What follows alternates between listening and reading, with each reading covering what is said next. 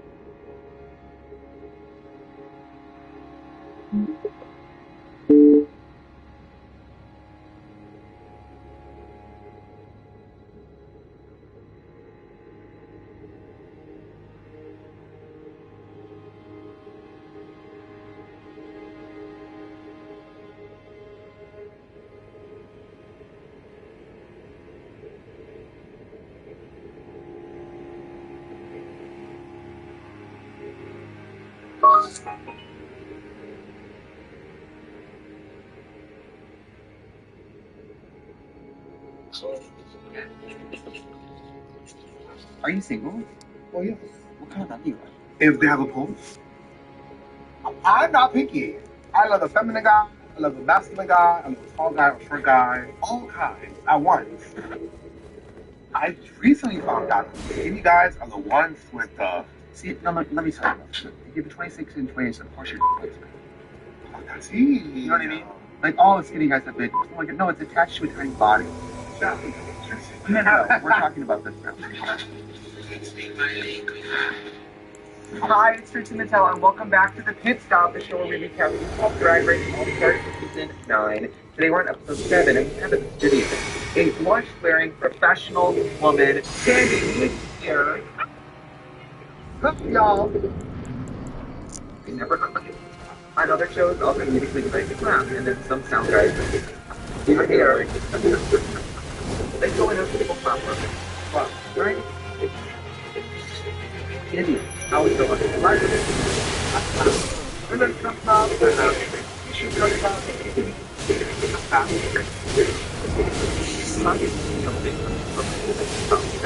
When you picked up the phone, you were like, did you say villain? Well, you know what's so gaggy? Because I think after the season, I was like, well, I wasn't really a villain. And then when they called me for the House of Villains, I was like, well, let's just play into it. I would do House of Villains, House of Bitch, House of Sweethearts, House of Mormons. Oh. Anything. Also, let's hear it for the weight loss. Thank you. Let's enter the clip here of me on the pit stop last time. This is me then. This is me now. I'm sure the kids at home are wondering what's the secret. Oh, mama, a good diet and workout. Yeah, I wasn't fishing for that because I think a woman's body is her journey and it's her privacy. It's her temple. Well, you look amazing. Thank you. But then You're too, but you're skinny as too. You know, I was reading 16 and I was kind of obsessed with tsunami. Mm-hmm. It's also like misspelled with the X, so like she can't be mad about anything. That's a good point. But then again, when I see Muse in the last name, like I'm not trying to incur the wrath of that person. Oh, We've always been so good, and I always feel like thankful for that. no, Be on the receiving end. no, I was obsessed with her face and makeup, and I was like, of course, this is your sibling, Auntie.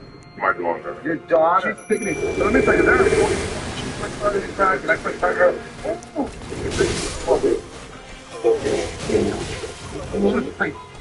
That's why I told her I was like the girl. In a way, fine. There are girls that need that show. Remember when Denali got eliminated just as Olivia? Ooh, now imagine that. Do you remember when I was eliminated dressed as a half man, half woman? We need to have a conversation about that. Roll the tapes. Actually, don't roll the tapes. Now, I think love of blush is something that we all have in common. Do you remember this dark period when drag queens would bring blush? And they were looking real gray and real monotone in the face. It's like bronzer. You need it. It brings back the life in your face. But you put it on all this powder. Yeah. To put on no blush, bro.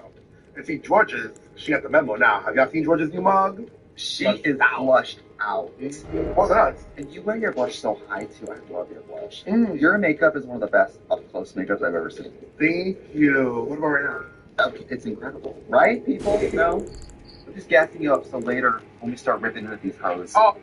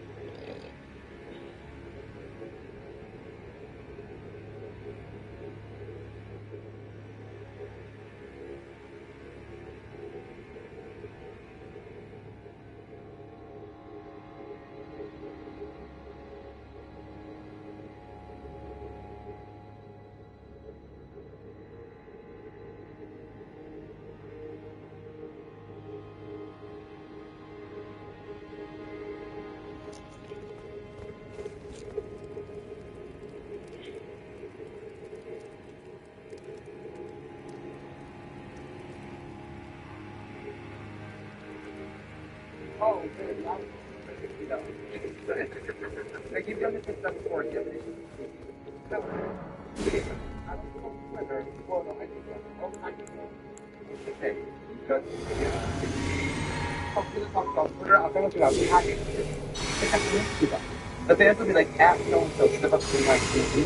Anonymous, I just said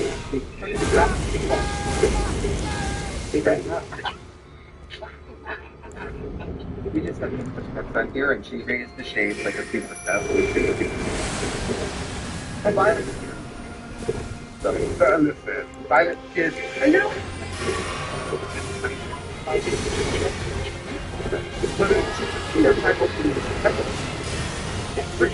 She's like camera guy, wearing his pants. Now, but someone's done all sorts of stuff. I'm having pretty fun. We don't want to.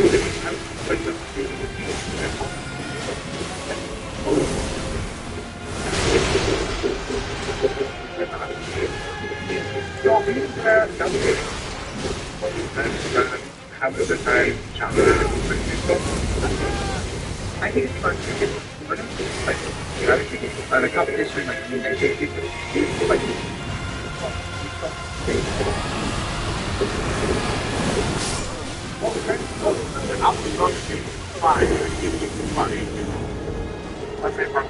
but in that is the time of the world that we are right now. I think it's good to give back. Some of these bitches are their own charities. Clock that T bitch. What charity would you do if you were competing? The charity of Muse, and I would give back to myself. My charity would love a $200,000 donation. And what would you use that for? Like buy leather goods, luxury flights? I think I would buy the house. $200K won't even get you an apartment in New York. You know what the real estate in Manhattan? No, because I live in Brooklyn. You have $57 million. You have that all that money. I think I would go for the people whose charities are looking put down. So like ASPCA. Isn't Vanjie animals? I think it's because she loves her cat. Something tells me that Vanjie's cats are probably treated very well. Oh, they are. Many of us would have a step up in life quality if we were Vanjie's cats. Yeah, but imagine being owned by Vanjie. That's so many mental friends. Is God making you proud up here? Y'all got Muse in full effect. You know, my bitch. On season 13, she was one of the biggest competitors that I had there. I mean, she was playing every single runway. And now she's back on All Stars, and it is very clear that she is such a well-rounded artist. Every single question. And also, she's great at everything. She really is. She's a fucking head. Energy. Paul. And then she hasn't been. You know what? I was trying to better. So last week was a road, a challenge. He's in 13. And she's back. She is back. I can have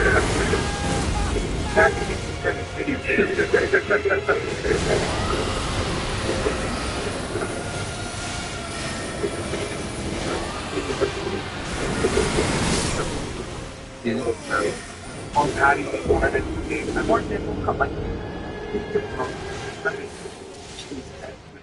Yeah, you act like now you're in a full clothing Uh-huh. outfit. I think you should sell a VIP service where like people get to go to like a little sip and see with you at a VIP booth. Where I kind of live. And you don't have to perform. Bitch, being in heels on my back hurt. My lashes hurt, my eyes hurt, my tongue, everything hurt. Be happy that I'm here. Enjoy the beauty. Take it in. You are kind of a semi-professional roaster, both on Drag Race and on Twitter. What makes a great roaster? Go to the jugular.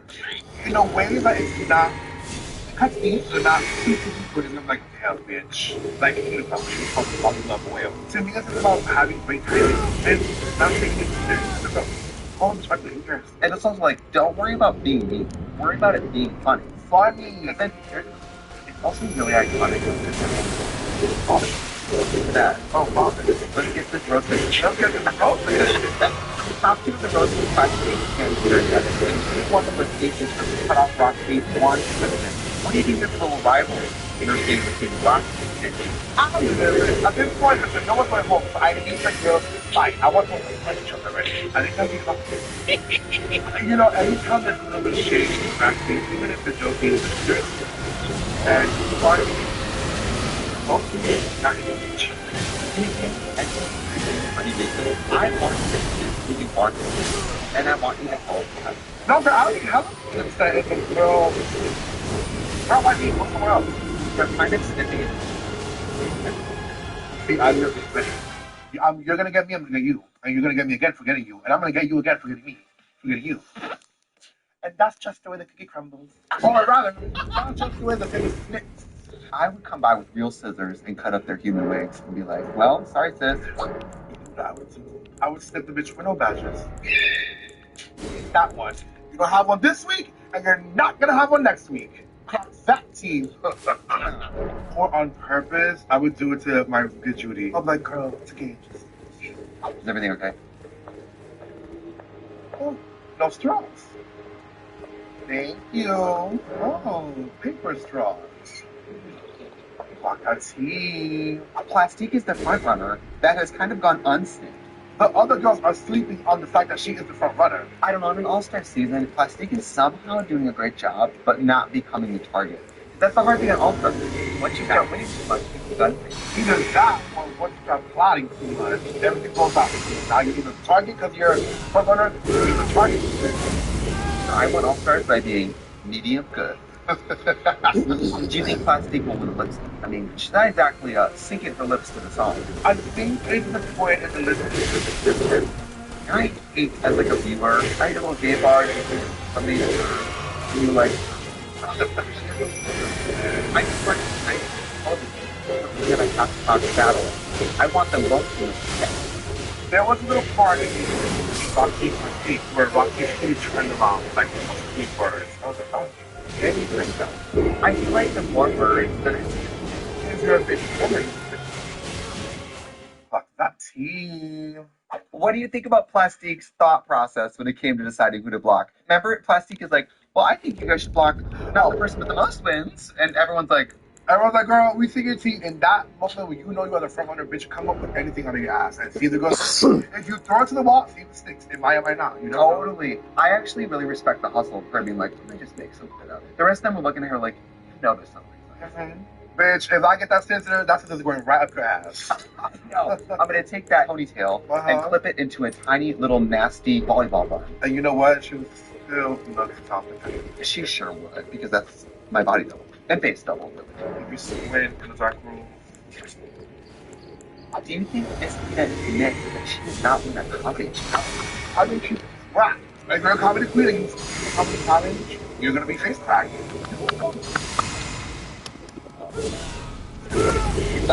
I can't. She's like, damn, if I can't get the comedy win, I can't exactly rely on my runway to get the win. So I get it. So far, no shade. I've not been living for the commitment. But it all comes out to you know, it's maybe like 13 years not something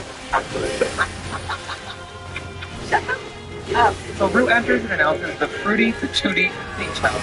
Sometimes he's sitting covered in something tall. Got off his call on right, slammed a cold food like, what? Maybe I'll see your teacher how to dress as a baby. And then see a diaper. and love your job. She gets to show up to work and see these girls put food between their legs and run. And she loves it. Oh, she did. They have to transfer fruit with their me down there. I've had it called my what's sunflower. What do you think? About what they call your between me down there? You know, I'm more about the question. How would you think? I think I would do make something really great. Do you think they're call out? Oh, you know, anyone knows me knows how to act with the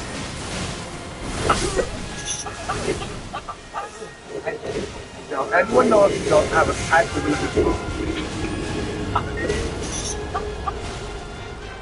I think that looks easier than it is. But I don't think a lot of these girls get play a lot, so they don't have the grit. I don't know. Bruno is pretty effective, but Bruno's really jamming that thing. Where do you live, though? No. I talk a big game, but I get really like sheepish about things like that. Oh, see, I would have been like, wait, can I put on a skirt? An avocado up there, and you're like, yep. And then we find it days later, and it's matured into a fully blown child. Nina West wins, securing immunity from getting snipped. Not that right.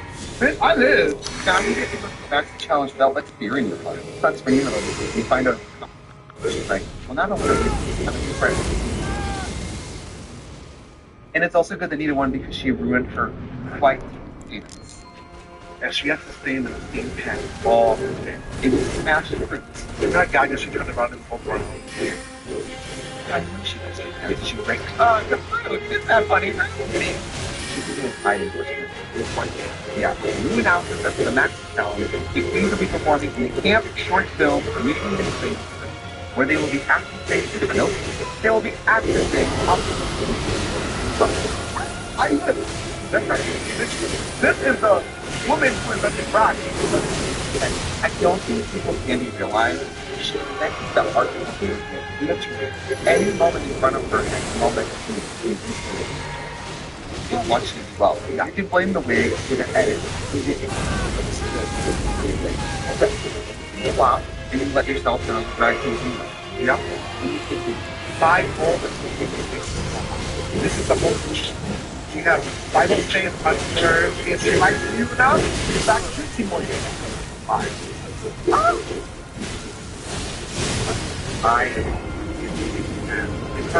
Kelly Park is people that I think I just would shut.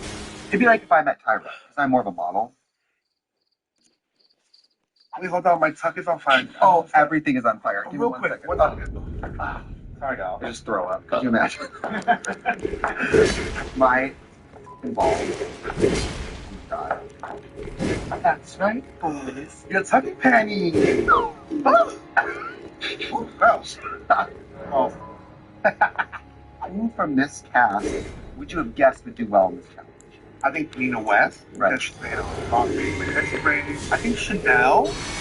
So heavy over the top in Vegas, and I think this is what the challenge called for. Chanel does go for no. You think that every time you walk the runway? No, literally. And then Nigeria as well. Her face has so much personality. Honestly, this would be That almost failed me. Throw your face. Throw your face.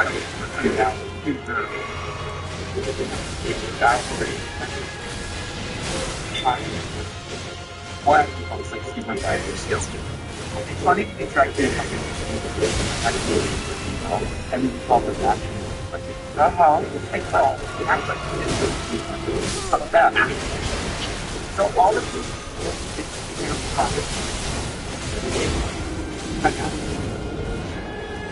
you know how Casey rope over and let Jack out the door?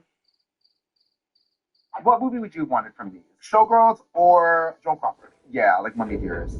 No. Because I love that, like, Why did you adopt me? scene. You can really take that and go in and be so campy over the top, especially because most of these films, not most of them, but actually, I don't know where I'm going with that. I think it'd be great. I love Jawbreaker. Jawbreaker, that's the shark? Oh no! I'm sorry, that's Jaws. My bad. I know Jawbreaker.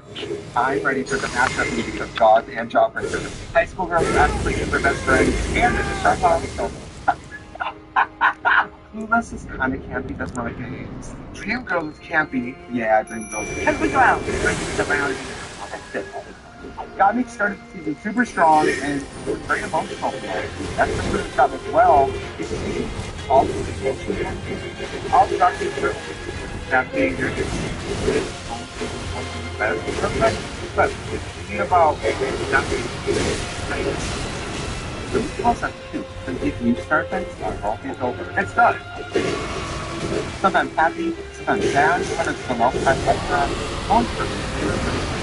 See something to like now my whole TV show is after the Emmy Award for outstanding unscripted reality TV. Now style is style. Every time I see it. Tell me that. Speaking of Chanel, I get a chance to do that. I'm not shocked. And it's opposition. Not to have respect.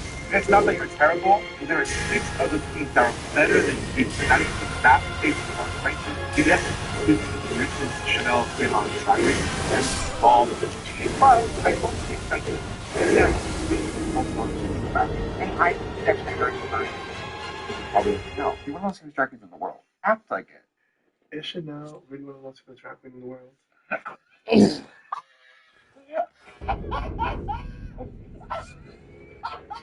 Well, yes. Well, when you I'm just saying. That is the funniest thing. That stop. Oh, that really got me together. No, I live for Chanel. Truly, as a viewer, what I want to see is season 1 Chanel crack. That's it. Because it makes it great. And also get something like the type of actress. I'm going back to yep, getting out of here. I mean, I can't, you know. I ever get the runway this season without me going. No, we're March. Untouchable. My lips still look good on camera. The eyeliner is creasy. I thought you would know crease eyeliner. Okay, let's actually talk about this. Spit out the season. You were the judge in the that's deep surprise. I'm surprised to see surprise. Peanut, Hannah, Pizza, that's deep. Nigeria,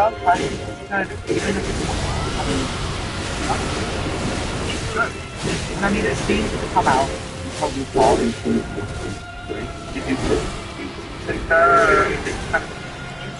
yeah, during the procedure,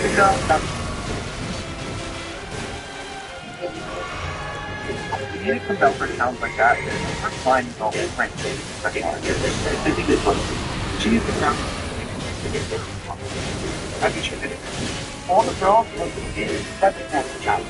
Some of them are like, want to be in hello? Have you felt something? Oh, what? Can I go that? Whatever. She's looking at me and she goes, I think we should have a slap. It was almost like something about me brought out the idea to slap me. And I was like, okay, sure. She took that hand that's the size of a manila folder and she just, I mean, she broke my jaw. I made that end up. But she did fake slap me. Being fake slapped by RuPaul is something that takes your brain. Like, I live. You want to do a slap kick with me? Sure. I'm slight. Hey, get your goddamn hands off her.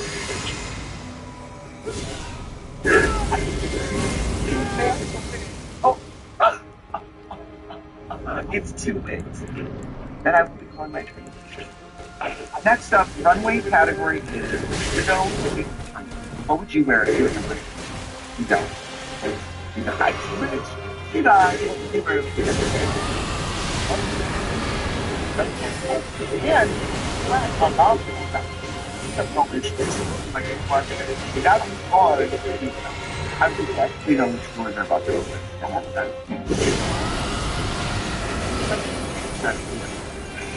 That's fair. Oh, everything's together. I have to get up out of this. I love it. Let's go. Think about going I feel like I'm thinking like the president. I'm not confused. I was going to what's the whole issue? So like, this is my type. I'm looking for students. So first up we have Nina West. Anybody think that's about it. I get so calculator in the field. Yeah. From the bottom, the white, she's the first of the country. Bro, like a hop. I would have really bought it. This is the best. It's the best she's ever looked. So let's give credit where it's due. You ate that, Nina. Next up, we have Roxy Andrews. I know. Yeah, I love this outfit. I'm obsessed with weddings, and so I love how Roxy did the whole thing, like wedding dress things. I did love the wedding spin on it. It was like, oh, I love, we just got married in Sky that day. Because I would have interpreted it as, I'm the killer. Once I got the ring, and I got the deed to the house. Or maybe push a stretcher down that runway with a skeleton. Oh my god. Maybe I could be the only one, but I would have like that guy from Six Flags. I would have put more mud on the dress because I think if you're so hot, but about to get everywhere. How would you know that?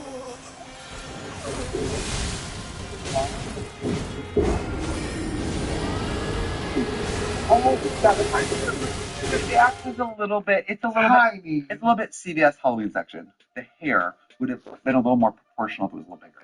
A little bigger, yeah. Yeah. And the face is my favorite mug on her this entire season. She really is a makeup chameleon, but when she does this kind of classic beauty look, she's like, God, Roxy is beautiful. Mm-hmm. Up next, we have Angeria Paris Van Michaels. I love Her webcam mall. all web to be back to Angeria Paris Van Michaels.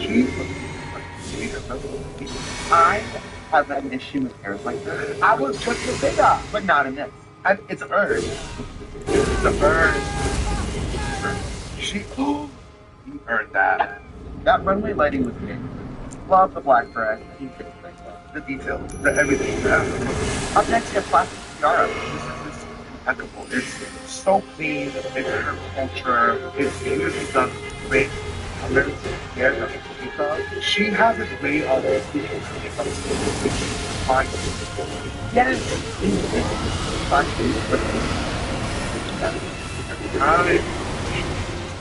I'm used to this kind of like, okay, I'm gonna learn something about, you know. which is the reason how much off the staff.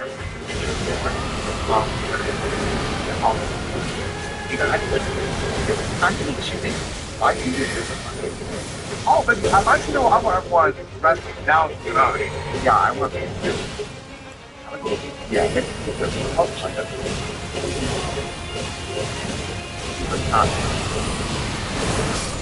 no, so sad.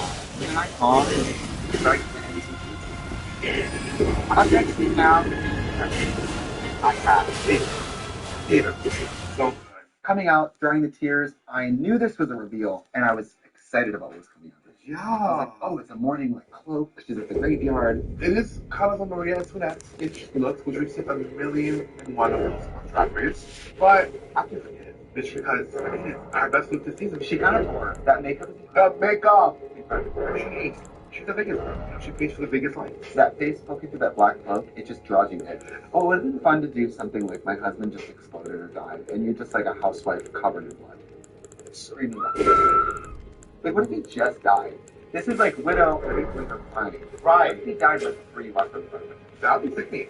What if she died? Up next, we have Georgia. Honey, can I just be honest? Go ahead. I love her. Without that, without that. Girl, I know Georgia's look. I like Cloud at the time. This is the last category I have to get ready for the show. Throw anything there. Let's get rid of it. I mean, it's a beautiful dress. It is.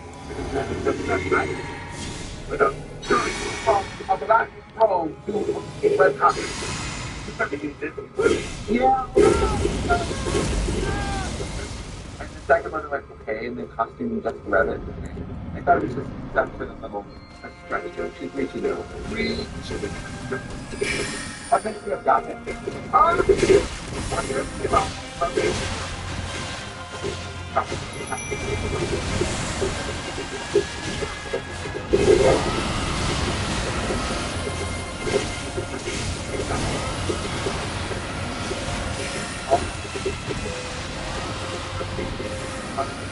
Burn the candle at both ends.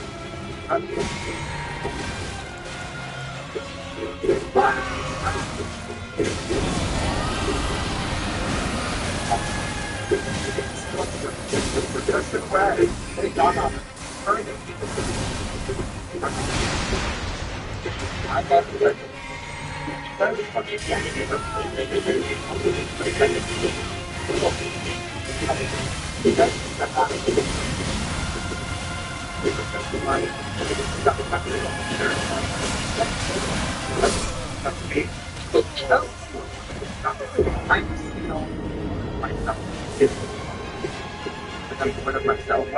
is right. And finally, we have Miss Vanessa Vanjie, the girl.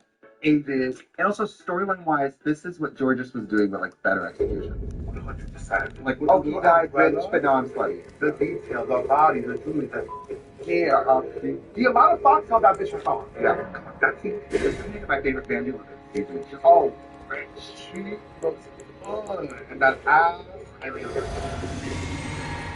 top stuff. Got me. I'm honestly back side of Chanel. I got my side of comes to be interesting. I love that one. It's the best one. After this, we find out the top 50. You know what? You have to I think the challenge is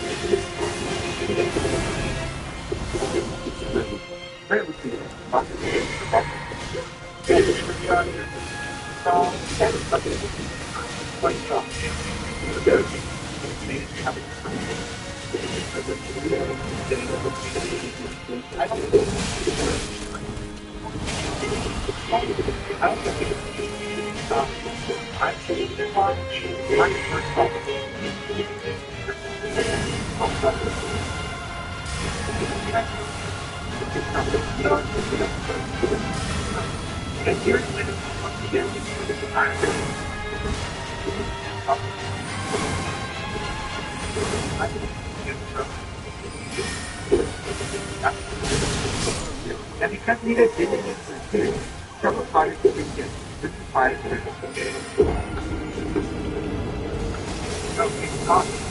it's not charity. I mean, all these people have great charities. Yeah. The Trevor Project especially, and that's some life-saving things they do. Yeah. Some people in the world, being gay is not easy. I would love to live in a world where we don't. So we see Angeria deciding who she's going to sniff to. And I love her beelining straight to us saying, never mind. Yeah. Like so. I love when they sniff, but I love the moments up to. I love when they walk by me. I would say that every day. So like, after mentioning that plastic, they chooses instead to present I don't get it. random. Why? And plastic presents like, She's like, bye, girl.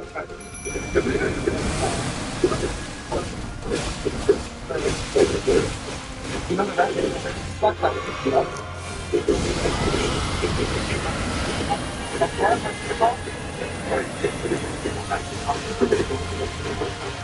Wow. That was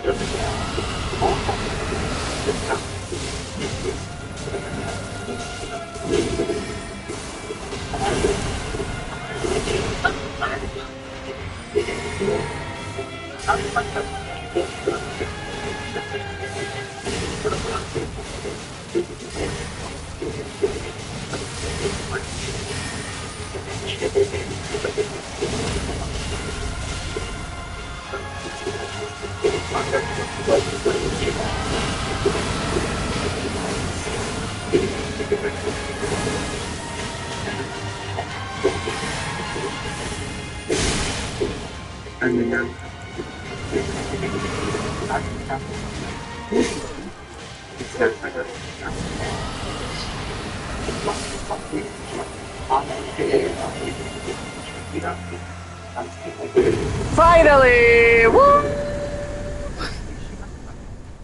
definitely want to come back to all sorts of I can't even speak so much to you. No, it's up to you.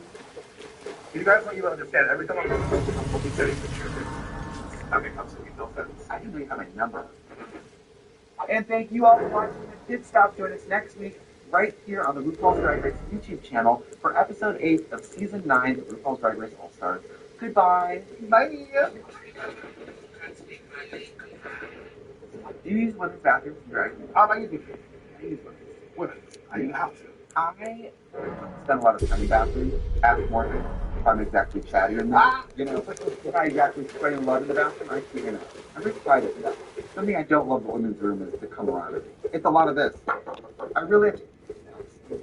When you actually pee and they're in line with everyone just their huskies. And I'm like, I have to pee. I don't care if you stand on the toilet and do drugs while I pee, but I have to pee. I don't know anything about that. Or when you're in drag and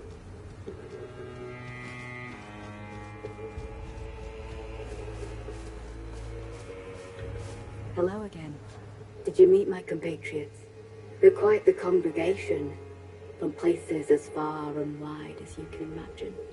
Doubtless it'd have all come to blows at first glance, were it not for the charm kindly Miquella put upon us. This is what allows us to serve together, the work of a living God. Wondering about the horn scent, are you? True enough. In any other circumstance, he'd be at our throats. Long ago, Queen Marika commanded Sir Mesmer to purge the tower folk, a cleansing by fire. It's no wonder the horn scent holds the Erdtree in contempt. That aside, man is by nature a creature of conquest, and in this regard, the tower folk are no different. They were never saints. They just happened to be on the losing side of a war, but it's still a wretched shame. Wondering about the horns, true enough?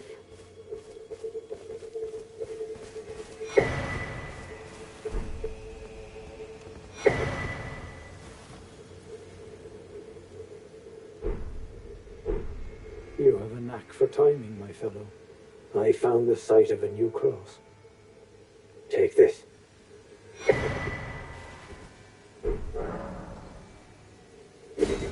Miquella has said as much himself. He wishes now to throw it all away. He says the act, though undoubtedly painful, will sear clean the Erdtree's wantonness sin. The truth of his claim can be found at each cross, which is evidence enough to earn my belief.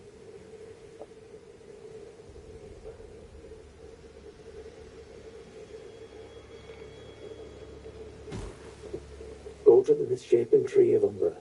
In that forsaken place, blood must spill. The blood of your fellows, the Erdtree faithful.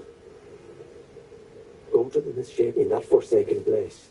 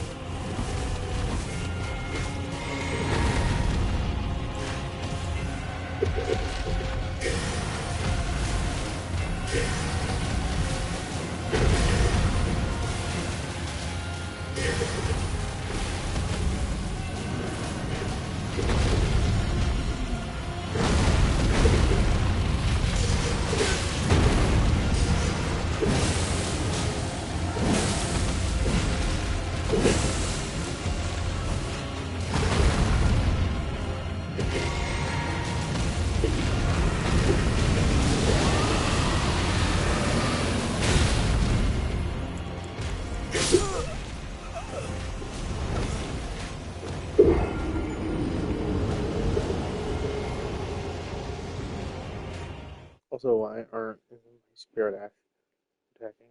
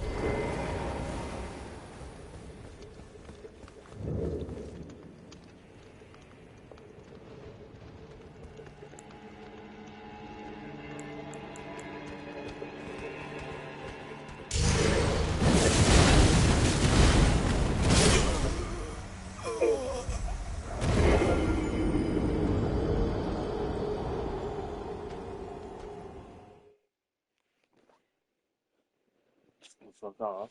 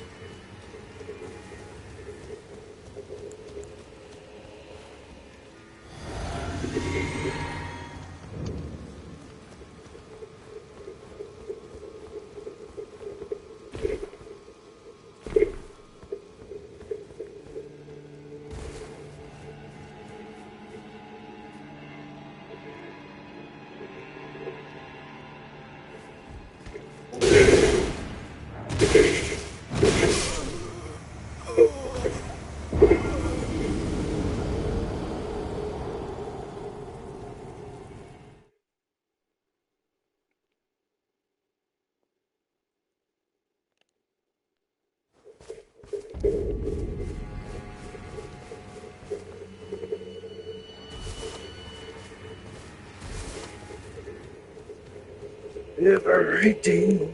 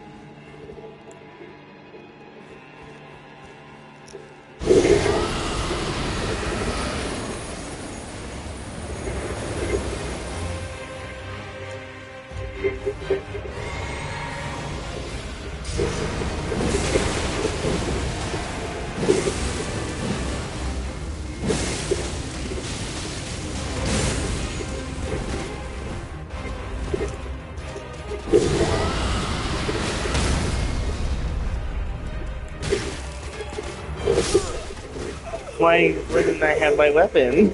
Word.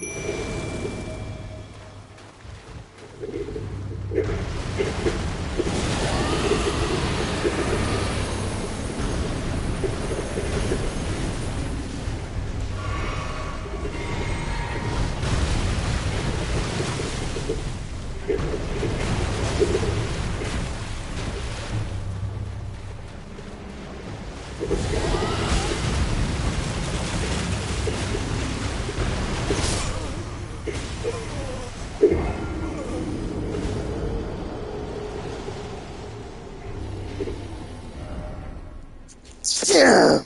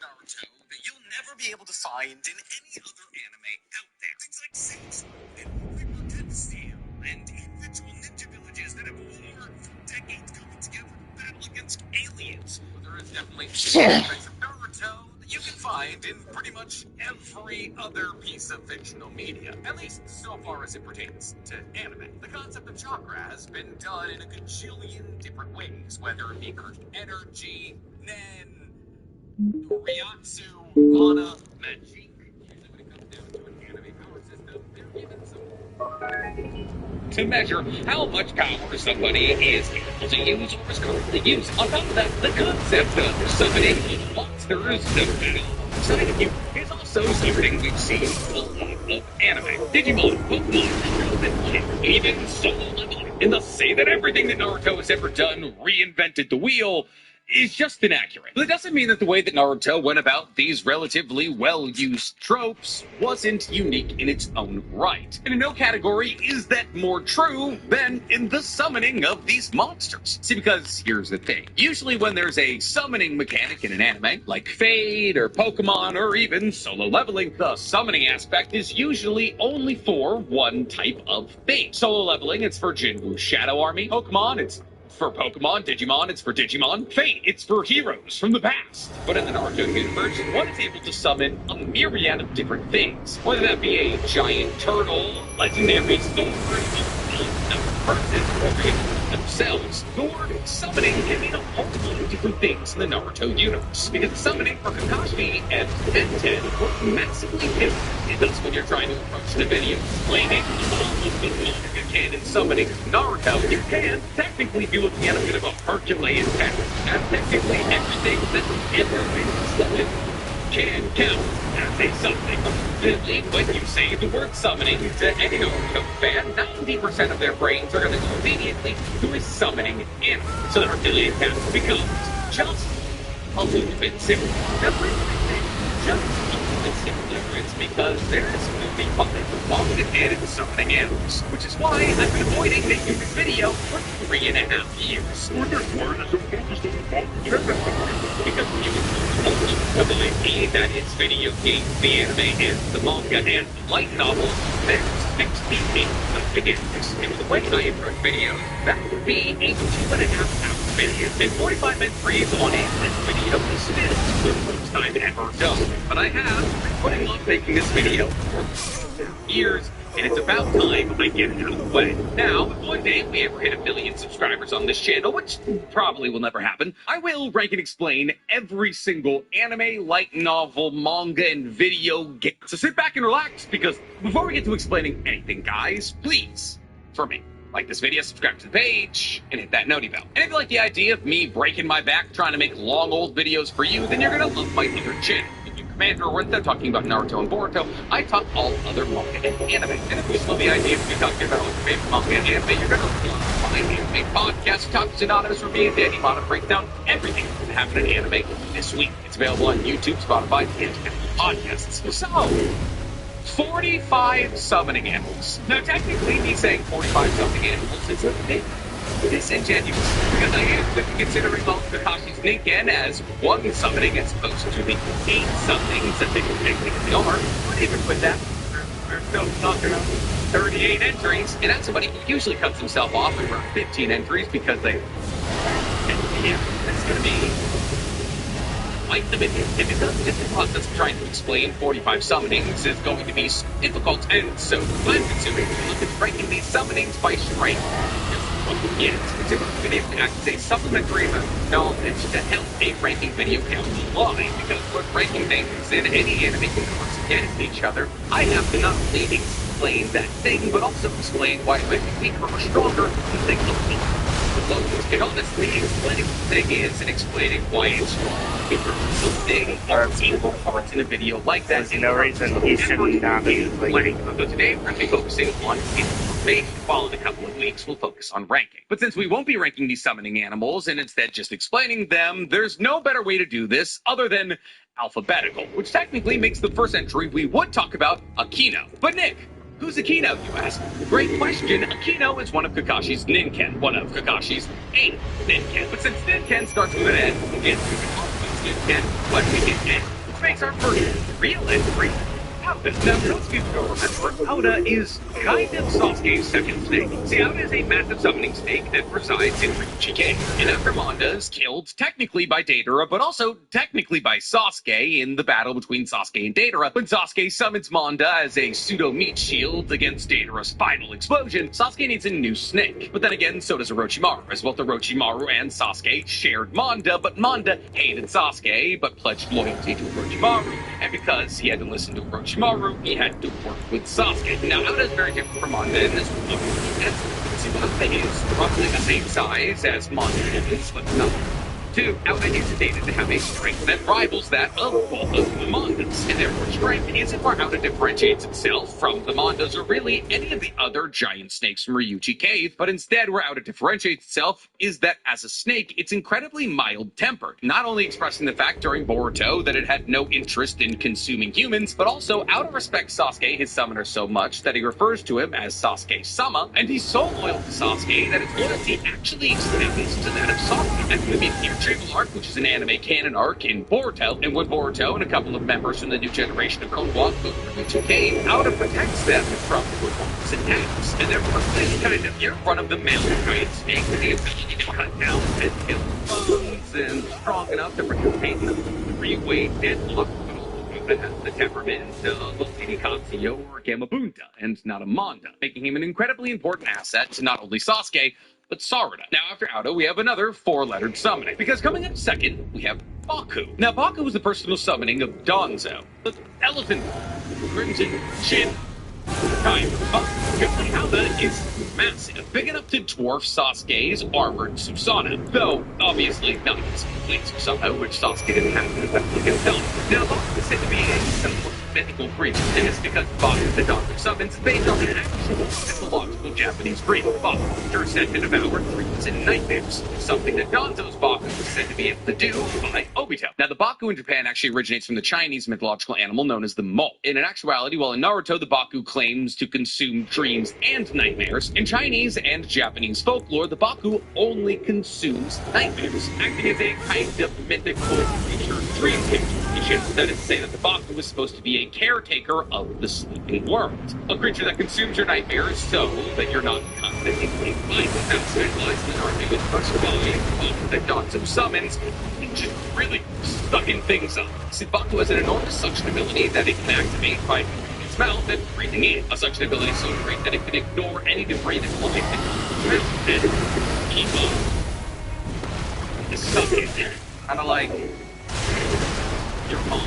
We all know where it was going. I'm sorry. Kind of like when you were drinking milk in middle school and somebody made you laugh. Baku, while sucking things in, also shoots things out of its nose, using its own suction as a vacuum of sorts to increase its wind release, which also increases Danzo's wind release, which is often used in conjunction with it. And the suction that the Baku was able to create was so incredibly powerful that it was able to immobilize Sasuke's Susanoo, and even augment wind release fired by Danzo that was able to destroy Sasuke's Susanoo. However, because it's constantly bunking everything down, like your mom, its inherent weakness is things fired into its mouth that are a bit spicy, like fireworks, which is how Sasuke ended up being the Baku in the first place. But enough of the sucking jokes, let's move on to our third entry on this list, which is now, you're probably wondering, as you're going to be multiple times throughout this video, what's the point? Great question. Not exactly the most frequently summoning animal, but the summoning animal that comes from Chapter 22 of Boruto, also known as Episode 187 of Boruto. That has to be one of the wildest anime statistics ever said out loud. 187 episodes to adapt 22 chapters of manga. That is all-time bad. But anyways, we don't know a whole lot about the Boruto, outside of the fact that it's summoned by Kashin Koji to crush Owl. See, for those of you who don't remember, Owl was an outer recruit, and he was assigned to the recovery of one, but we failed his mission after being defeated by Team 7. Kashin Koji summoned what is possibly Amado created, trying to spawn the sky and running out of spawn, killing Owl at that moment. Now, there's the fact that after Amado battles against Jigen and wants to return to Ishiki, the same boiler code eats up Kashin Koji's body and teleports Kashin Koji away from that battlefield is basically all we know about the spoiler toad. But in appearance, it appears to be roughly the same size as medium-sized toads like Gamatatsu or Gamakichi before the fourth great shinobi war. Like big enough to fit an entire human in its mouth, but not as big as Gamaken or Gamafuta or Gamakichi by the time of the fourth great friend. But it does, unlike the other toads, appear to be armored and have some kind of exhaust vents on its back, which looks somewhat comparable to the jet vents that Jude was able to grow on his body. Now, after the boiler toad, we have a very different kind of summoning, because after the boiler toad, we have the demonic statue of the Outer Path, also known as the Ghetto statue. And yes, this is a summoning animal. It is the husk of the Ten Tails that is summoned from the moon to the earth by Madara, and then subsequently summoned by Nagato in the battle against Hanzo and Danzo. Now, obviously, the Ghetto statue is a bit different from any other summoning animal on this list because you need the Rinnegan to summon it, but it's also a lot more powerful than any other summoning animal on this list. Give you a little hint, but might come out number 1 in the all summoning animals ranked video. However, on top of the fact that you need a Rinnegan to summon the Ghetto statue, there's also another key difference that comes along with summoning the Ghetto statue is coupled to summoning literally any other summoning animal. And that key difference is summoning any other animal summoning sacrifice. Summoning the Ghetto statue, but it's not powered by the power of all the other tailed beasts, drains the life force of the summoner, which is why when Nagato summons the Ghetto statue for the first time, it shoots a bunch of chakra rods into his back and makes him emaciate. And the only reason that Nagato was able to survive this drain of life force was because of his Uzumaki lineage. However, like many things in Naruto, this isn't necessarily consistent, as both Obito and Madara both summoned the Ghetto statue and never saw the same emaciating effects that Nagato did, with Madara even going so far, and this could possibly just because of how impressive he was, as using a blood summoning to summon the Ghetto statue, as opposed to giving up his life force. Now, you think it's different than it is for Madara and Obito? That's would be slightly inconvenient. Be emaciated, they do that.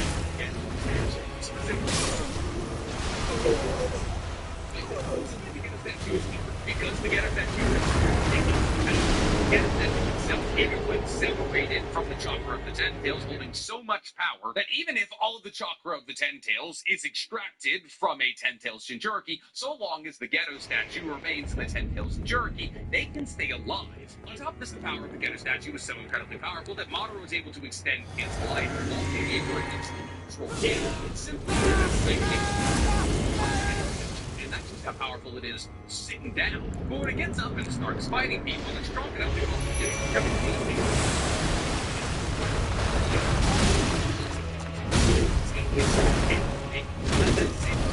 Dragon type ninja, that when it comes to becoming a person, but being able to kill them and drains elements of their chakra. And it's the medium of this dragon absorption ninjutsu that the members of the Akatsuki were able to pull out tailed beasts from the Jinchuriki, though the process did take some days. And this isn't even the only way in which the Ten Tails can absorb chakra from tailed beasts, as the Ghetto statue was also able to fire out chakra chains comparable to that of the adamantite chains that bear curse seals that once they come into contact with tailed beast chakra, seal off their chakra and pull those tailed beasts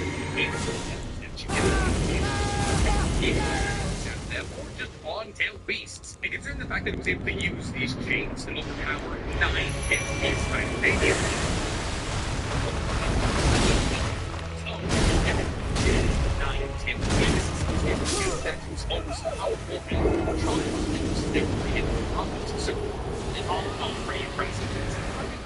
summonings with no eyes, after the demonic statue of the Outer Path, we have the Doki, also known as the three summonings of Keyuya, of the Sound Village 5, the Flute Genjutsu. Now, the Doki are a reference to the three wise monkeys, which are three monkeys in Japan that embody the principle of hear no evil, see no evil, speak no evil, and thus each and every single one of these Dokis either has their mouth covered, their eyes covered, or their ears.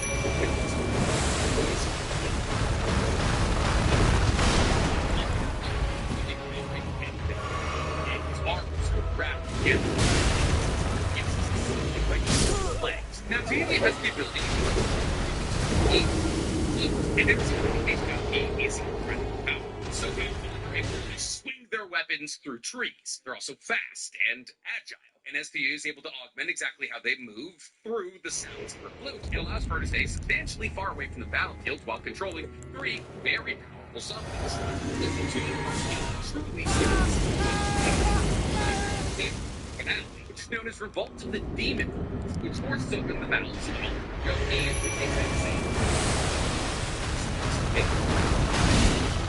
and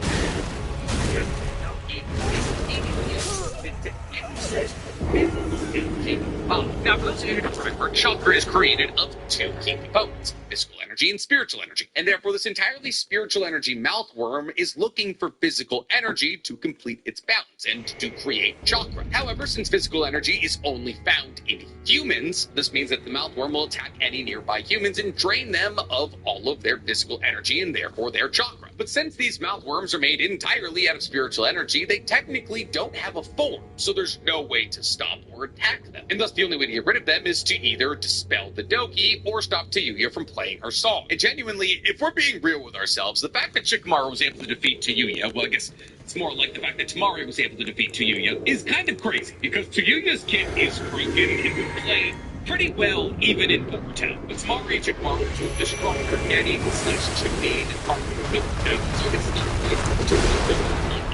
Still, man, when it comes to the kids and all of Naruto versus to this day, one of my favorite things that are my favorite comes to them the Doki and multiple and all of the opening.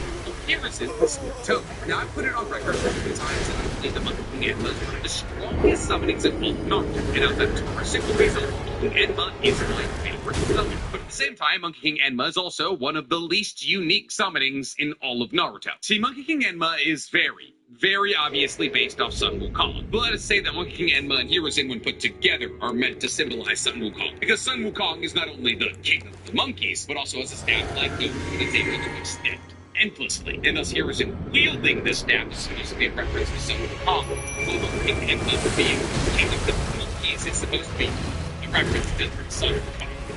Package it is the Monkey King Enma being based on the strongest fictional creatures of all time. It makes a fair amount of sense, actually, because while we haven't seen a ton from Monkey King Enma, as much of any of its feats do, that's Monkey King Enma is essentially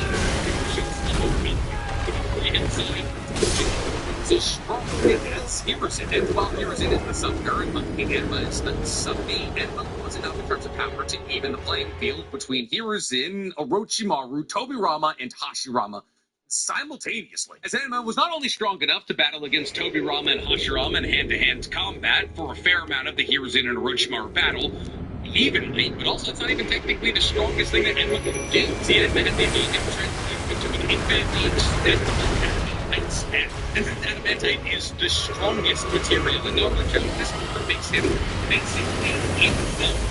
The only thing that ever even managed to hurt him in this form being Orochimaru's Kusanagi blade, which is supposed to be able to cut. So strong in this form that by extending, he was able to break it. As well as Monkey King Enma is still able to make forms that they will keep in the state. And the bodies and everything still in this form. Still use ninjutsu techniques, and then was able to modify himself to make a prison wall, so it was not Hashirama's weakness. He took this heavily injured Enma was also able to stop Orochimaru's Kusanagi blade to a certain degree, which Orochimaru is able to control telekinetically. So yeah, Enma's one of the strongest summonings in all of Naruto, and I love him, which is why next up we're going to be talking about Enma's grandson. And I'm just kidding, no. He doesn't appear in the movie. It's actually anime canon. In the moment, the reason it's something is made. But then again, Monologue rarely exists in the manga. So, I guess it makes sense. Now, after looking at it, we have another king of it, and our weapons. The Jigsaw doesn't give it anything. Fukuxu is July 7th. Now, Fukuxu is over 800 years old, and is one of the heirs of the Great Moon Sage, and Handman is really with the two Sage totems. Now, Fukuxu, we didn't try it when he accidentally becomes the ultimate Fuku, and then then train July, and it was Fukuxu, which was the now Fukuxu machine are trained to advance in the These are considered videos, and why exist amongst the toads that are still, not just sitting in a chair talking about their dreams. However, Fukuxu and Shima, while they are the oldest and wisest, are often found bickering about things that don't necessarily matter, when they should be concerned about much greater problems. We've only been married for 700 years, I guess.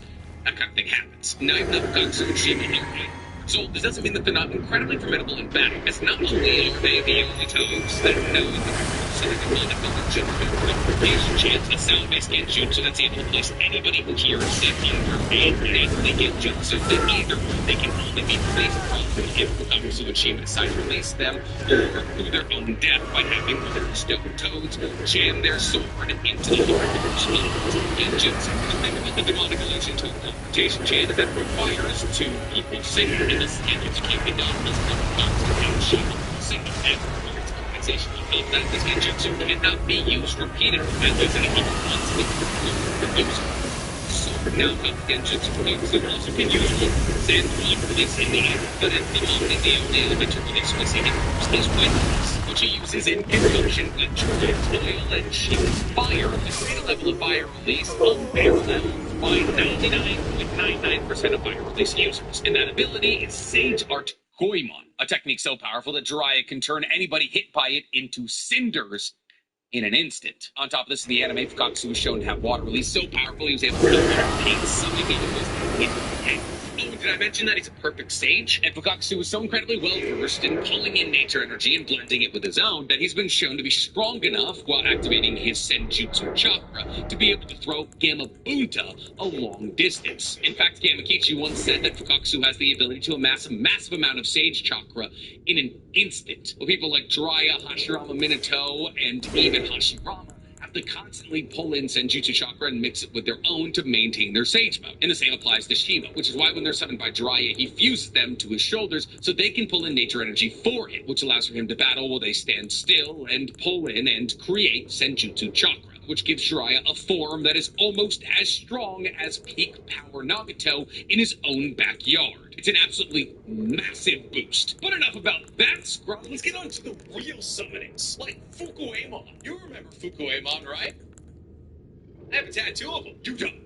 You don't remember Fukuemon? The prolific summoning of Matoi? You don't remember Matoi? Killer Beast's childhood friend who's stationed on Genbu? You don't remember Genbu? The giant island turtle? It's an owl. Fukuemon is an owl that Matoi uses to send messages between the Hidden Cloud and Genbu. But hey, in Naruto Mobile, Fukuemon helps Matoi in battle, so scale that. But staying in the vein of incredibly powerful and important summonings, next up we have Gama, who's actually the first named toad we ever see in Naruto. And while amongst the toads, Gama is kind of irrelevant, he does pop up a fair amount. See, Gama is the keeper of the Toad Summoning Scroll, and thus anybody who wants to become a summoner of the toads has to be Gama first. And therefore is the third toad that we actually never see appear alongside Jiraiya. Now, Gama actually should have been the toad that I compared the Boiler Toad to in terms of size, because Gama is big enough for Jiraiya to ride on, and also big enough to hold the Toad Summoning Scroll.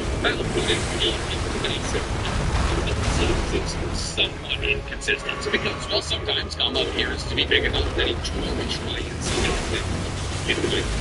Gama summon. Attacker no toad gets himself Gama also small to be able to summon. And as Jiraiya himself is like 6'3", 6'4", that would be that Gama is smaller than Jiraiya.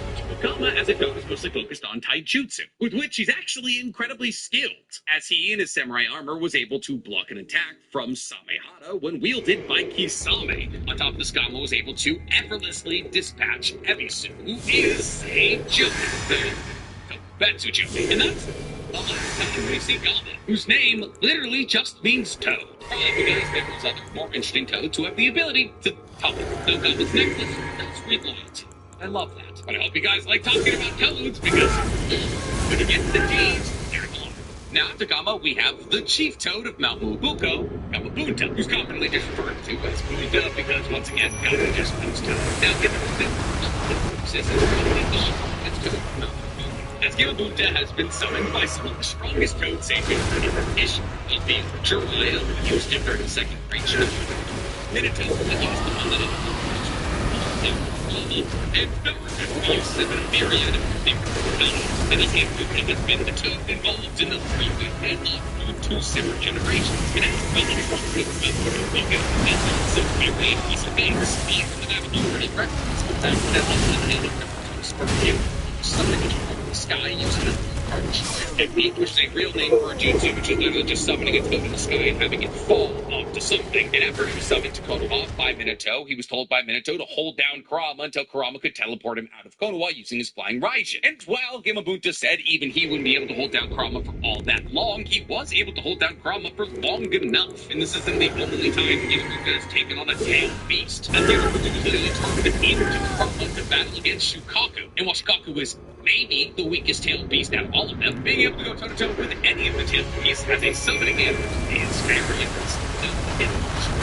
His head jutsu, that is saying that a lot of abilities come from the massive blade that he wields. Gamabunta is somewhere from 60 to 90 feet tall, which means the blade that he wields is somewhere in the region of 30 to 40 feet long, meaning anything that gets hit by it usually doesn't get back up, like Pain's multi-headed summoning dog, though it actually did get back up. That's kind of the entire purpose of Pain's summoning animals. But with this blade, to as a taunt, Gamabunta done more than just piercing the head of Pain's summoning dogs. And he's also done things like slicing off one of Shikaku's arms. And if Gamabunta doesn't want to use his Tonto, he can also spew massive amounts of toad oil or use highly water ice. He usually uses the toad conjunction. It's so is in order to gain a massive flame that smokes anything in his way. And thus Gamabunta is feared as one of the strongest summoning animals in the world. Deadlock for a reason. But enough about that scrub of a toad. Let's get to some more important toads, like Gamahiro, who's a giant toad comparable in size to Gamabunta, who instead of one blade, has two. Gamahiro is the Leonardo of the toads, and is able to use its two katanas with massive amounts of proficiency, cutting through anything even remotely resembling a bow with beats. As you can tell, Gamahiro uses are only dwarfed and just barely by Susano's katana. That's not true. Not just barely. Madara's katana literally cuts Mount in half. Gamahiro, alongside the other massive toads of Nagato's and which again he was able to hold his own for a very long time, cutting down Nagato's bull summoning and also lots of Nagato's dog summoning. Though Gamahiro, like the rest of the massive toads of Naruto summoned in this battle, was sent well beyond the borders of Konoha by the Devapath Shirai Tensei. Now after Gamahiro, we have Gamaken. Gamaken is a very nervous toad who's constantly talking about how clumsy he is, though he's never appeared to be clumsy at all in any of the battles we've seen from him. Gamaken wields a giant sake cup as a shield and a giant Sasamuta as a weapon. Now Sasamuta is actually something you'll still see in Asia today, specifically used by police. It's a fork of sorts, and while you won't see it pronged anymore in Asia, it's used to either pin people to the ground or pin people to walls to allow them to be arrested. On top of this, in the anime, Gamaken Sasamuta appears to be able to cause explosions when coming into contact with something, though this is never seen in the manga, and Gamaken, like the rest of the giant toads, is able to hold its own against Nagato's summonings. Gamaken finds himself in a battle against Nagato's rhino,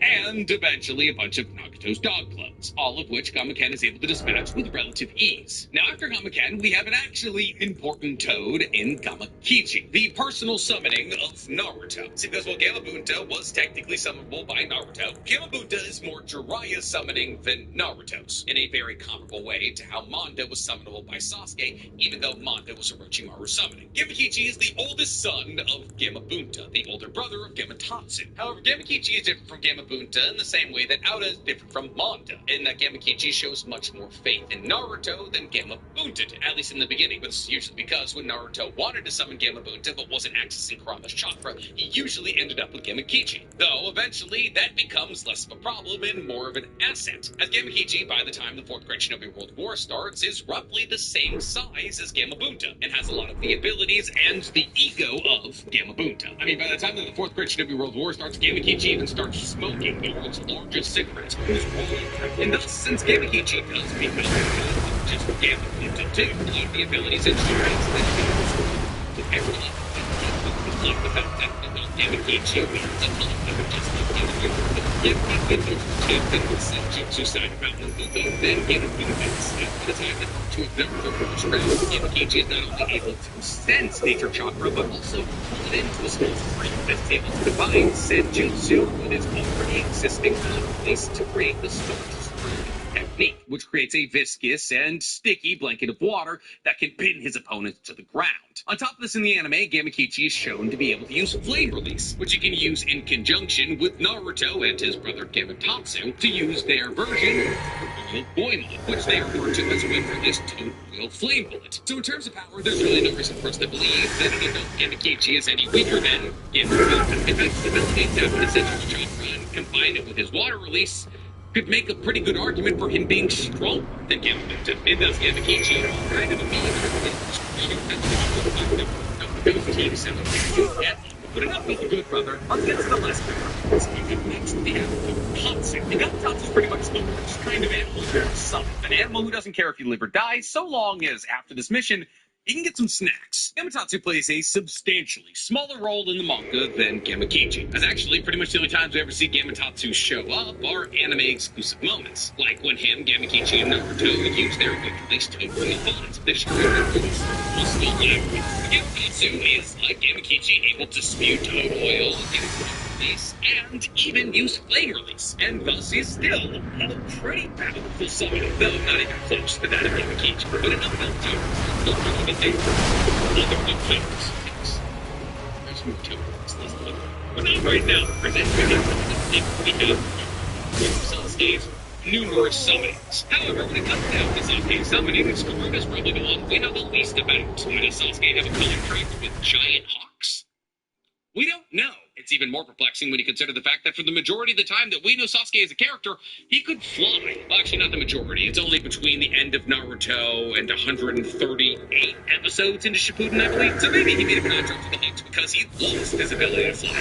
Who knows? Wait, nope. I'm remembering something. Fourth Data book told us about this. After Sasuke's battle against Itachi, he went and made a contract with Hawks because he lost his ability to fly. Way back now. Now, Garuda is technically a legendary, and he was revealed into it. As Garuda invented his religion, it's just referred to as the King of Birds, and also as the first bird. But in Naruto, it's just a really big hawk. I mean, it's a really big hawk that saves the day, like, a lot. As pretty much any time that Sasuke is falling after his battle against Itachi, he just summons Garuda, and he's saved. And without Sasuke summoning Garuda and copy his love dimensions, and we'll talk about it in a second, Team 7 would have died. But yeah, of course, Sasuke summoning Garuda to stop Team 7 from falling into a river of lava technically proved that summonings can happen across dimensions, and therefore the idea of somebody being trapped in a Kawaii dimension kind of fell apart because they can just summon whatever somewhere whatever. If nobody fell in the river of lava, you know, even Sasuke can apply something to Garuda to protect him because the Kaguya is trying to kill the giant hawk, keeping everybody alive. But outside of that, just kind of these birds. Nick, talk to me about these toads. And up next, we got Gerotora. Now, Gerotora is a scroll toad, a rare kind of toad that hails from Mount Muabuka, which is a type of toad that protects whatever written on the scroll that is its abdomen, and it protects whatever on that scroll until its contractor, the person who wrote its scroll, dies. And that's what they do.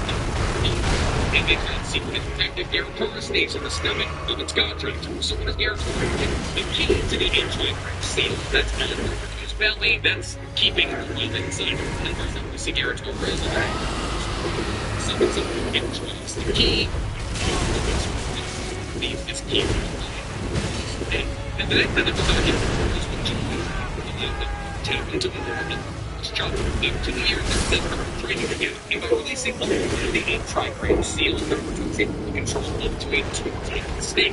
Jiraiya wanted to continue pushing, because the reason Minato used the Erdtree seal in the first place and create a key to it that he gave to Jiraiya is because Minato believed in the child of prophecy that he had gotten from the great Totsuchi, and believed that Naruto was said child of prophecy, and therefore Jiraiya told Karator that he needed to loosen Naruto's skin.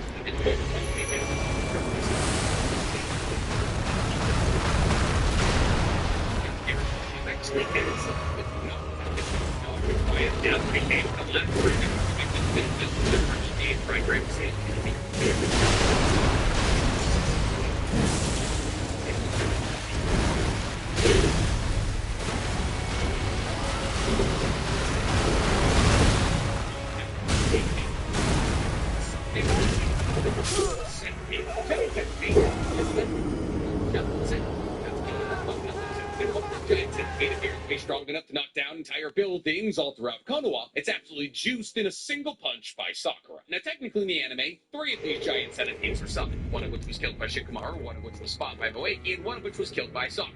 Only one appears in the manga. Now, this giant centipede was made to be eerily reminiscent of an omukade, a giant human-eating centipede that lives in the mountains according to Japanese folklore.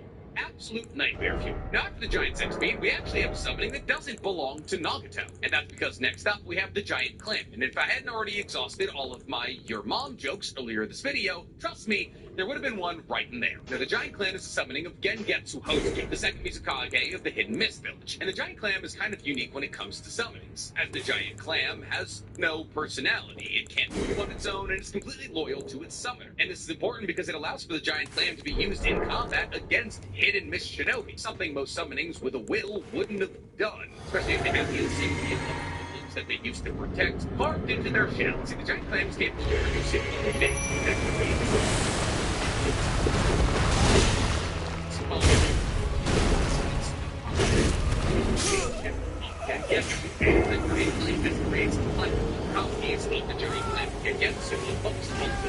on top of that, even if you are able to get to the real giant clam, its shell is incredibly durable, as it was able to endure an attack from a Noki, though not particle style. And somewhat unsurprisingly, this giant clam is based off a Japanese and therefore Chinese and see the giant mythical clam known as Shin in Japanese.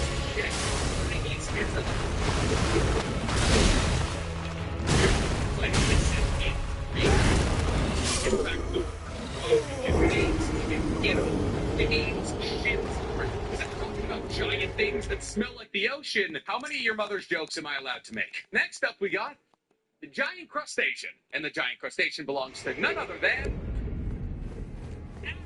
Nagato. The giant crustacean is just that.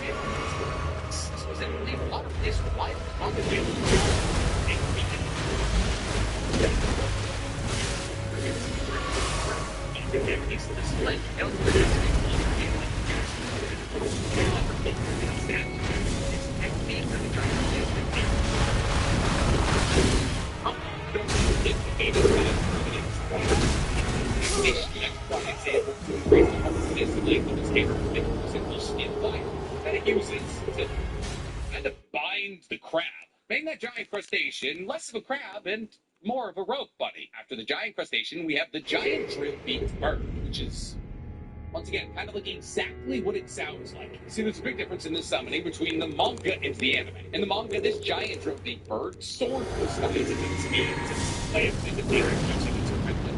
Long and powerful and hard.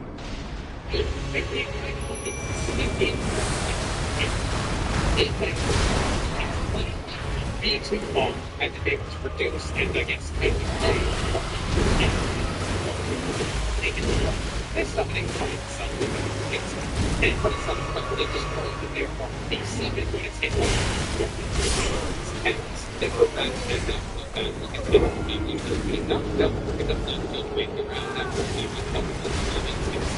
out of Kabuto's control, though it is once again destroyed by fire, ironically, when Itachi uses Amaterasu on it and Nagato to take them both down. After that, we got the giant multi-headed dog, which is the most well-known and therefore the most powerful out of all of them. sightings as well on top of being a so many techniques that we see technically not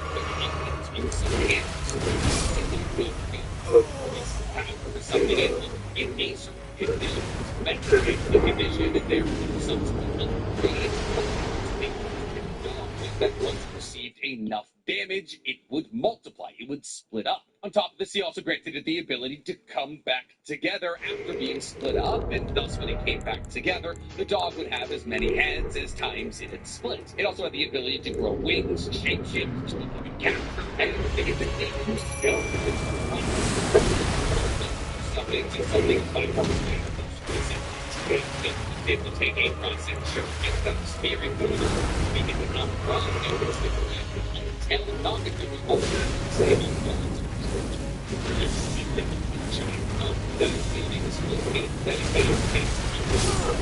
Gets it there. And those will not be and the giant will pick up in the legs of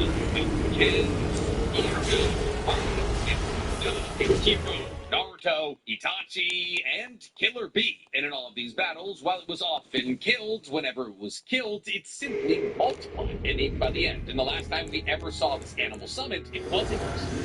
It's just... And the dog was massively underrated. It was probably one of the best things Nagato had at his disposal, and this was just one, albeit the strongest of the summoning to the end.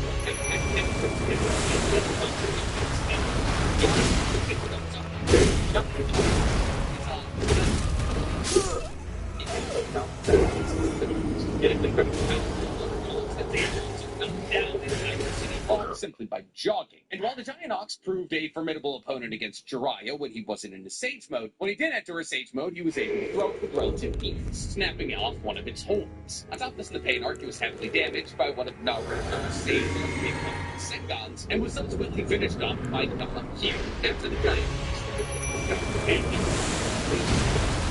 The Giant Panthers turned him.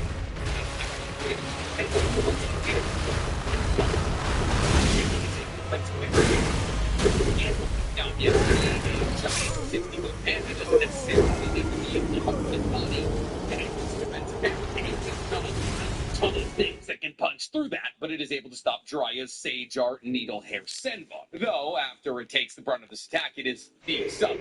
I can't help but feel like it didn't really need to harden its body to accomplish that. And with that, we're done with that. Because there's also the Giant Rhino, because the Giant Ox wasn't good enough in running into things. So,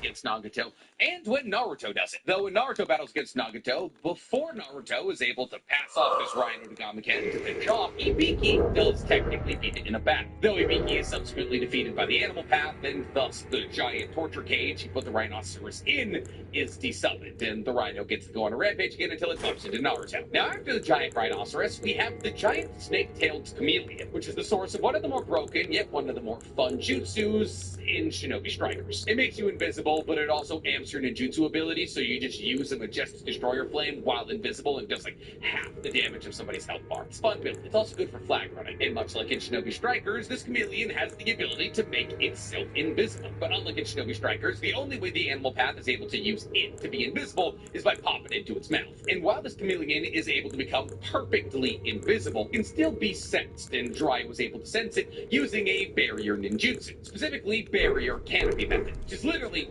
just to end. It's Jiraiya creating a chakra bubble around him that anything that touches it, he's able to sense.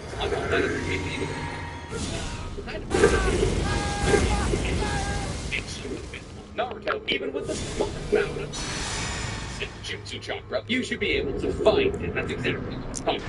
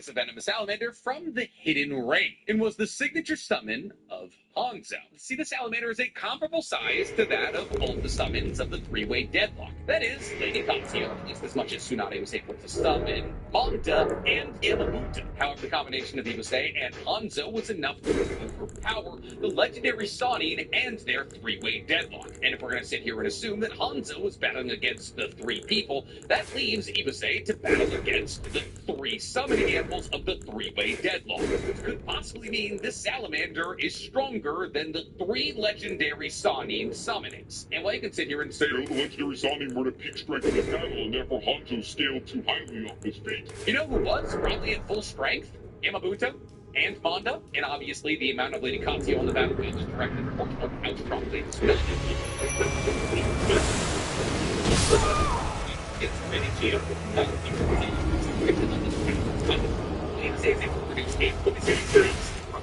and at such a volume that it can cover entire battlefields in mere moments. Now, since Hanzo was able to produce this same poisonous mist as a black salamander was taken from the river and its venom sac was placed inside of Hanzo as a child, a gas mask went on the battlefield. It's not something from this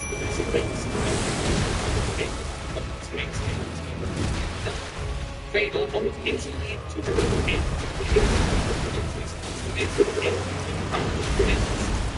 saying something similar to the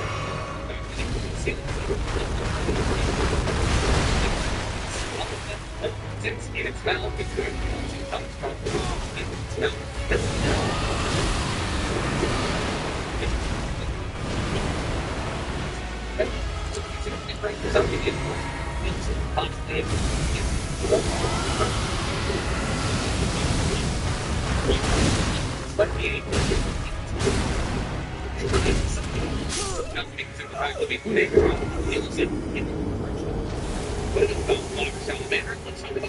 Salamanders, also known as ferrets. Look at them both anatomically, built very similarly. Because next up, we have my favorite summoning animal in the entirety of the Naruto universe, Kamatari, also known as the personal summoning of Tamari. And it's a weasel with an eye patch and a sickle, which is A, not only sick, but B, based off a Japanese yokai, the Kama Itachi, which is the story of a sickle weasel that appears as whirlwinds in Japanese folklore that slice people with cuts that are painless. Thus, if somebody was ever looking down at their legs and noticed a cut that they didn't remember getting, it was said that a Kama Itachi flew by in an evil whirlwind and sliced their leg. Though the slices of Kamatari are far from painless. So Kamatari is summoned through Tamari's giant folding fan. And after Kamatari is summoned, it uses Summoning Quick Beheading Dance, which is a wind-style ninjutsu that's so powerful it's able to slice down entire forests. Basically, anything in front of Tamari gets cut down at a speed so fast that the unaided eye, that is to say, that a non-dojutsu eye, can't keep up with it. He only ever shows up once in the manga, which is prohibitive because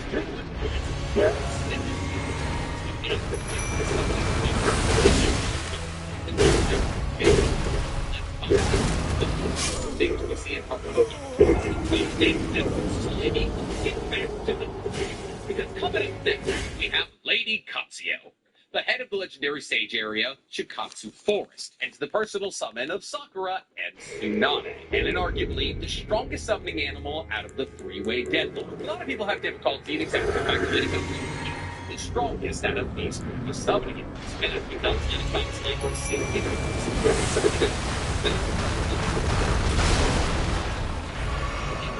because we have never seen Lady Katsuyo summons. See what you summons hard to believe that. Her and Suffer using strength unconcealed, they were only able to summon one cast of animals in magic. And summon was made of the Jason. And Lady Katsuo, when liquefied, was able to place herself on the shoulder of every single member of the Shinobi Alliance, acting not only as a cell phone for the entirety of the Shinobi Alliance, but also healing all of them and refilling their chakra. Until then, on defense, Lady Katsuo has her tongue sticky hands to clear from the houses. It's got millions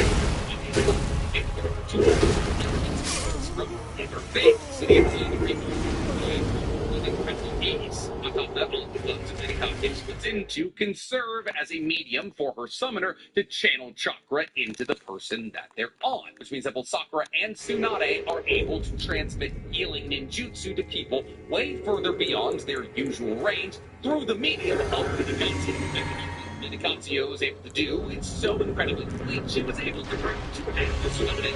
Yeah,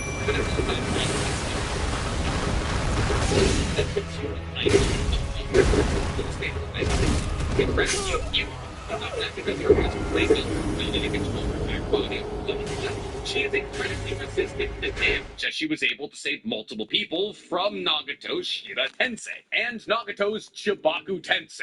She was fast enough to protect Shizune, Ino, and Inoichi from Nagato's Rhino summoning, and if she really needs to, she's able to disintegrate her entire body into nothing more than viscous liquid, broken into somebody else or for doctor and software. The 10% of Lady Katsuo's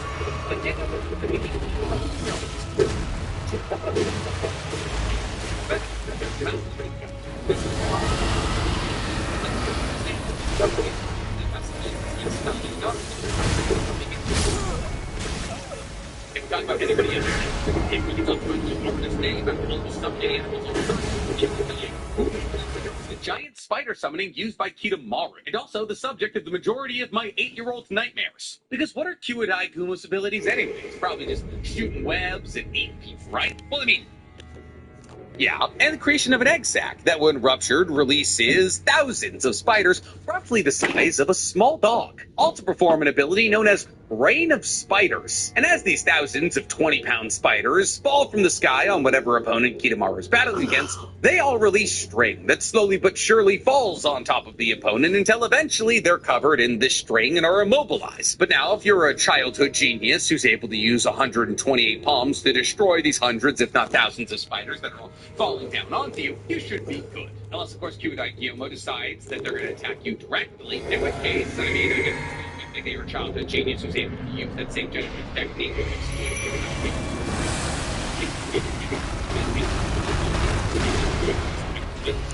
Giant explosion of wind that then subsequently something that you want to get but then again, there never been a giant spider in any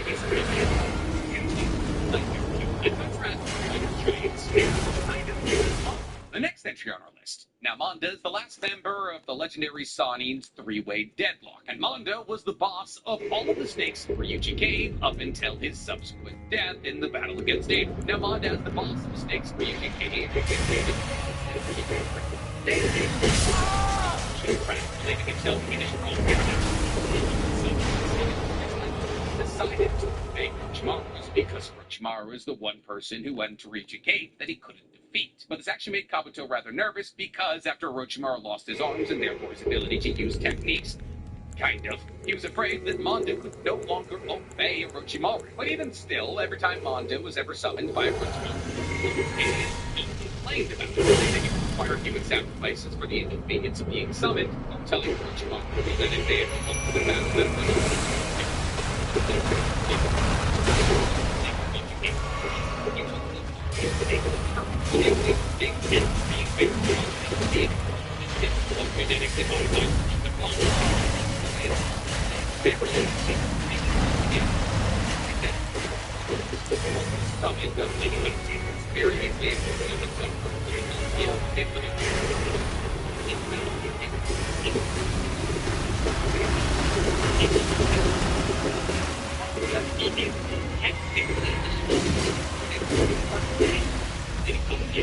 Still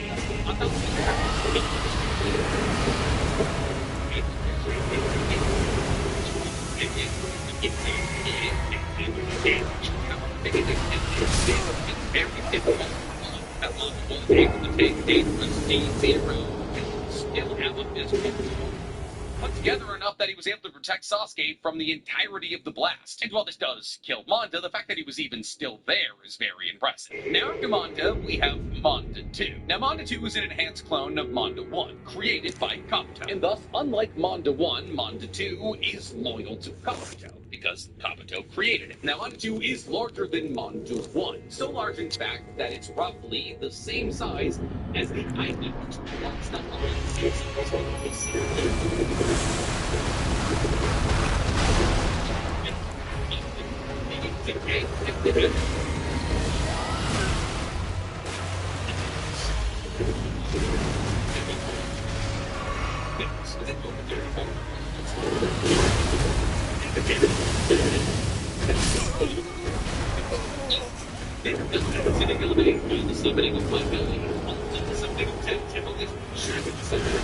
But she got offended by Ningame and refused to enter a summoning contract with him. Now, what does Ningame do? Great question. My guy uses him as a double jump. That is, if my guy's ever in the air and he needs to get somewhere where he's not, he summons Ningame, and then he just jumps off. And that's kind of it. He also breaks up one of the coolest and most anticipated fights in history, Rock Lee versus Sasuke. So he's just kind of there. But enough about all of that. Let's talk about something that we referenced all the way back at the beginning of this video. Kakashi's Ninken, of which Kakashi has 8. And those Ninken are, and I'm gonna have to read this because I don't have their names memorized, Pakun, Bull, Orochi, Shiba, Pisuke, Akino, Ohei, and Garuko. Now, we don't really know how Kakashi acquired these Ninken in the first place, though there's an incredibly popular theory that Kakashi's mother was an Inuzuka, and that Kakashi tapped into the ability of the Inuzuka by collecting strays and turning them into Ninken, as all of his 8 dogs are different kinds of dogs, who all serve technically different roles. And Kakashi does have the ability to summon each and every single one of these Ninken separately, as he most commonly does with Pakun, the only one of the 8 Ninken that's able to speak. However, this doesn't mean that Pakun is the only one of Kakashi's 8 Ninken that has a special ability, as all of Kakashi's Ninken have the ability to exceed the summoning in phase, which allows summon and pack Ninken underground. They then use their sense of smell and ability to travel underground.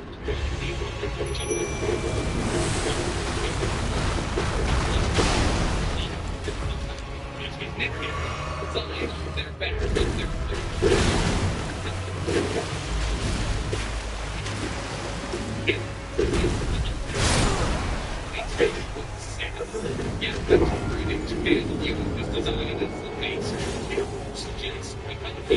Japanese, that's the reference. Well, yes, I could go into the individual merits of every single one of Kakashi's Ninken. They're just dogs. And they can use tracking fan. Pakun can talk. Well, speaking of weird dogs, coming up next, we got Nue. Now, Nue is a young This is supposed to be a formulated through passed on to his daughter, soon also known as Prince. And since it's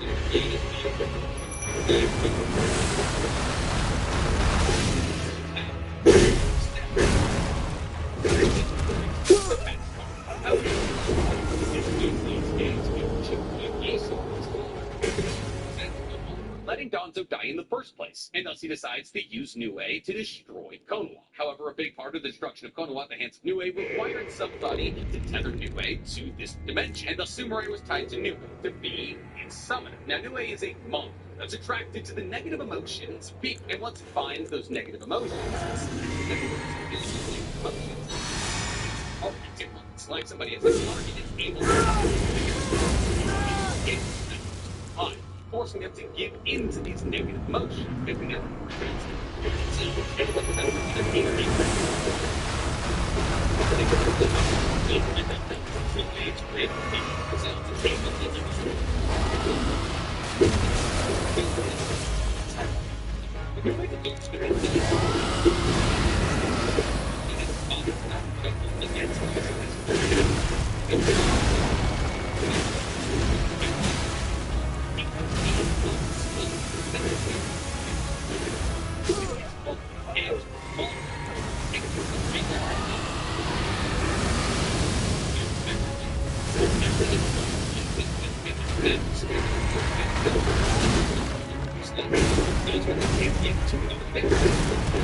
The real the children.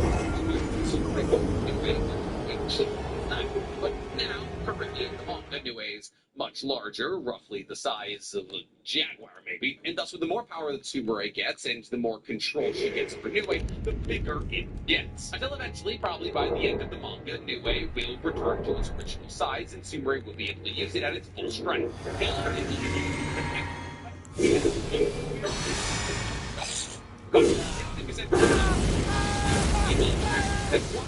She uses fire release. On top of that, she was also able to use something known as a lady intelligence.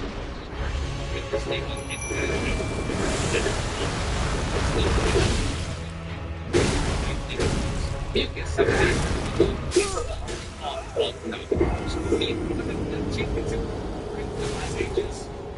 that she's not only able to enter sage mode, but she's also able to gather so much Senjutsu chakra that she's able to summon, and I have to read this, Gamma Buntu, Gamma Hero, Gamma Ken, Fukatsu, Gamma Kichi, and Naruto all at once. So yeah, she's the real deal, but not as real as our last. And true that coming on this list because he's how powerful could it be? That followed him around ever since Shisui's death. He's just the crow that Shisui beckoned out of the sky and pulled out of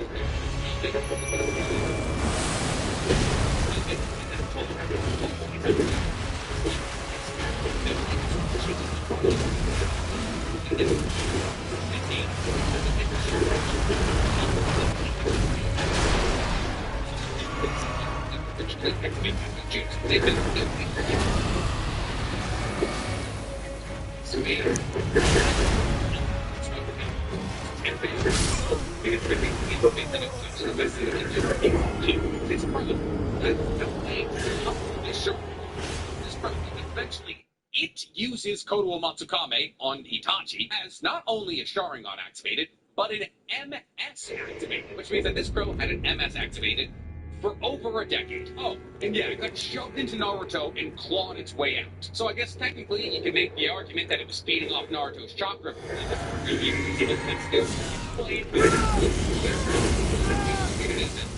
a decade, unless of course you ride the very popular theory that this was the real Sage of Six Feathers. And how did they thought you came back to this crow?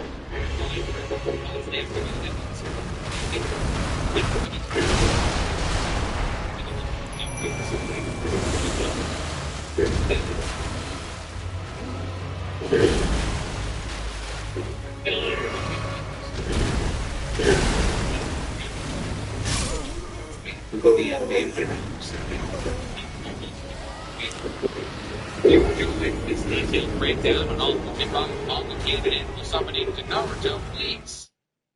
Tell me in the comments below. And while you're down there, tell me your favorite animal summoning we talked about. And also, like the video, subscribe to the page, hit the noti bell. I think that deserves it. I'm gonna go lay down.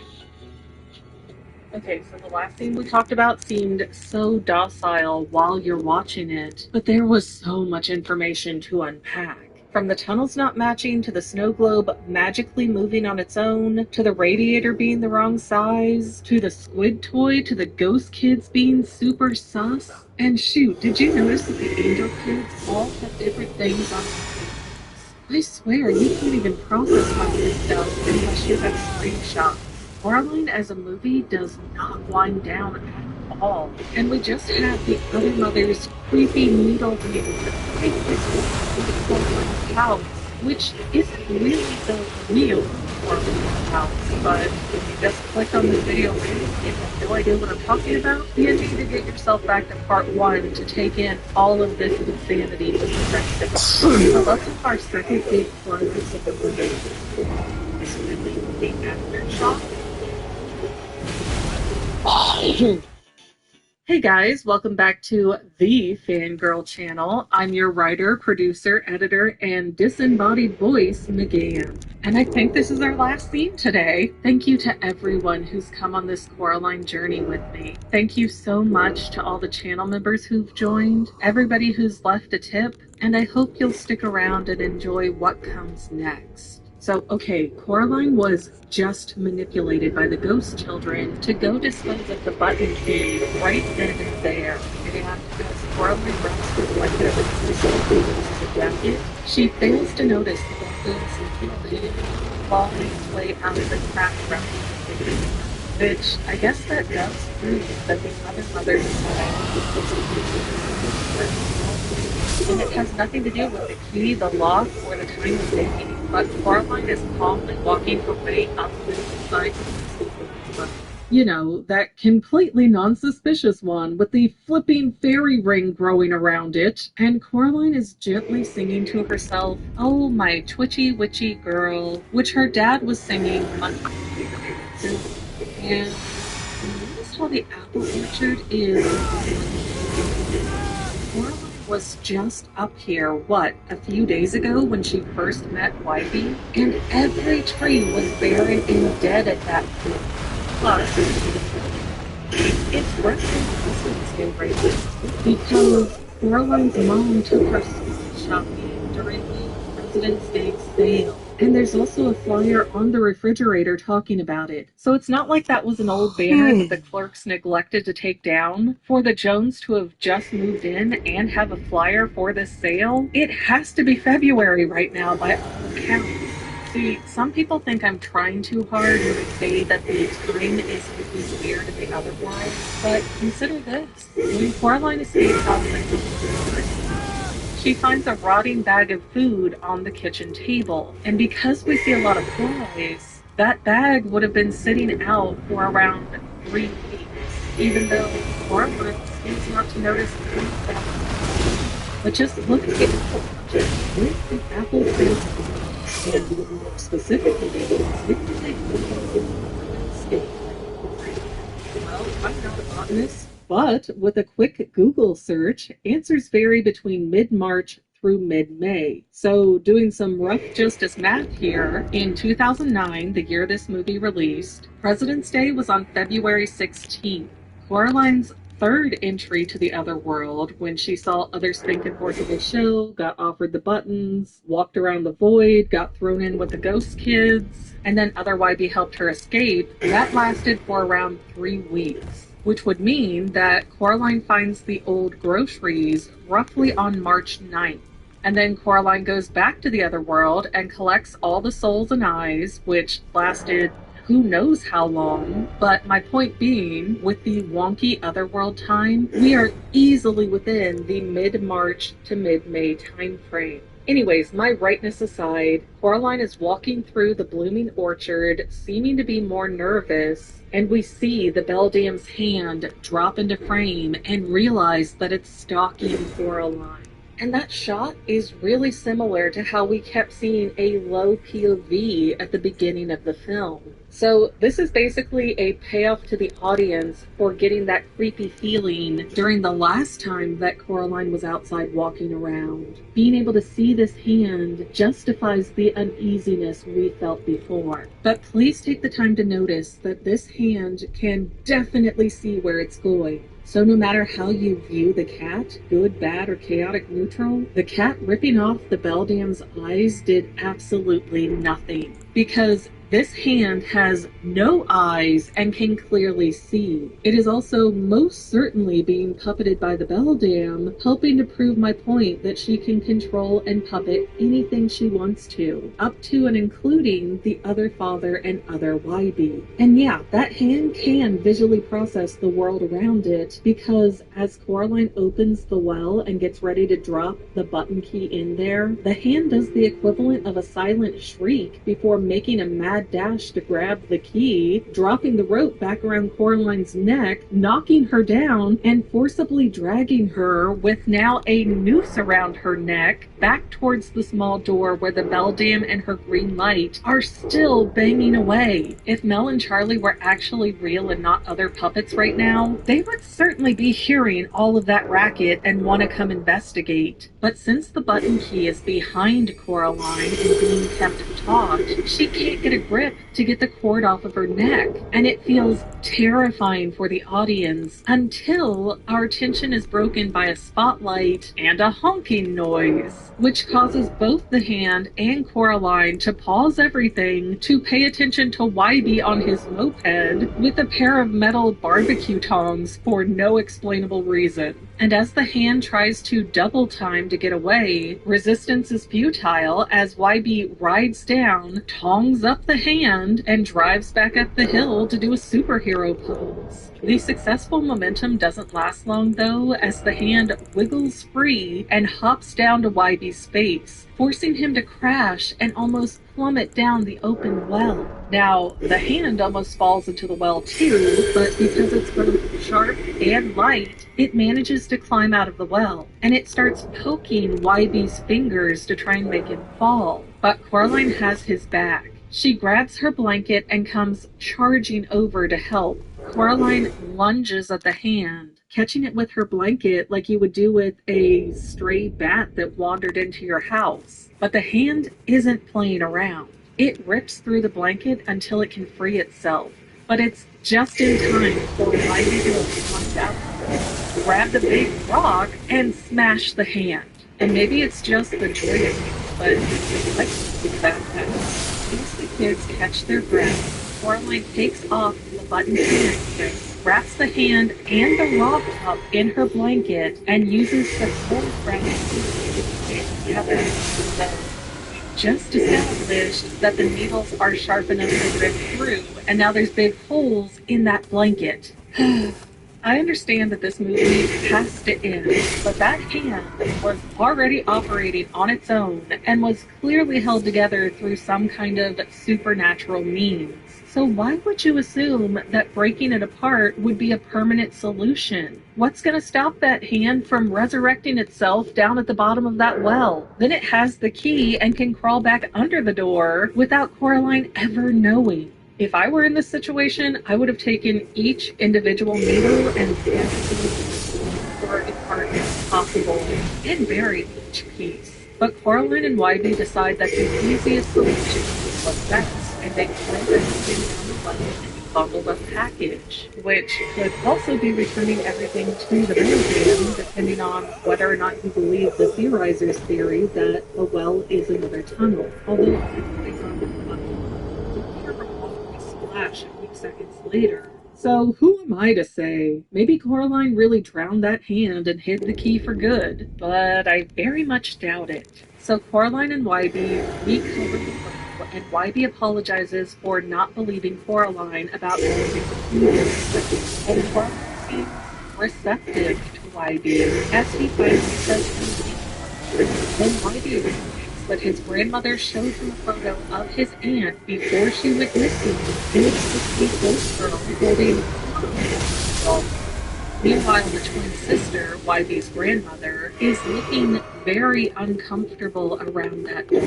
But as if on cue, we hear Grandma calling out the distance, half panicked, begging for YB to come home and ringing a dinner bell to get his attention. And YB starts doing his nervous stance, being hunched over and wringing his hands, saying he doesn't know what to tell his grandmother. And I mean, don't substitute this for legal advice, but I definitely wouldn't be telling Grandma that a cat told me to come to a well that I almost fell down, but instead I destroyed a magic hand made of.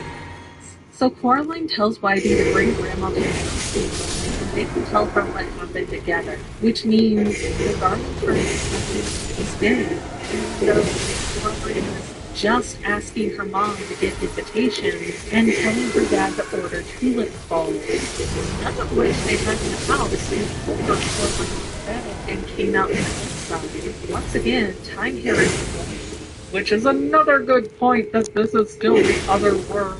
There's just no way they got the garden party set up with 1 day's notice. I know Spink, Forcible, and Bobinski don't really have anywhere to go, but still, it takes some planning and effort just to get the lemonade ready and get the dirt to plant the tulips in, let alone hundreds of tulips that have already sprouted when these are a spring flower that only come up in March through May. What year is it? I would also normally complain that the movie Ex Machina YB showing up to save the day, but Coraline says she's glad that YB was stalking her since he did help rescue her, and it turns out that it was the cat that went to fetch YB. have no way to communicate to YB that he was going to need barbecue tongs. And everyone seems to have made up with each other as the music lightens and we see clouds that are kind of shaped like needly hands part away from the full moon, which transitions into a white balloon to signify party over here. And we see Coraline getting drinks together in the daytime with a great reflective effect on the picture she is using. So Coraline in her fancy, funky gloves, bringing lemonade to all of the residents who are now happy, healthy, and although if I had just paid $45 to have gloves that are like knitted gloves, I know that she is not going to be using those to get for gardening for those times. Angus in his angel suit, and they're wishing that the lemonade were pink ladies, which is an alcoholic beverage. Then we see Charlie annoyed. This is a well-evidence that she hates dirt, but does like it. And then we have Mr. digging up the tubers to plant weeds like we see. And Mr. Brooks like that, as long as say she's their savior and they want to give her a which would imply that these are real-world mice that are now released from the control of the Beldam.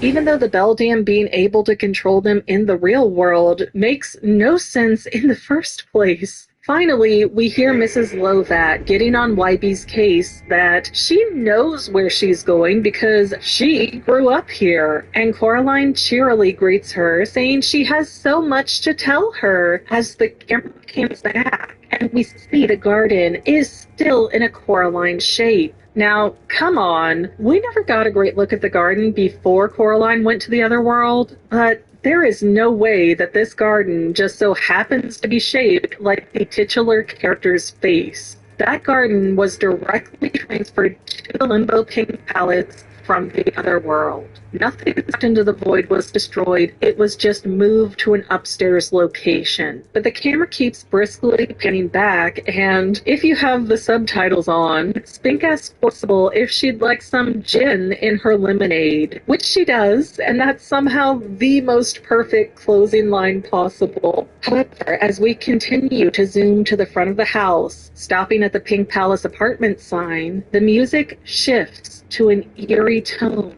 as the cat who's sitting on the sign himself now stretches, yawns, and stares directly into the camera as he walks into the signpost and disappears, because he's telling the audience that the other world is still present. Coraline is still in danger, and that this is not the real world. And I will absolutely die on that hill. Also, food for thought, why would the Beldam have stopped beating on the little door? If one hand got through, surely the other hand could have as well. It feels very fake and disingenuous that the Beldam would simply give up and die if she had any last-ditch options left. So yeah, all of that banging ended because the Beldam is puppeting everyone at the garden party. She needs to pay attention. And she's probably posing as Mel Jones again right here. But what really, really disturbs me about these last few moments of screen time is that we have talked a little bit about narcissistic parents and gaslighting and how Coraline is literally being love-bombed so that she doesn't question things. Because now that she is going with the flow and being a, quote, good girl, she gets the flower party that she wants, where she's the center of attention, and we have all of these people who have come to feel familiar now showering Coraline with positive attention. That's how you trauma bond with someone, which makes it hard to leave if the situation becomes abusive. So somewhere down the line, if Coraline realizes the truth that she's still trapped in the other world, Beldam will have a very persuasive way to not only manipulate Coraline into thinking she's crazy, but to even potentially play it off as, haven't I loved you more than your previous mother and given you everything you ever wanted? The trouble with the answers is that they love to dance around in the days of truth. So I don't know that Coraline can ever escape. also taken going, why would the Beldam store Coraline in this limbo pink palace? It's because the Beldam feeds off of the love that a child gives the parent they're most bonded to. If the Beldam wanted Coraline for a meal, she could have done that on the first night and had no need for the magic deduction. Before at the end, Coraline wanted to play a game, Beldam could have went and gobbled her up. But instead, the Beldam painstakingly trapped Coraline and convinced her that the Beldam palace was the real world because the Beldam survives and draws her magic from the energy of Coraline's affection, not the flesh and bones. As I said before, even Ghost Kids phrase as she ate our lives, not the phrase that it was used to get eaten for supper one day. So that's it. We've made it all the way through Coraline, and I sincerely thank all of you again for coming on this journey with me. Let's do a few comments. Citing Sachania 7033 said, as they usually do, I made it to the end, and I just want to thank you because you do this on most of my videos, if not all of them, and I do notice and I do appreciate you. 4648 says, even if the quote eyes really did contain all the power the movie implies, Coraline wouldn't know how to use it. And that's definitely a fair point. But still, come on,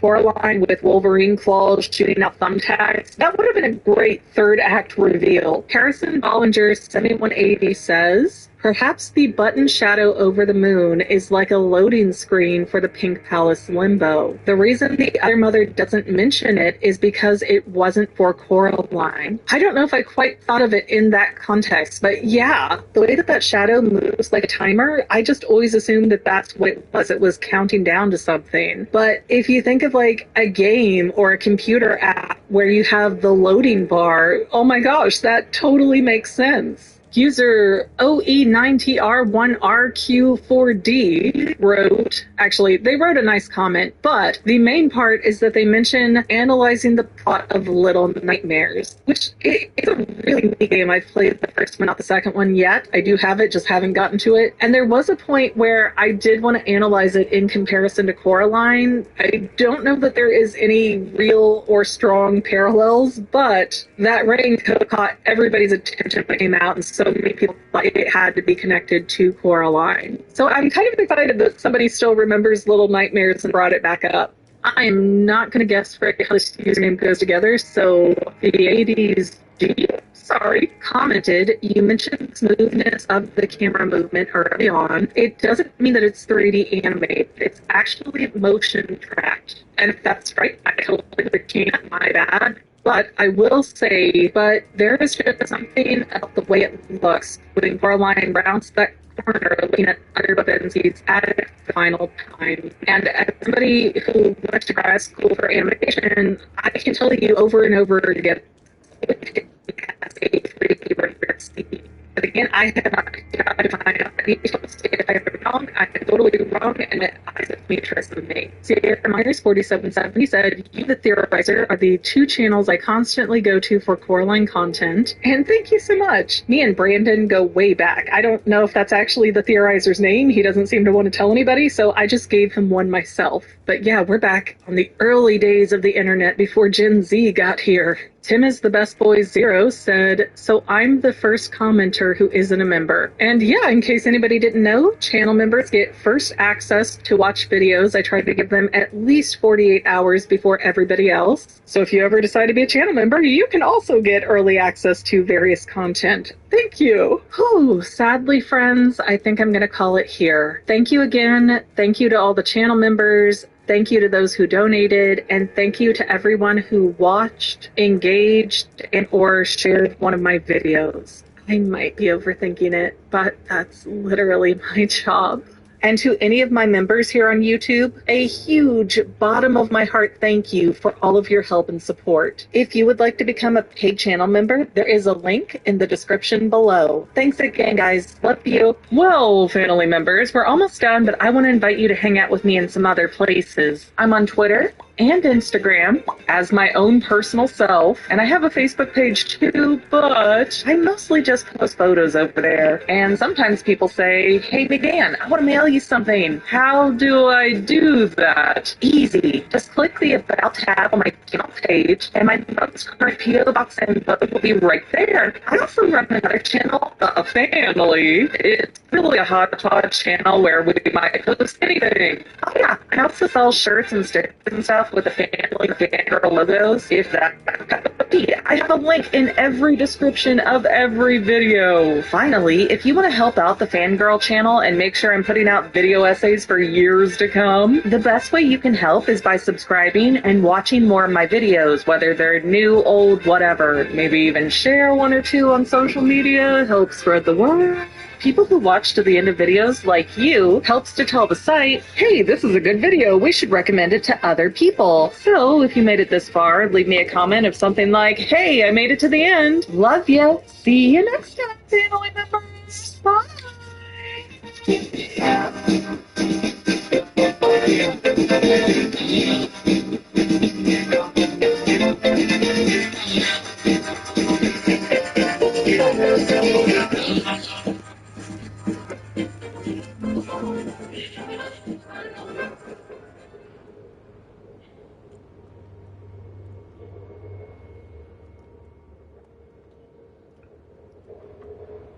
If you grew up watching the Matilda movie, the one based on the book by Roald Dahl, not the one about a boxing kangaroo, then this episode might just ruin your childhood.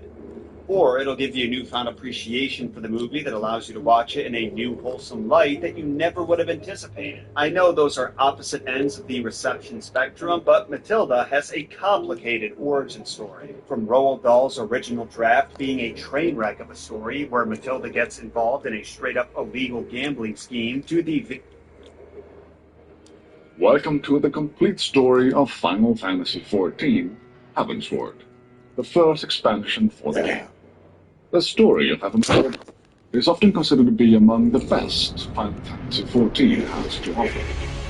Its trope is its own millennium-long conflict known as the Dragon Song, being the holy sea of Ishka and the Dragon Hawk of Goliath. All the while, continuing the story of on Scions of the Seventh Dawn, continue to fight against the Ascians, evil creatures. We should retreat. But when beautiful birds of prey, please subscribe, click the bell to stay updated with you. Now, let's turn our eyes heavens. It's going to be a long way from the dawn below, into the clouds. But if you'll stay with us every step of the way. The banquet in the dawn. The warrior of light, along with Alphino and Tataru, seemingly the last remnants of the Scions of the Seventh Dawn, seek refuge in Ishgard. Thanks to the involvement of Hoshfant Greystone of House Fortaunt, whom the warrior of light had befriended during his previous adventures in Querthus, the three of them are taken in as wards of House Fortaunt and given access to the city proper. And so they came, at a friend's behest. Heroes, once celebrated as saviors of Eorzea, brought low through treachery, their names blackened with royal blood. With memories of the lost and dreams of redemption, with hope yet in their hearts, they came to Ishgard, shining city on the mount, overlooking the dominion of Querthus, a great and proud nation, devoted to Halone the Fury, ruled by Thordan VII, Archbishop of the Ishgardian Orthodox Church, the last bastion of the faith. Her walls ever bristling with the sworn swords and spears of her 4 high houses. A land that after 1,000 years of war had forgotten what it was to be at peace. Through gates long closed, Warrior of Light and his companions passed, entering at last a city whose history was written in blood. In the midst of the Dragon Song War they came, 3 weary travelers, whose arrival would set in motion great change. though none knew then how great. Upon arriving in Ishgard, they are invited to Fort Tom's Manor in the Pillars, where they are reunited with Hoishfont and introduced to Count Edmund de Fort Tom, their primary benefactor in the city. Count Edmund bids them welcome and opens up his home to them, affording them every courtesy. But Alfino worries the Count's hospitality might blemish his good name, since Ishgard has long been wary of foreign guests in their lands. Count Edmund nevertheless bids him enter, noting that in troubled times they should seek allies.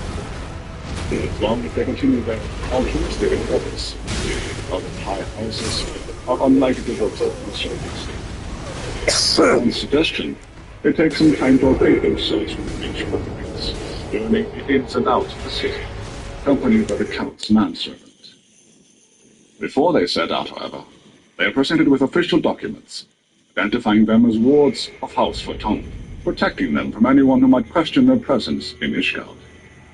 After completing their tour of the city, the party returns to Fort Tom's Manor, leaving Tataru behind at a tavern called the Forgotten Knight, where she hopes to gather information. Returning to the manor, Alfino has nothing but praise for a city so steeped in history, although he and Count Edmund both lament the tragedy of a recent wyvern attack, which led to the indiscriminate slaughtering of men, women, and children in Ishgard's foundation. Alfino offers their assistance, and even though Count Edmund is hesitant to ask for the help of his guests, the fact remains that Ishgard's need is great. He asks the Warrior of Light to aid our toiler and emulate his swords. Our toiler takes offense at his suggestion, believing himself fully capable of carrying out his own duties. Our toiler's concerns are of a new war and prosperity in their party, leads them to conduct themselves with dignity befitting that station, to show the Warrior of Light respect for his swords. In the company of Manolane, the Warrior of Light rides upon an airship high into the heavens. The isles of the stern look its planets. The new frontier, which the lands of Ishgard and scars begin to explore. Camp Welcome, a fledgling outpost in the Sea of Clouds, where careworn scouts scan the skies for real achievements. Despite his status as a high, Manolane snubbed for a quest to begin the station due to his lack of capital. Yet he eventually demands a quest to defend his post. He is captured, and the army is joined. This leads the Warrior of Light to launch a rescue mission, seemingly to get him back. Later state, they met the post force. Before they moved to safety, they lead to the site of mighty Bismarck, Lord of the Mists, a primal in the form of a flying whale traversing the Sea of Clouds. The party retreats as Manolane flees in disgrace, but thankfully they are rescued in the nick of time by Sid, Biggs, and Wedge, who turn up in an airship to pick them up. As they make their escape, they only narrowly avoid Bismarck's gargantuan mouth, living to tell the tale. Having made it back in one piece, Warrior of Light is showered in praise for his valiant efforts, while Manolane's reputation as a man of few qualities remains unchanged. Returning to the manor, the Warrior of Light meets up with Alpha, the firstborn House Forton, who reluctantly accepts his aid. Together they travel to the frozen wastes of the Western Highlands, once rooted tracts with a color. On the towering wall of ice, the lands long forsaken, the Knights of Michigan's quick track. To the hamlet of Falcon's Nest, once abandoned, now free of its halves and rich.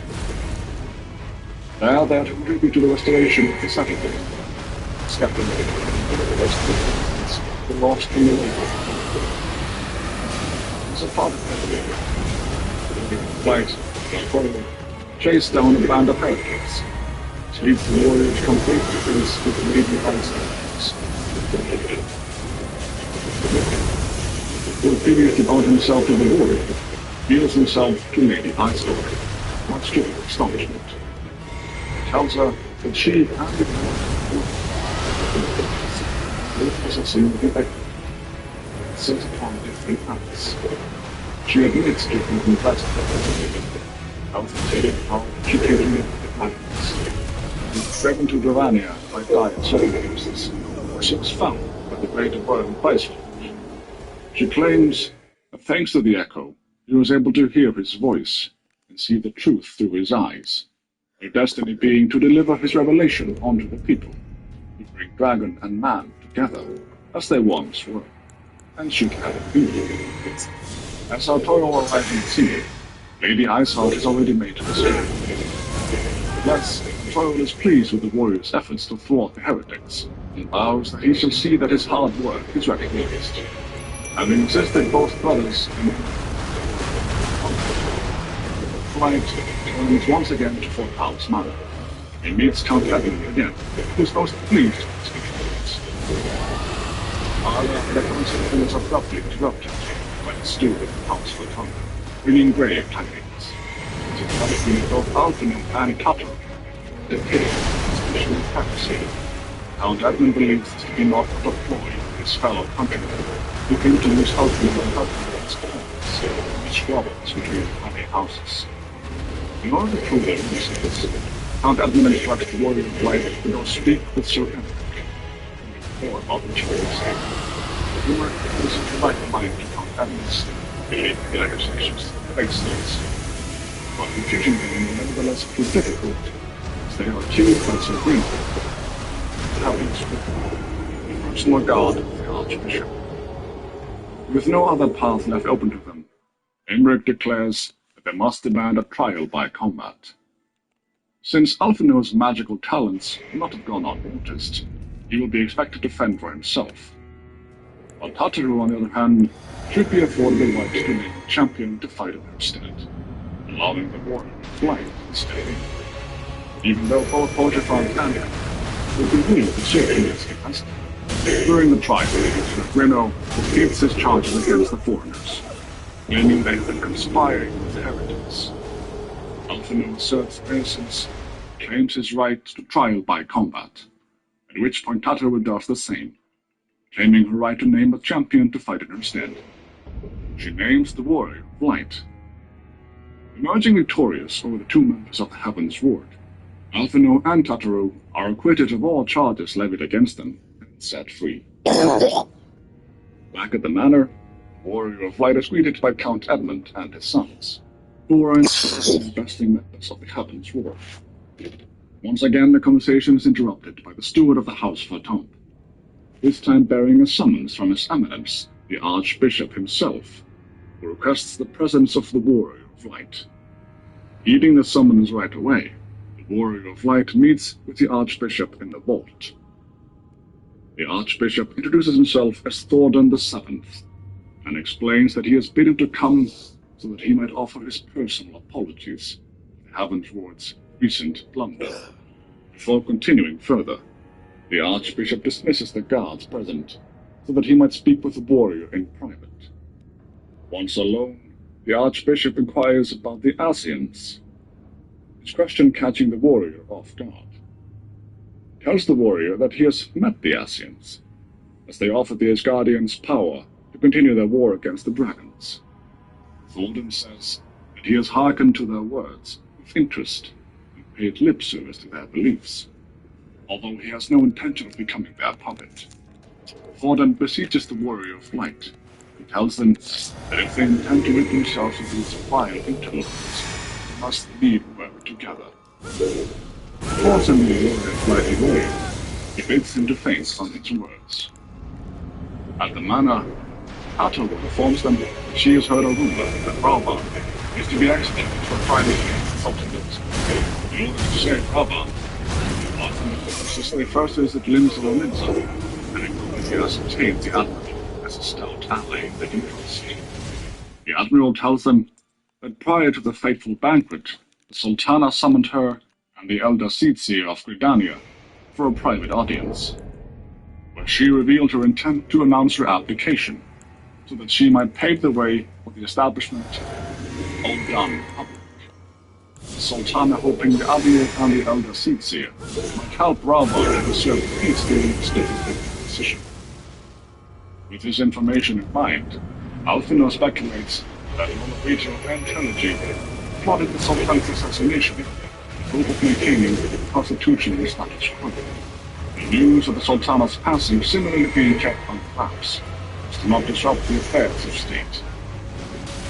Lastly, the Admiral wants to see on the state as much as they do. Since at the time, must fall to the silence during the General Rama is being held at Halatali, twisting rather than the natural caverns. Light must enter to free him from his captors. The warriors accompanied by Alfino and Lady Yugiri from Doma, who along with other Doman refugees has been keeping tabs on Rauban's situation. Together they managed to break the flame gem, intercepted by Eagles of crystal flames. Gilbert proclaims his desire to take back his homeland of Alamigo, saying he must stop at nothing to save them. Gilbert escapes. Instead choosing to stay at Rauban's state. Alfino finds Rauban that the supposed death of the Sultan has not been made public, which is perhaps as revealing as it is strange, hinting at the fact that her grace may yet live. Rauban is taken to the Waking Sands in Vesper Bay, where Urianger has arranged for his safety. The true orchestrator of the secret meeting, however, is Dulala, a member of the Luda Syndicate, Rauban asks whether it is true that the Sultana still lives. Dulala confirms that her grace still holds breath. Explains they are but the victims of the most inhumane rules, conceived of fidelity and integrity. What Monorito became spotting, he took advantage of the situation to rid himself of Trilogy. The Sultan began to notice. Monorito alerted the Sultan's lady meeting, switched the poison with less deadly which seems. Rauban is enraged at Monorito's part in this plot, but Dulala reminds him that if it wasn't for his intervention, the Sultana would surely be dead. Lastly, Dulala tasks them with rescuing the Lucas, who still slumbers, and the effect of the concoction. However, with his plate full, the adventurer hurries back to Ishgar, along with Alfino, in response to rumors pending Rabania attack. Inside Fort Tom Manor, Orchifant catches them up to speed. With them, Banians are once more gathering. It's not as the adventure to take the path still under confidence. Explains that they cannot guarantee their safety. Must either choose to remain over the sea with Ishgar or seek sanctuary elsewhere. It's to be expected. The adventurer and Alfino opt to stay and fight alongside these guardians. Instead of manning the gates, however, Alfino and the adventurer take a different path, as they hope to reason with Lady Iceheart and get her to serve as an intermediary between them and the dragon Nidhogg. Estinian, the Azure Dragoon, makes his will known to accompany them, as well as his willingness to slay the Dreadworm if the talks turn sour.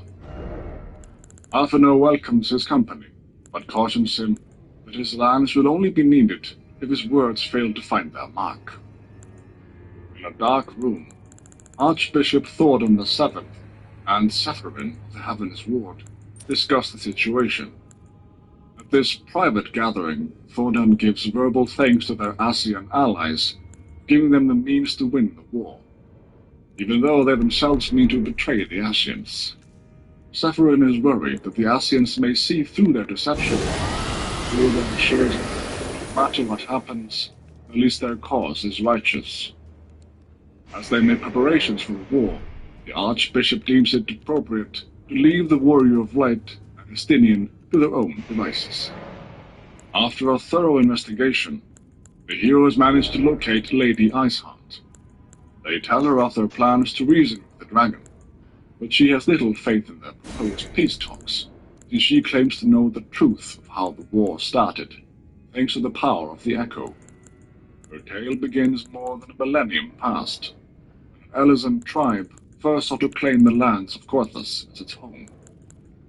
Unfortunately for them, Coerthas was already home to dragonkind, and they were not inclined to make their way for invaders. Thus did a bloody war begin that might have led to the extermination of one or the other, if it hadn't been for the intervention of a single woman. I believe his name was Shiva, but she alone attempted to crush him. Doing so, she discovered them to be possessed of profound intelligence and reason.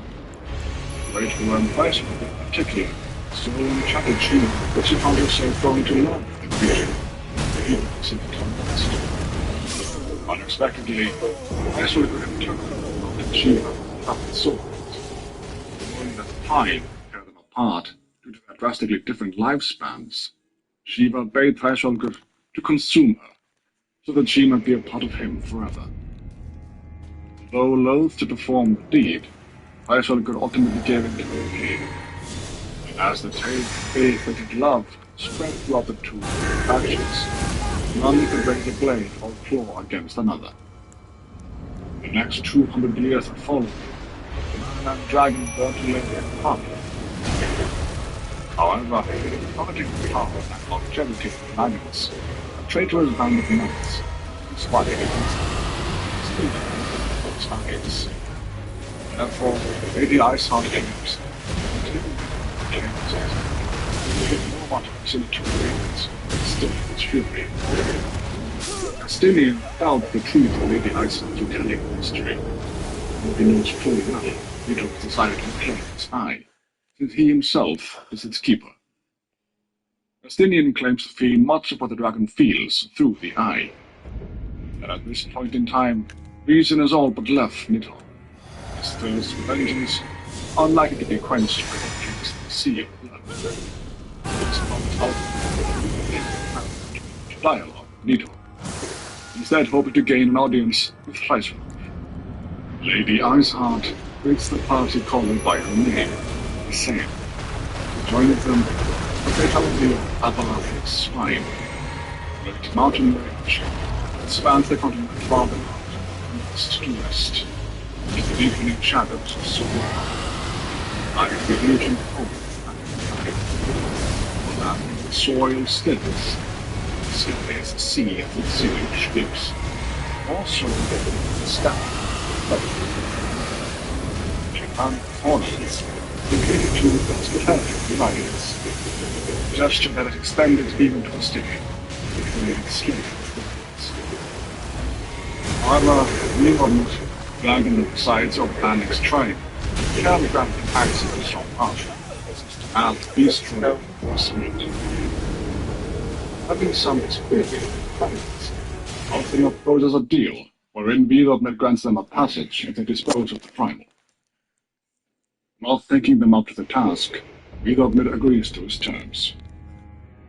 With the help of the Warrior of Light, Alfuna makes good on his word, and sees to it that the Gnath primal Ravana is laid low. Upon hearing of their victory, Nidhogg is impressed. He grants them passage to the peak of Som Al, at the end of a perilous mountain path, whence could be seen a string of pearl-like islands floating impossibly atop a sea of clouds. To a domain where dragons and man lived in harmony, whose majesty no mortal eye had I on 1,000 years. Thanks to the aid of a Mughal tribe living in the churning mist atop the mountain, they discover they can find Thraisholgur at the center, and how they pick up the menu of the boost for the grade. The tower will glow like blows a horn, busted in by the universe. The dragon speaks an ancient tongue, meaning its words goes clear in their minds, but they have to take their lead. The sail reminds Thraisholgur of their fortitude, as he found her as a child only. He tells him she has become a vessel for Shiva. Thraisholgur dismisses her claim, calling it naught but a conjuring of her own fancy, much as the dragons of old that summoned the fallen hero Bahamut, Thraisholgur's brood brother, back to their side. He claims Isael has been corrupted by a deity of her own making.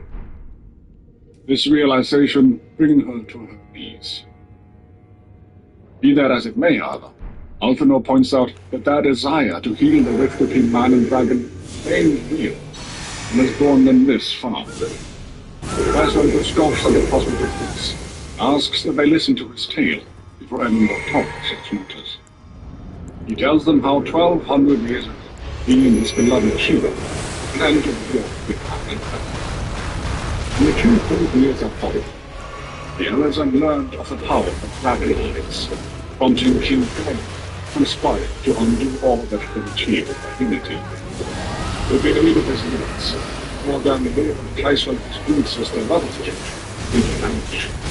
He took from her that which they made, carrying out her eyes, feasting upon man of wild beasts. This act granted them strength beyond that of mortal men, but the enormity of their betrayal was impossible to fathom.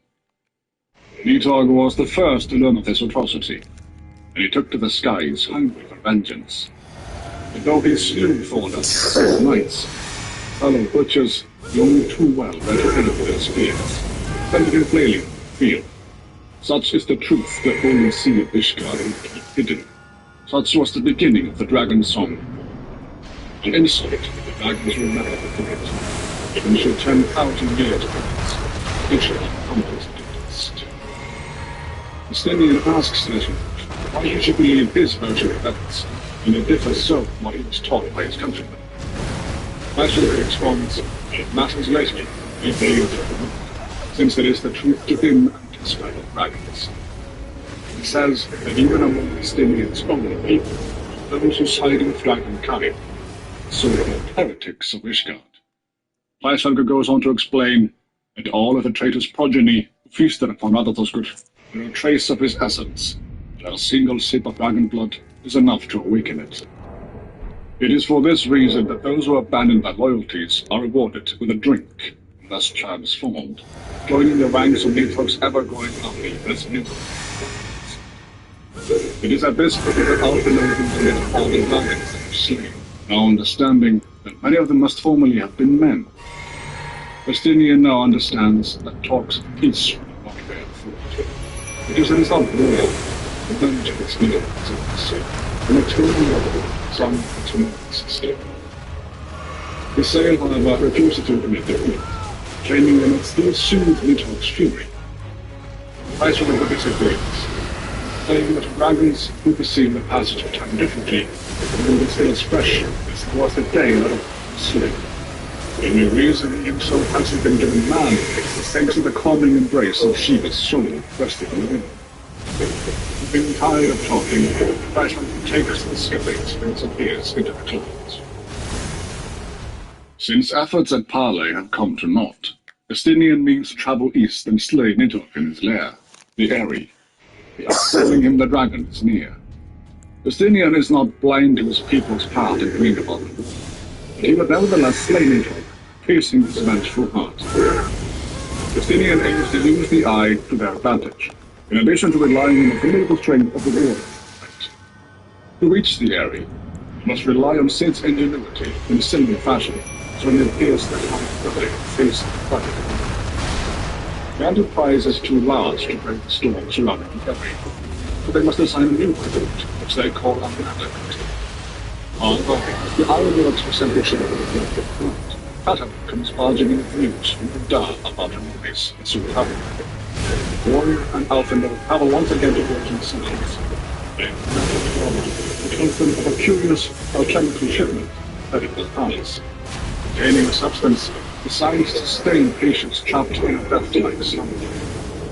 Having just lost an arm, Raban asks the warrior of light to lend him a hand so that they may rescue the Sultana. Together, they track down Mariel, the Sultana's former lady-in-waiting.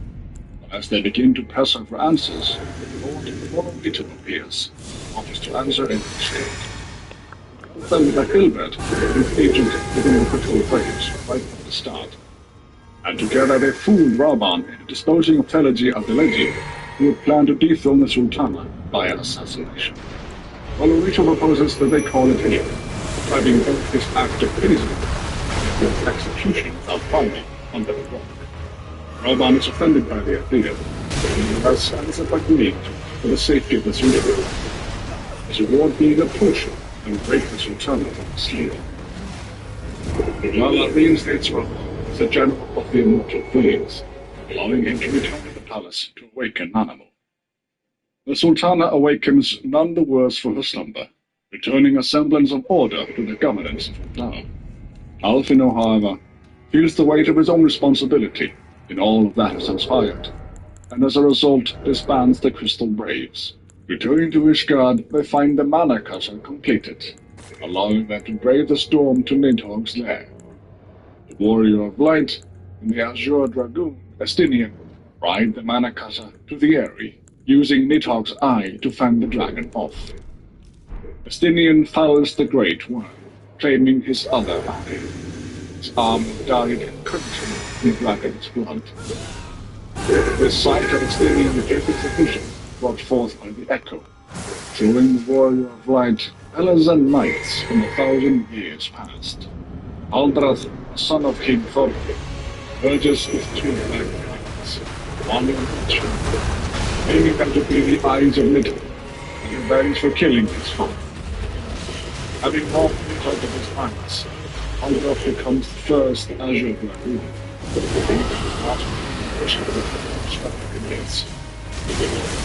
Four knights that take up this challenge belong to the houses of Fortuna, Elinor, Urendale, and Zemlin, which will become known as the Four High Lords of Ishgard.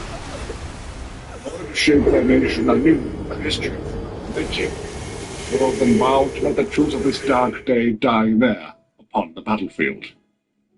Upon hearing the warrior's tale, Estinian becomes perplexed as to why Nidhogg still retained one of his eyes. The answer to the mystery ultimately becoming a question for another time. Before making their report to Sir Emmerich, Estinian wishes to speak once more with Flashlight in order to learn the real truth of things. They're once again joined by Sane, who also expects to speak with Flashlight.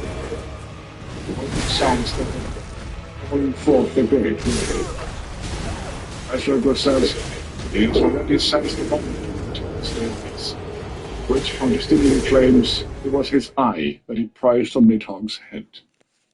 His secret uncovered, Freisulger confesses that he did indeed yield half of his strength to the blinded Nidhogg.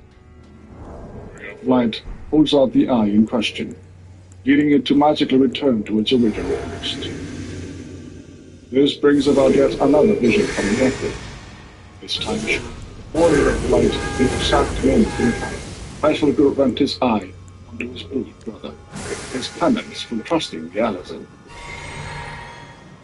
As the warrior, as well as Sane, gain their senses, Freisulger is already ready to receive its quest of witness to it. He bids the mortals to take them, since their presence that is not expected to them. It will be discussed very good. Part of the mystery still remains. The one about Nidhogg's second family is still on. In addition to this, we still don't know why Nidhogg, who taking such measures to prolong the Dragon's war, suddenly decided to hurl his entire army against the walls of Ishgard. Before they can confront this question's fate, Estinian is contacted by a link shell by Sir Emmerich, who tells them that fighting has broken out within the city. His sail, who is given no order to attack, joins them as they return to Ishgard, hoping to put an end to unnecessary violence by appealing to the heretics which she has commanded. Back in Ishgard, the Archbishop and the Heavens Ward discuss the situation. Zephyrin believes this unrest will not hinder their plans, instead feed the people's fear of the heretics, dragon's faith. Archbishop Thordan orders the Heavens Ward to allow their unwelcome guests to sow a measure of chaos before having them crushed by the Temple Knights. As the Heavens Ward leaves the room, the Asian, Graham, feels with it, believes that all is going to be. As they reach the city, Oxyphant is already hard at work defending it. Initially suspicious of the Ice Heart's involvement, Oxyphant is nevertheless quick to forgive her presence, as the war, Light, and Estinian seem to vouch for. Oxyphant leads her to the purpose, where she tells them that there is no need for further bloodshed. It makes me rejoice that Lady Iceheart now standing before the dark and field. She tells them that Nidhogg has been slain, and that the war will end. The heretics feel they have lost. Sage Victor, peace is in fact what they all fight. One mistake settled down, Oxford and the war turned for Tom. On the stick, Count Edmund and surrender. They tell them what they have learned about the origins of the Triumphs, how the heretics, the others, Count their bloodline being corrupted with others. When these truths were to come to light, they undoubtedly shaped the very foundations of the Holy See of Ishgard, as they deviate so starkly from the established scripture. Sir Emmerich claims that if the Holy See already knew of this and chose to remain silent, then their crimes would be grievous indeed. In order to ascertain the truth, Sir Emmerich needs to confront the Holy See. Only once the truth is made clear, what will be said to him. Sir Emmerich leaves to seek an audience with the Archbishop. Others worrying he'll be branded a heretic for raising such questions. Once he is gone, Lucia, the second, vows to go fetch him. He does not return him. Although she says they might not have reason to believe, it's heritage to believe. Alphino, not being privy to the rumors of Ishgard, inquires as to what rumors she is referring to. The answer being that it has been said that Sir Emmerich is in fact the Archbishop's bastard son. This means that even if Sir Emmerich is not guilty of treason, Archbishop might not be so quick to execute his own son. Estinian and Orchifant vow to aid in the rescue effort. Orchifant exclaiming, "There is no greater calling for a knight than to save the life of his fellow." This the city of the North to recruit the disengaged. Telling the things, it is just the high houses of Ishgard that are descended from the heroes of Eld, but rather highborn and lowborn alike. There they meet Hilda, the bastard daughter of a highborn Elizan and a Huron maid. But before she can agree to join their cause, they are interrupted by Sharibert, of the province. Gone to, onwards, they find unmistakable assembly. He identifies Alphino as the honored guests of House Forton, and Hilda as the Queen of Rats. Party fights Sharibert. Soon she arrived and seated at the mother. Sharibert is finished. Lucia informs them that Sir Emmerich has indeed been imprisoned under suspicion of vice. The others report, taking up his duties in commanding the team of knights. In order to free the Lord Commander, the Warrior of Light infiltrates the vault, Ishgard's seat of government, and the residence of the Archbishop, while the others fight to spring the spring. Inside the vault, Light faces off against the knights of the Lord's War, each one possessing inhuman strength and abilities. As Sir Charibert is defeated, Sapphire tells him to fall. Its airship flies over them, intended to facilitate the escape, but the Archbishop there. At this point, the others join them.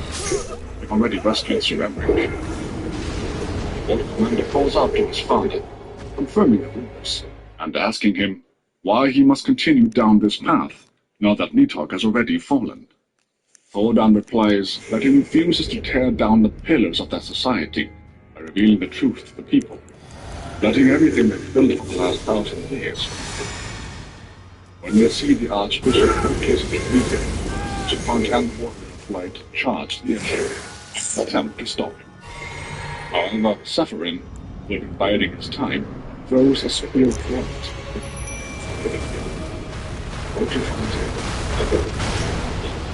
Just as the attack jumps in, he manages to block it with his shield, and Sergeant spear hands up. Hey, what you find the horses? If you think about it, this is the other human. Set a course for that sleep, and you can see them. It's fun. Don't you forget something. Telling him it's suicide. This last Oxyphon closes his eyes for the first time. His body being lifeless and friends. Upon returning to Fort Town Manor, Count Edmund has already heard the news of his son's passing. He understands that as a knight, Oxyphon fulfilled his duty with honor. But he asks his guests if they did. And they should give chase to those who escaped from his son. Before they set out, Count Edmund breaks down into tears, grieving the untimely loss of his son. Leaving Count Edmund is there treated to a vision, showing him Sir Emric quoting his father in the Archbishop. Thordan confesses having known all along the truths they've only just uncovered regarding the sins of their forefathers. However, Thordan refuses to meekly let his progeny suffer for the sins of those who came before, in an attempt to satiate an insatiable thirst for vengeance. Thus he believes that lying is necessary to shield the people from the sins of antiquity.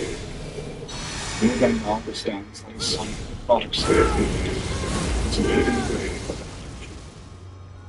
After the vision has subsided, they talk with Sir Emric about the assault on the vault. Sir Emric notes how the heavens ward seem some strange and unnatural abilities. The struck down expected that he might King Thordan and his knights triumph with their predicted insurrection. For their powers, they become the object of faith, instilled with the belief of countless devoted souls. This leads them to suspect that the source of their unexplained power is of primal origin, similar to how a sailor calls on Shiva, using his own body as a vessel for summoning. In order to stop Thordan, Alphinaud and the Warrior of Light recruit Ciri to fly to the northern reaches of the Sea of Clouds. Countless isles yet remain uncharted, concerned to a mysterious land as Asia's the unmasked villainy starting to make its secrets. Walking the to a new threat which follow. There they hope to find Thordan's enemy, Serene, sort of spotted in here. In the Sea of Clouds, we come upon Garlean Imperial officers, whereas under a demand back is true. To his aid, Romeo stole Thordan's village. Perhaps there will spot them and move this flying, wreaking havoc and afflicting the air. They speak to the village chief. They get word of mysterious conquest. And the forbidden secrets have locked away with a key hidden inside the community. The light of the faces of them is floating out of their space. Unerring dragon killer sitting beast. As the beast is slain, dissipates into the leaving a key in its grave. This triggers the ship, bringing him one step closer to regain the complete blessing of Hydaelyn that was cut off by Midgardsormr. As the Warrior of Light picks up the key, he's ambushed by Thordan and Ascian from Igayon. The Ascian prying the key away from him, handing it over to Thordan then is the real Light, saving them the trouble of sliding with his figure. As he activates the key, a light shoots out into the distant sky, pointing the way to Africa, the home of ancient Alagan secrets. Thordan follows the light with his method, leaving the village. Returning to the village of the world, the imperial troops have taken the inhabitants hostage.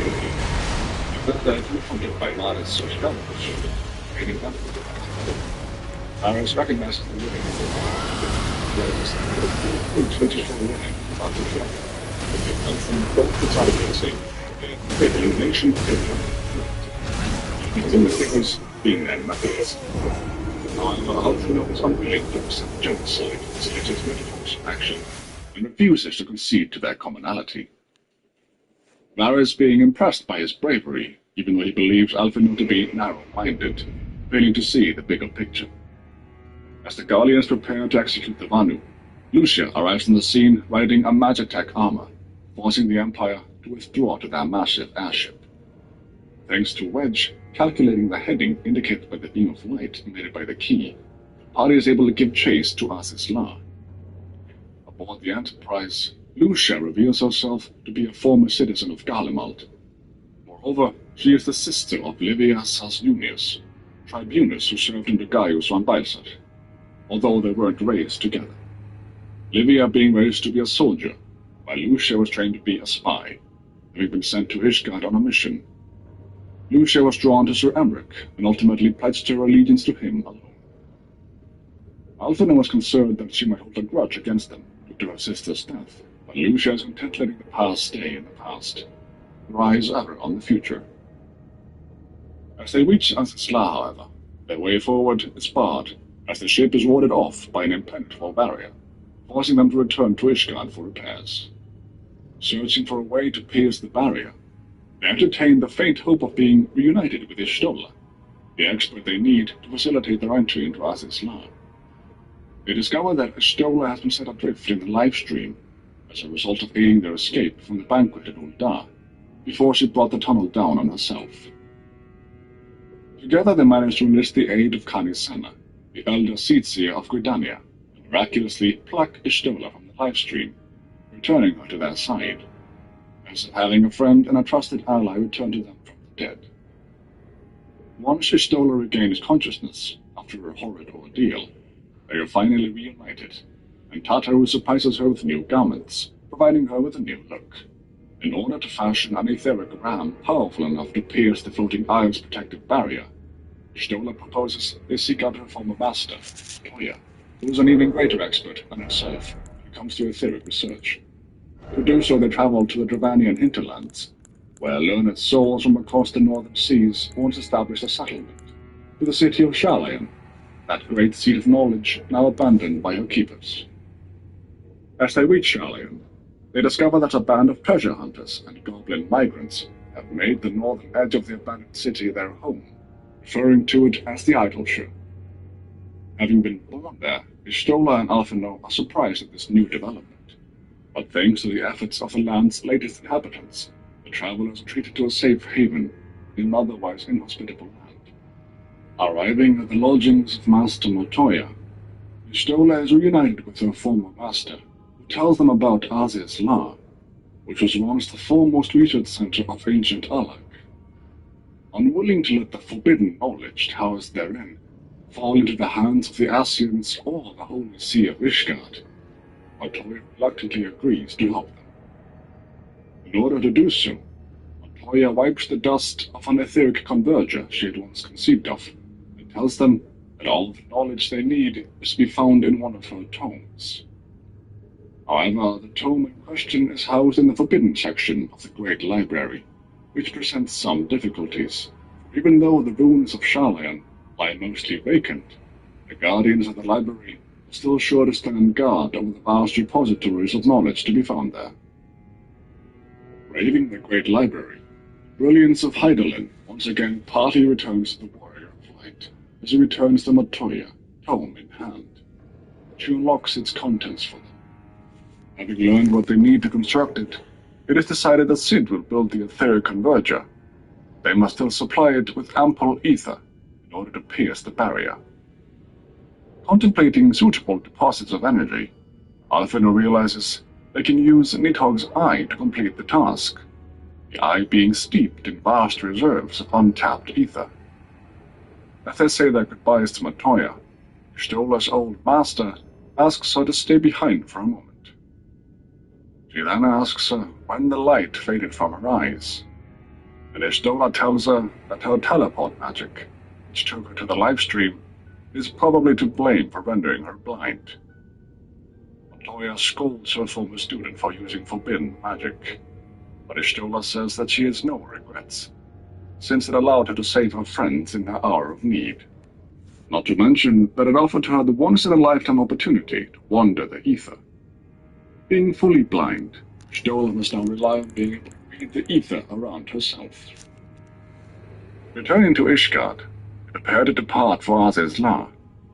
As Ishtola talks with the Warrior of Light about all he has achieved since coming to Ishgard, Estinian scoffs and says that nothing will have been achieved until this war is over.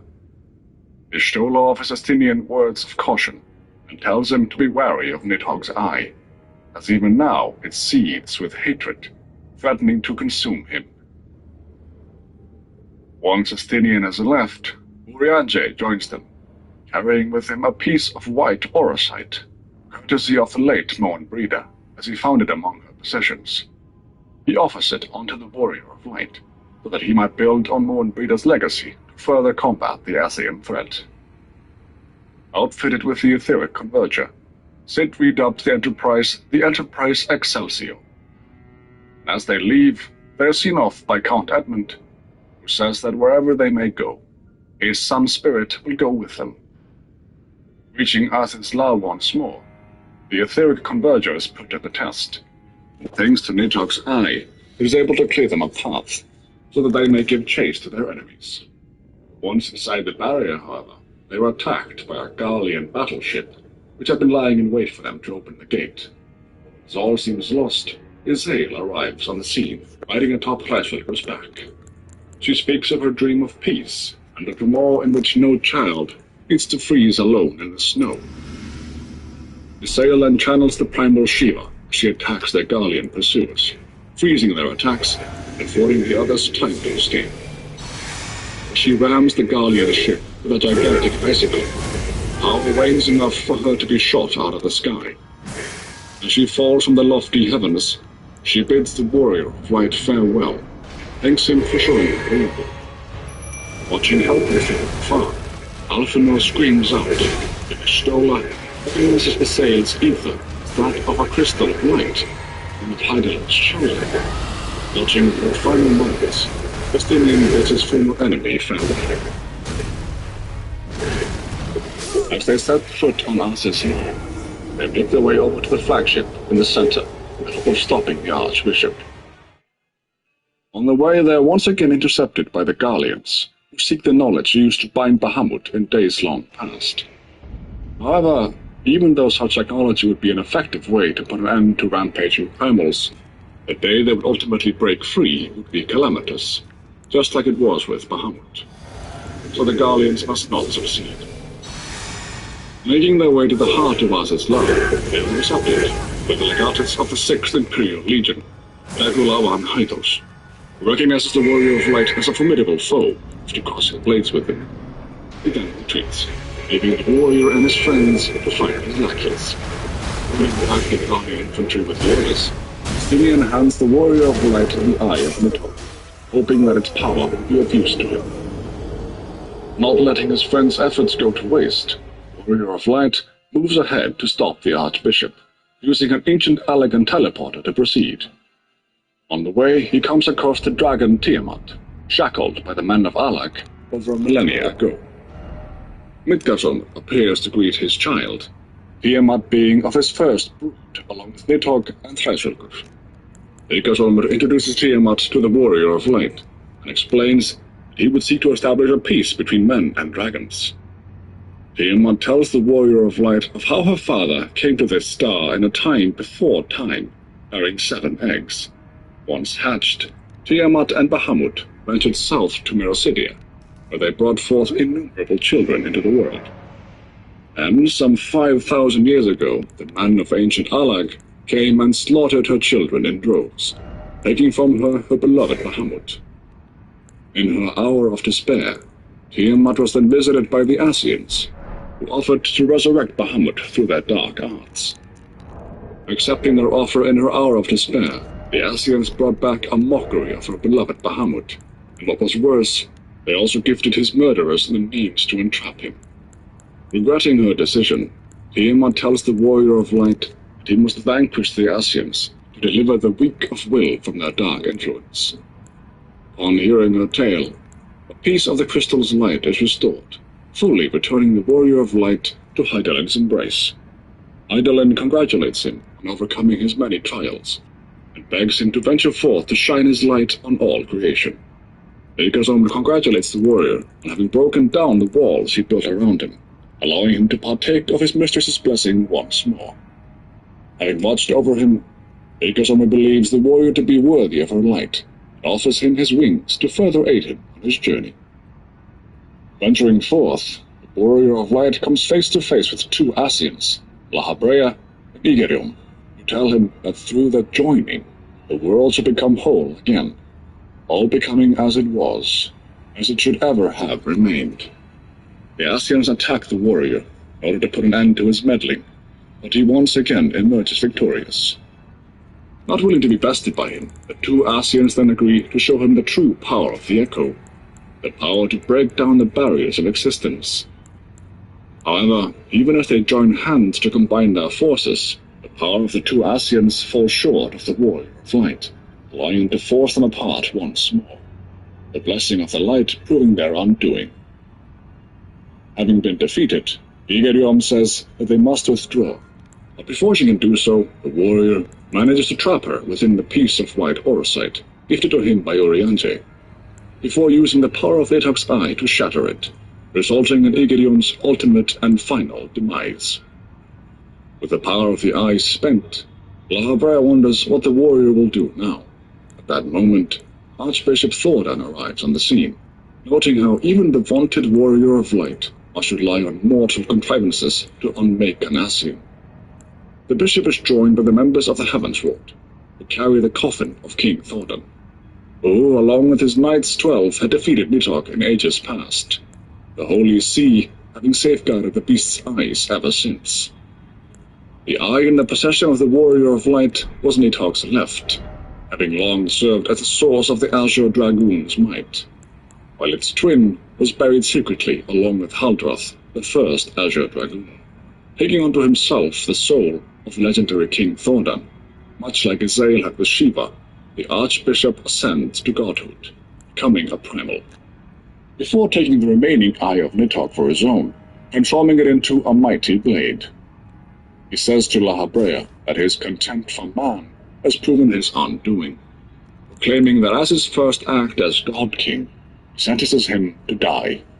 Swinging his divine blade, he then feeds upon Lahabrea's ether, much as a primal would feed on any other source of ether. Having vanquished the Ascian, he vows that his divine blade will bring order to the world.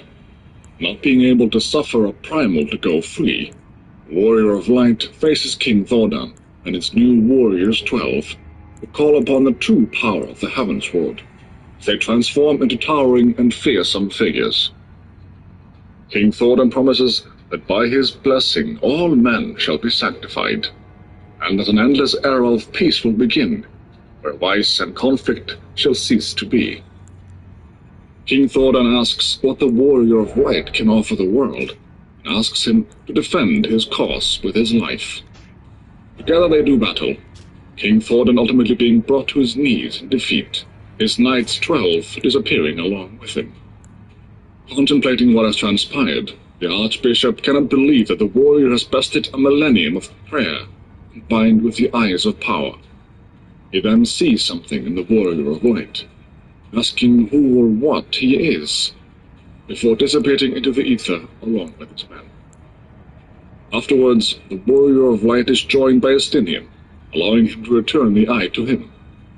However, as Estinian takes hold of the second eye, he is overpowered by Nidhogg's will, as the mighty dragon takes over his body, fully manifesting in the world before soaring off. Riding on Mikazor's back, the Warrior of Light joins the others, Ishtola noting the absence of Estinian.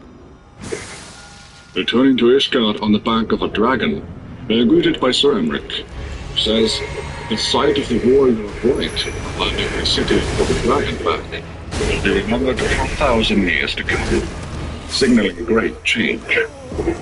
They tell Sir Emric of how the Warrior of Light succeeded in foiling the Archbishop's plans, but Mikazorma reminds them that the struggles are not yet over. Mikazorma asks the Ishgardians whether they truly desire peace, at which point Sir Emric apologizes for the unspeakable atrocities his people have committed against dragonkind. Sir Emric says that it will take time, but that he believes that Ishgard may yet become a place where man and dragon can abide together in harmony. They are joined by the leaders of the Eorzean Alliance, who welcome the Holy See of Ishgard into their fold, once again counting it as a proud member of the Eorzean Alliance. The Sultana of Ul'dah asks that their nations move forward as one, standing united against the threat of the Ghazan. leaders of the 4 city-states raise their weapons in unison, vowing to fight for the future of Eorzea. Overlooking the city, the Warrior of Light is joined by Alfenwood to visit Hoshaphan's grave, a noble monument to a noble soul. Tataru brings flowers. The Warrior of Light leaves Hoshaphan's shield, shattered, yet still proudly bearing the flowers for them. Alfen reminds them that they have lost much, but they must nevertheless press on. They have rebuilt the science. So ends a glorious chapter in their tale. Though tumultuous days yet lie ahead for Ishgard. For 1,000 years under the yoke of the Church, the people take their first tentative steps into the unknown. While they spy a glimmer of peace upon the horizon, Nidhogg's vengeful shadow yet remains dark.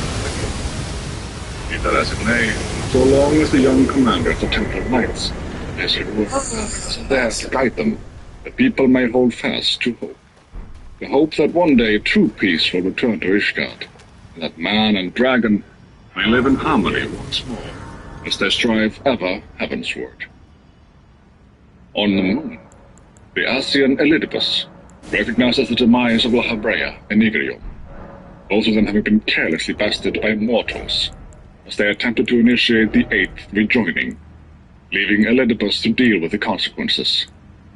Elidibus says that Hydalin's champion has grown too strong, and that his might encroaches upon the realm of gods. To restore the equilibrium, he turns to another and tells him that his time to join the fray has come, referring to him as the Warrior of Darkness. Patch 3.1. As goes light, so goes darkness. Once things calm down a little bit, Sir Emmerich invites Alphinaud and the Warrior of Light to meet him.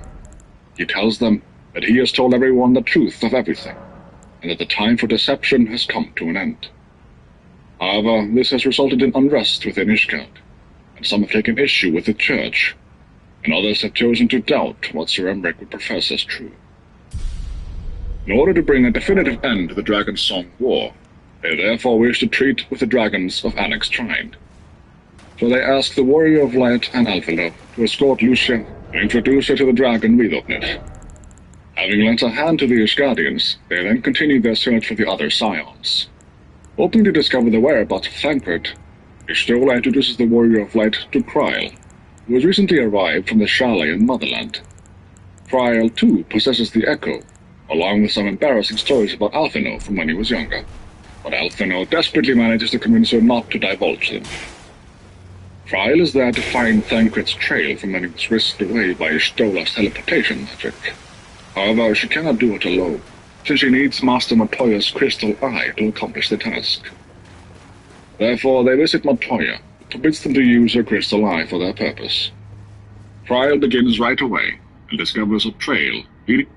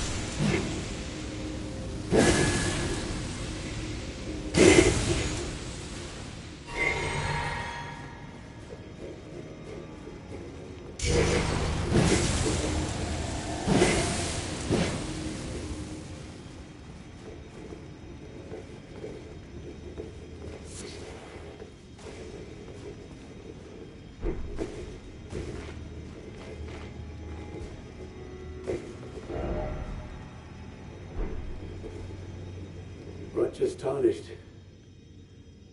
It's been some time. There was one thought I could not dislodge from my mind.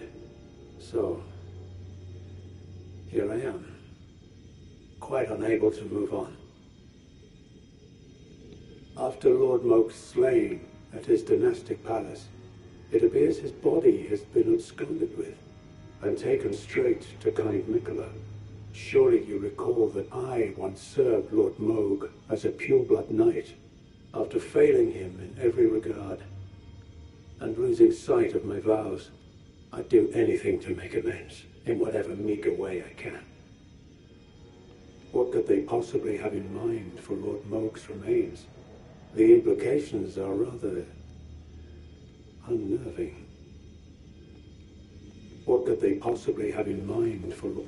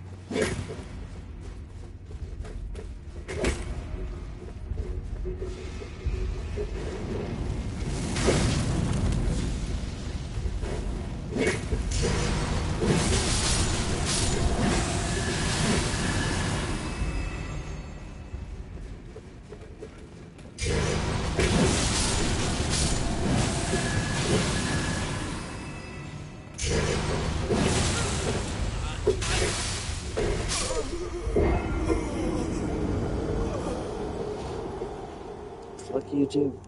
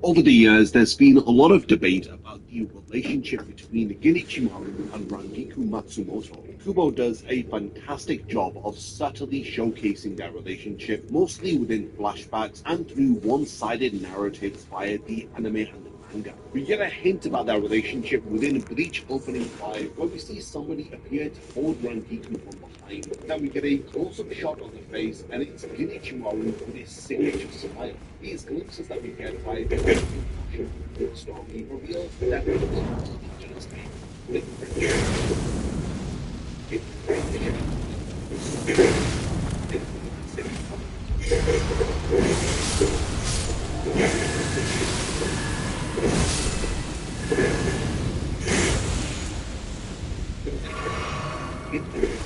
it's written story it does.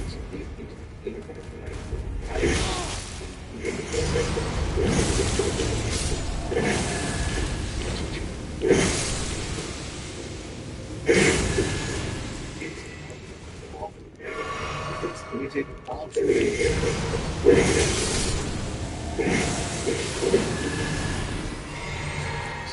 precious. It's one of the most mysterious and underrated aspects of the Bleach. As we discuss the relationship between Gin and Yuko, we should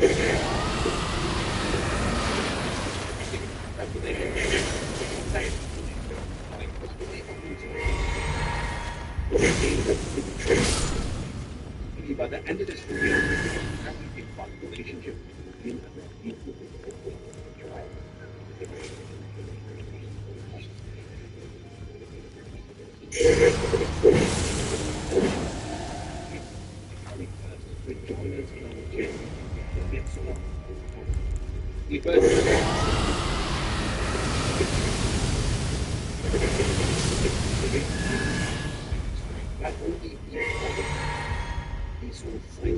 Rangiku is passed out around and Gin punches them, stating that the reason as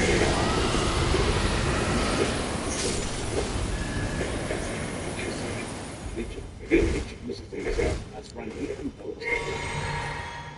She then wakes up to the present day as we realize that she was having a dream about the first time. Their relationship is she states that just when Rangiku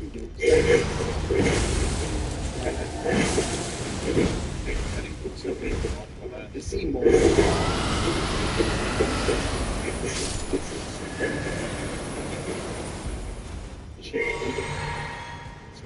as the reader, it's as if there is more to be said with that relationship than just Gin having studied it. As far as to its right now, about Gin's involvement in she has an awful lot of ways where she even calls it by his first name, but then remembers that she needs to address it and counting Ichigo. All of this is really out of control. As Kubo usually portrays her as the comic believer,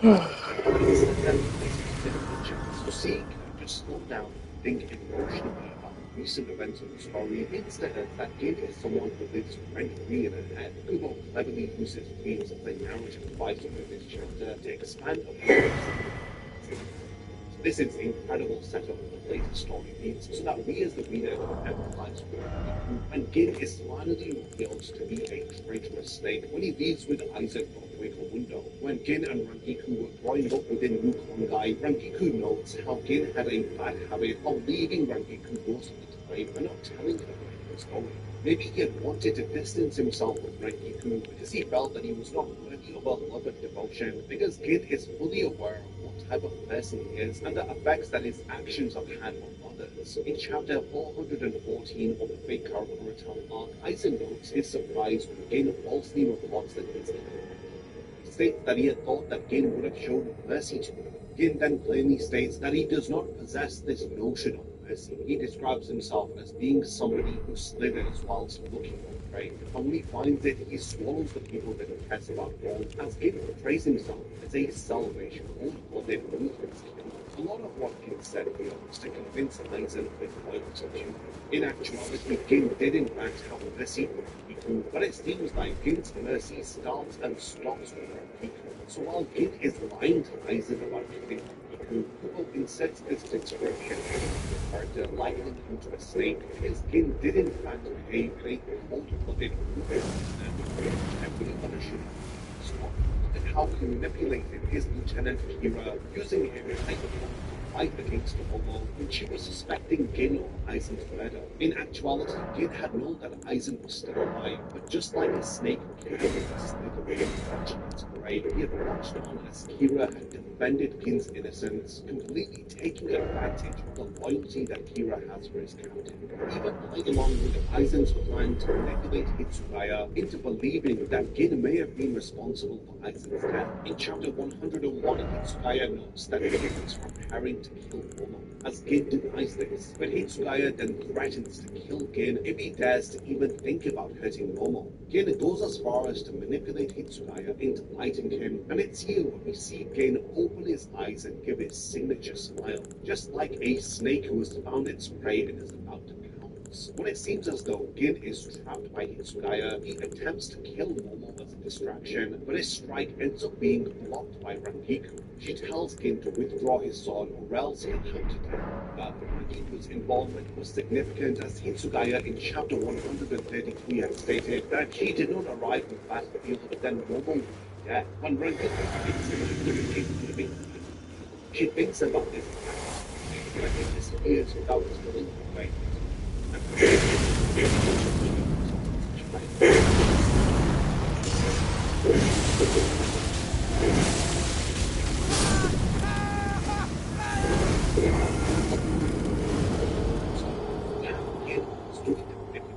Who had in fact grown up with Rangiku, and then you have her captain Hitsugaya, who is a victim of all of the manipulation that Gin and Aizen had done on him and Momo. So to learn more about Gin and his true motives, let's find out why he had decided to join Aizen in his quest to become a false god. In chapter 414 of the manga, we learn that Aizen needed a Hokyoku in order for him to achieve his goals. The Hokyoku was initially described to be a device which had allowed to dissolve the barrier between a Shinigami and a Hollow. It was later described as a wish-granting orb, as it pretty much manifests the heart's desire of its wielder. On Aizen's quest to create his own Hokyoku, he had shaved the souls of hundreds of Shinigami and hundreds of Honkai residents. But all of this was nowhere near enough, because a fragment of the Soul King was required for a Hokyoku. Despite taking this precious block of Rangiku's soul, his Hokyoku was still incomplete. He was aware that he was creating his own Hokyoku. He had then come up with the eyes of light. Functioning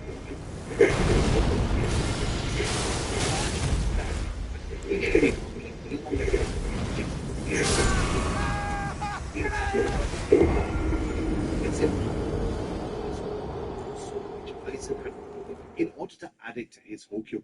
Following this, we see a panel where Rangiku appears to be lying on the ground, and in the next frame, he then stares at Aizen with a cold look on his face. He silently thinks to himself that he is the leader of the Shinigami who had hurt Rangiku, as he vows to then kill him. This expression is reminiscent to how a snake looks at its prey, with how you see Gin's peering eyes looking through a bunch of leaves, similar to a snake on the ground, hiding within the grass and staring at its prey. In the flashback that's revealed in chapter 416, when Gin is about to leave Rangiku, she runs after him, asking where he is going. She questions if that's a Shinigami robe that he is wearing. As she wonders where he found it, Gin responds by telling her that he has made up his mind. He's going to become a Shinigami. He desires to do this in order to change things, all for the purpose of not wanting to see Rangiku fail. Kubo does an incredible job of explaining Gin's true motive, and he intertwines all of these flashbacks with the very motivating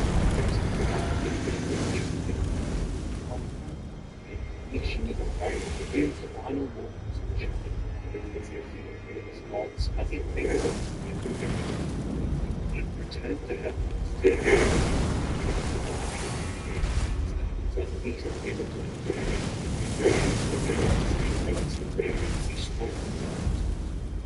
as you realize that it's not the time, as we see that falling behind now, the scene then shifts to each of them. Then it's raining.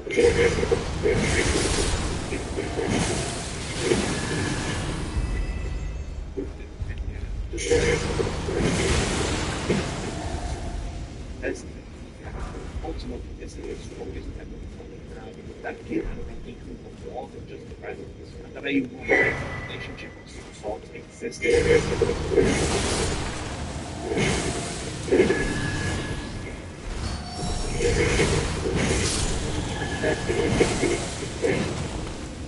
Especially chapter 4,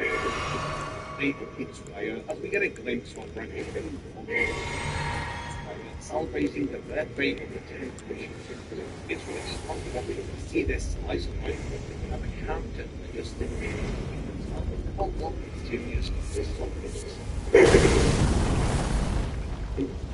When Aizen wishes to birthday, it states that birthdays don't mean much.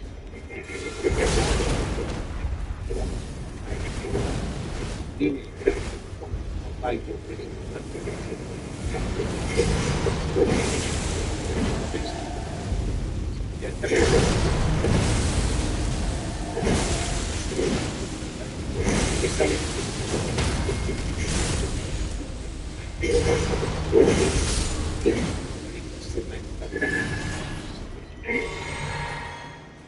that meeting was a focal point in her life lets us know just how much weight Gin holds within her heart. Gin then stamps the official date of Rangiku's birthday as the same day that the two of them had met, thus placing an irrevocable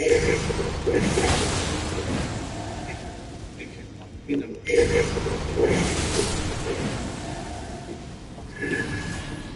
that what Gin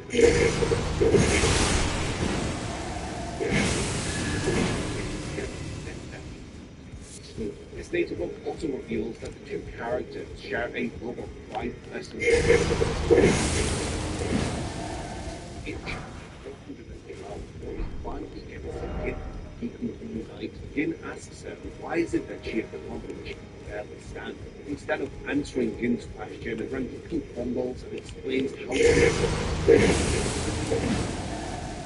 she comes here, but rather why she is here when she can barely stand.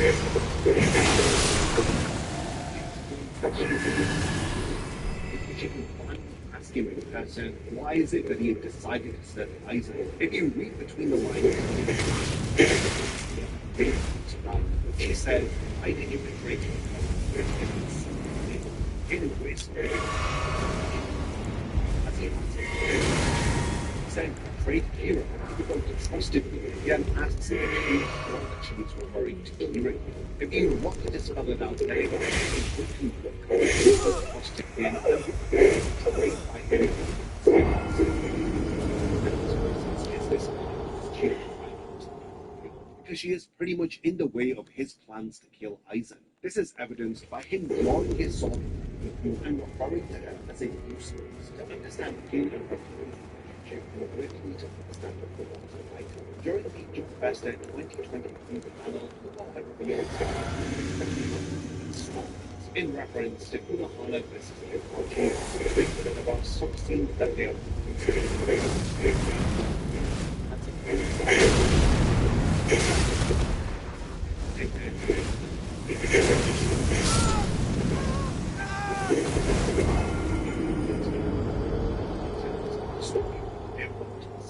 thus losing a sense of direction to the plot. So instead of showcasing all of these additional details about Kunohana's backstory, Kubo had decided to only showcase a brief flashback of Kunohana's first encounter with Hachi. Kubo said that there are many similar instances.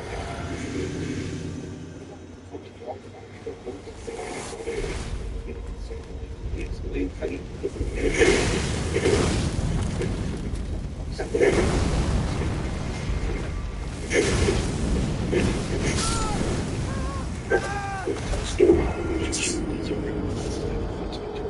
he wonders how such an incredible criminal ended up becoming a member of the original Gote 13. Ichigo's voice actor is a massive fan of Bleach, just like all of us, as he tells Kubo that fans would really like to find out what Kunohana's backstory is. Now, Kubo's response is very important, as it reveals his method of storytelling. He tells us it is there. The saying goes, if it is hidden, it is allowed. Kubo goes as far as to reiterate that this is the this book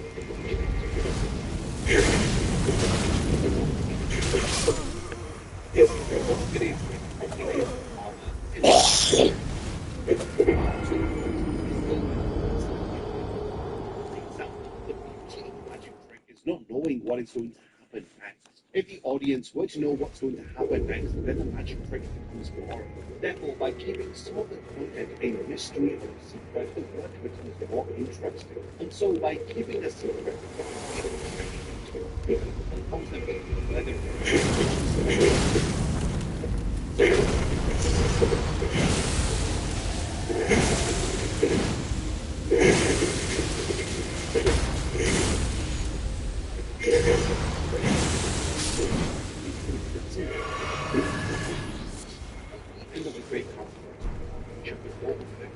we see Tsuraya training to get stronger, as Rangiku appears to be standing guard outside of the cave.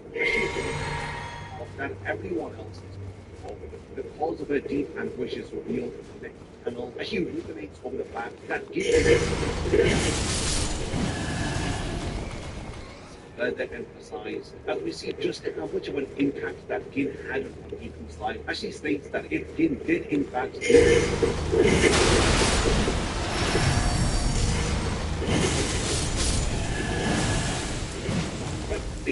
disappointed supply and to move on from its end. While some fans may feel frustrated with the way that Kubo handled Gin and the decisions that Kubo made in relation to writing that relationship is a case of if it is hidden, it is allowed. Just like I explained earlier, there is a lot of poetic beauty in what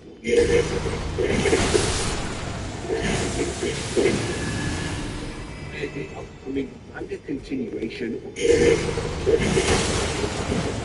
chapter Reads from Hell in August 2021, fans have been speculating that characters like it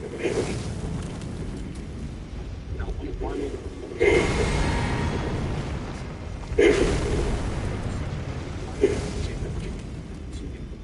there were no residents of Hongai beyond the 5th district that were found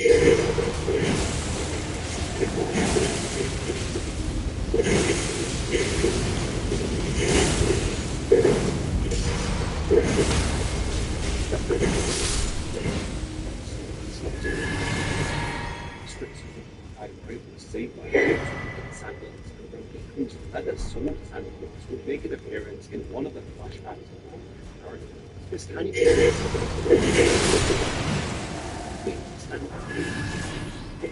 separated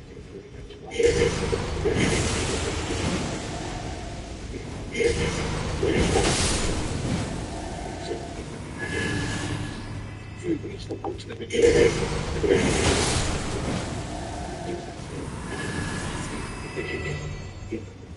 While Kubo never explicitly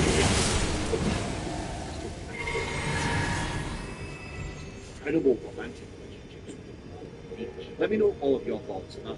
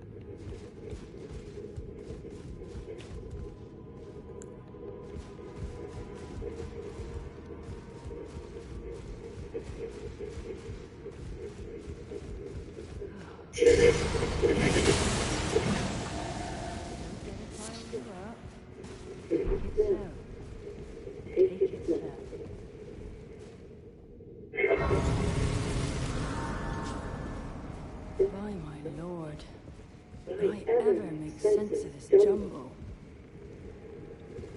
Oh, hello. I'm afraid I'm busy. Curse upon my lack of foresight. I should have asked Anne's back to impart his knowledge when I had the chance. I'm afraid I'm busy, truly.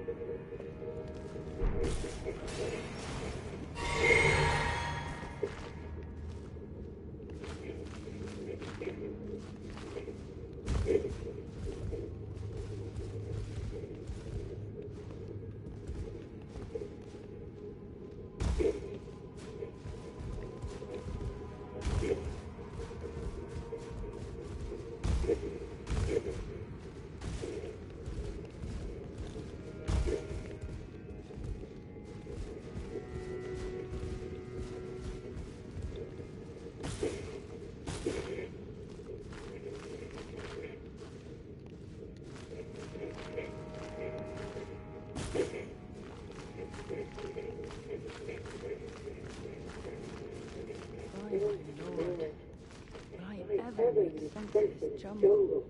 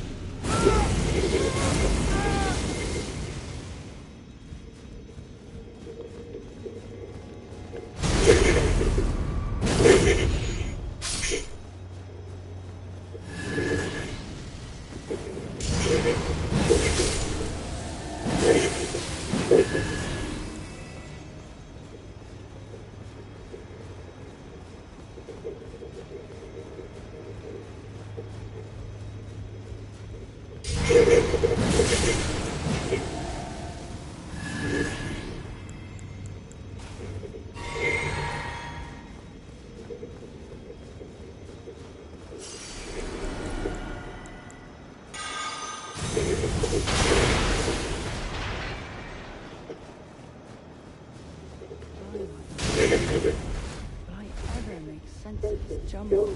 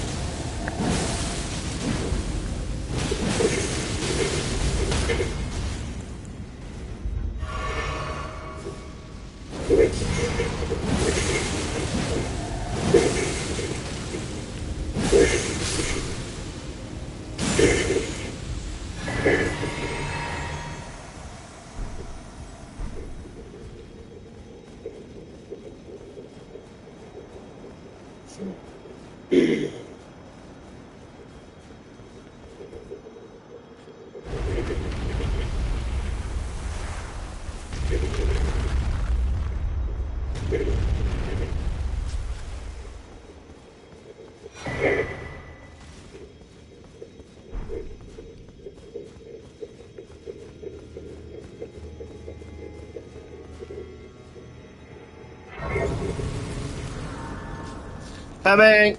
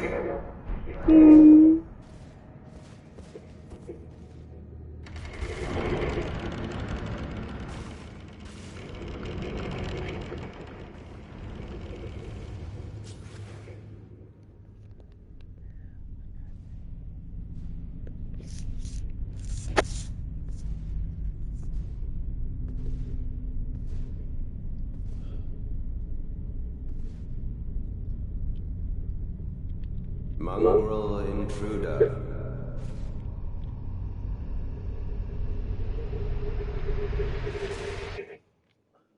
That TARDIS, it seems.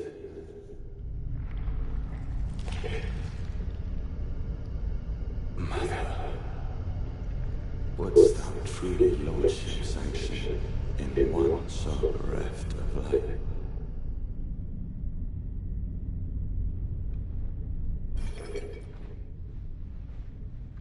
Yet, my purpose standeth unchanged. Those stripped of the grace of gold shall meet death.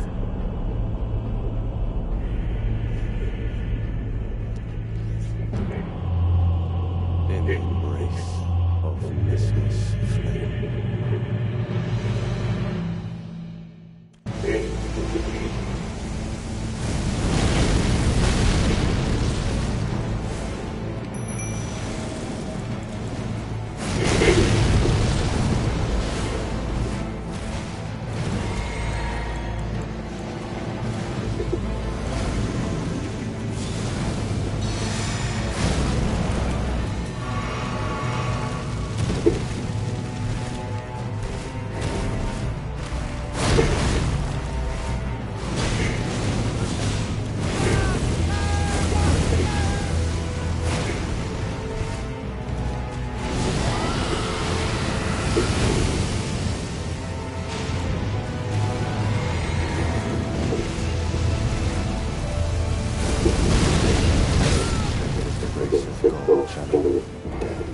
In the embrace of Mesmer's flame.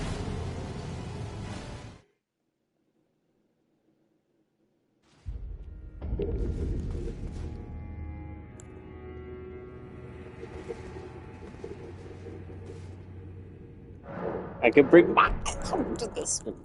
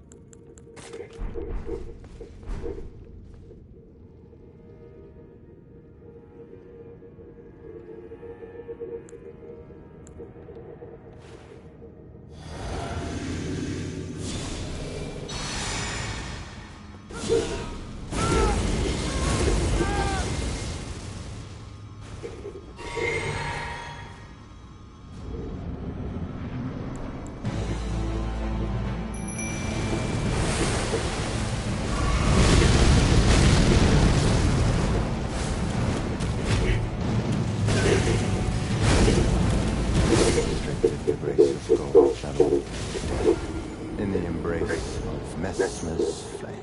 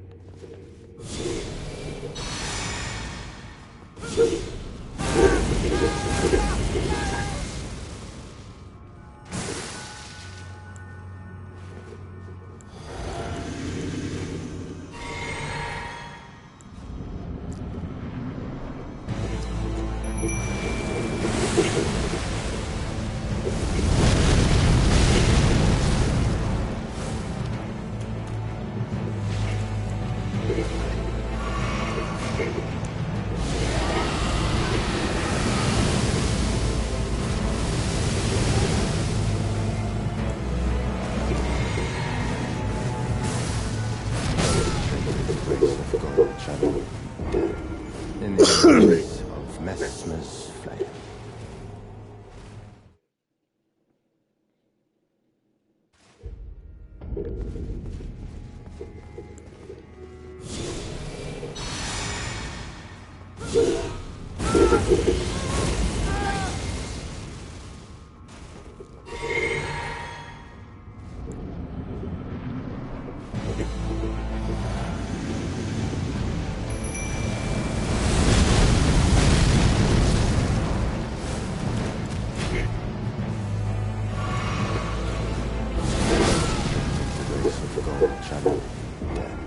In the embrace of Mesmer's flame.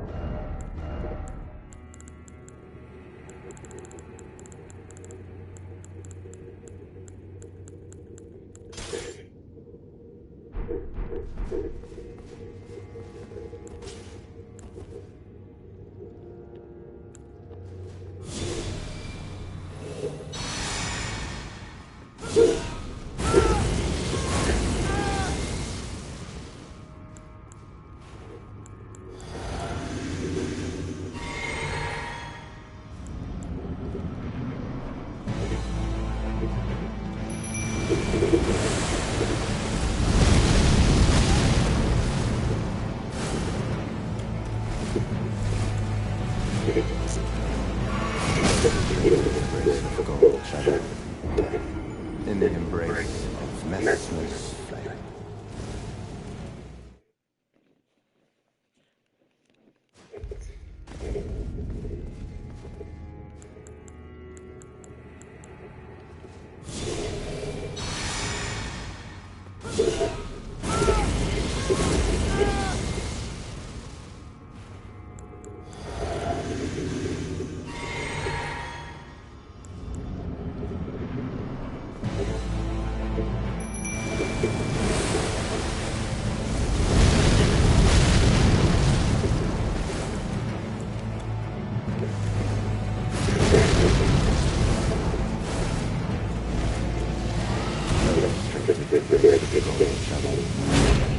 In the embrace of Mesmer's flame.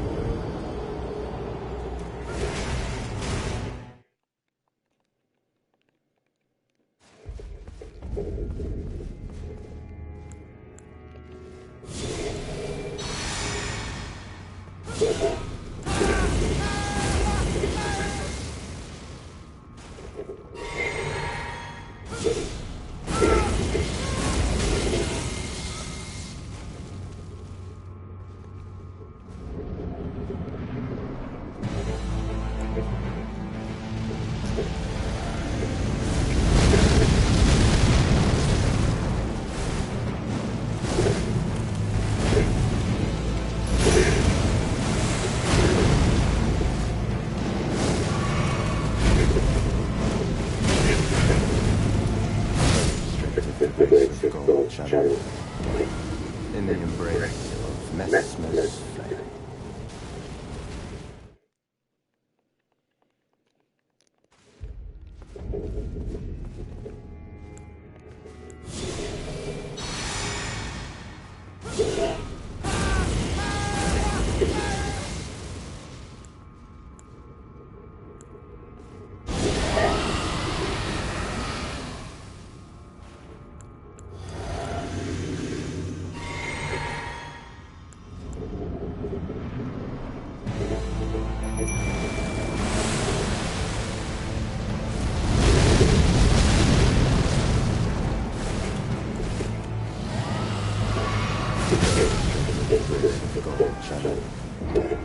In the embrace of Mesmer's flame. Okay. It's the spirit ash.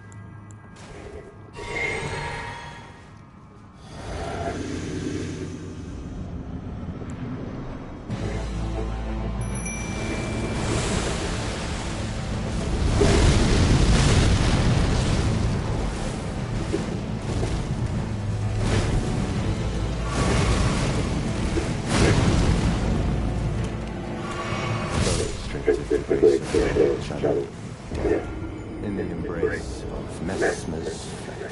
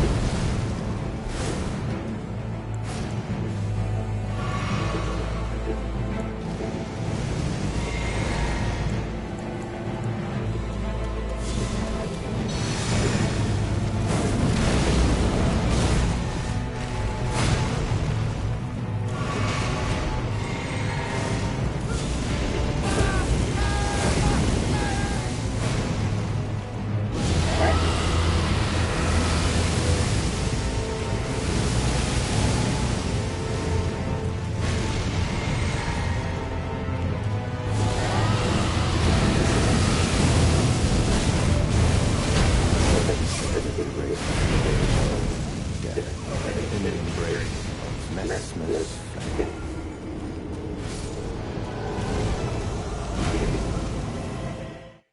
Okay, I do like what you're bringing, bitch.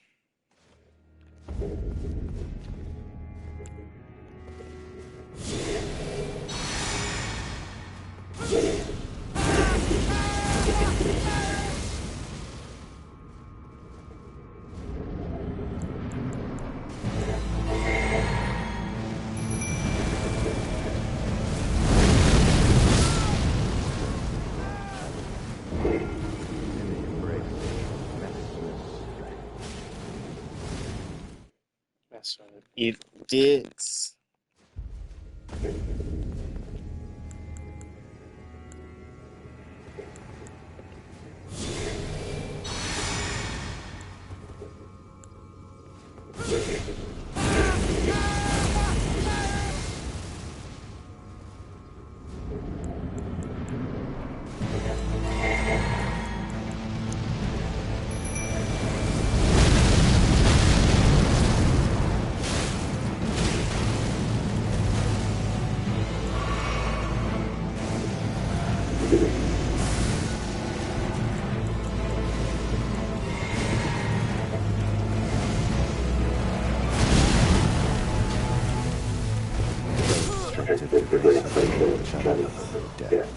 In the embrace of Mesmer's flame.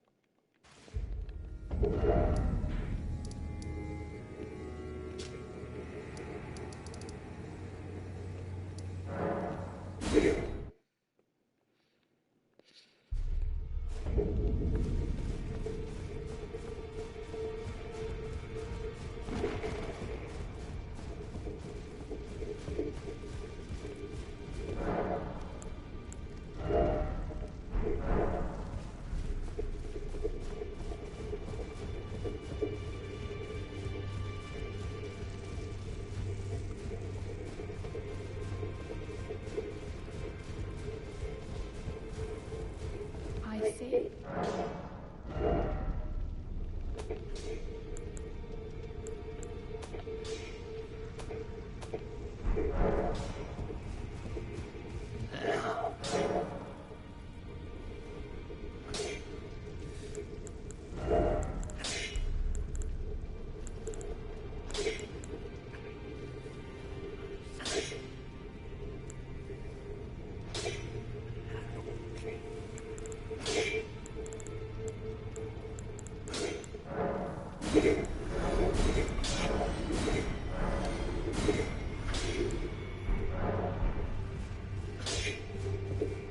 I see.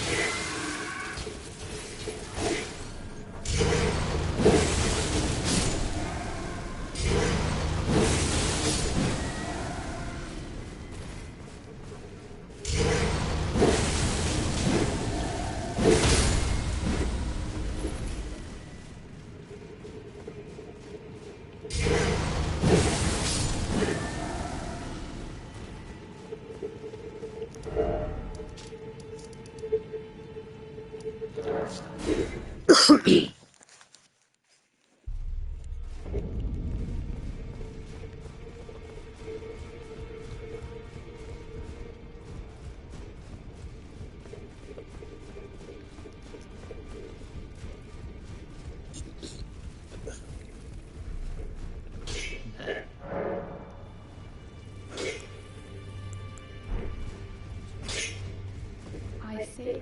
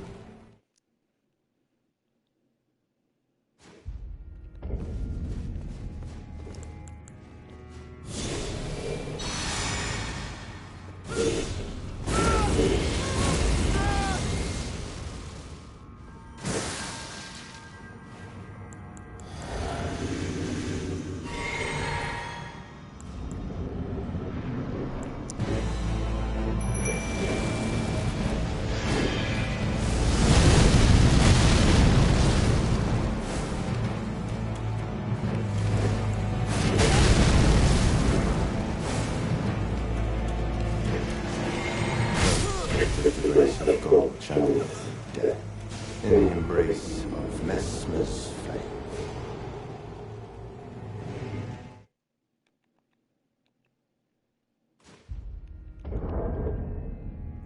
Something about this.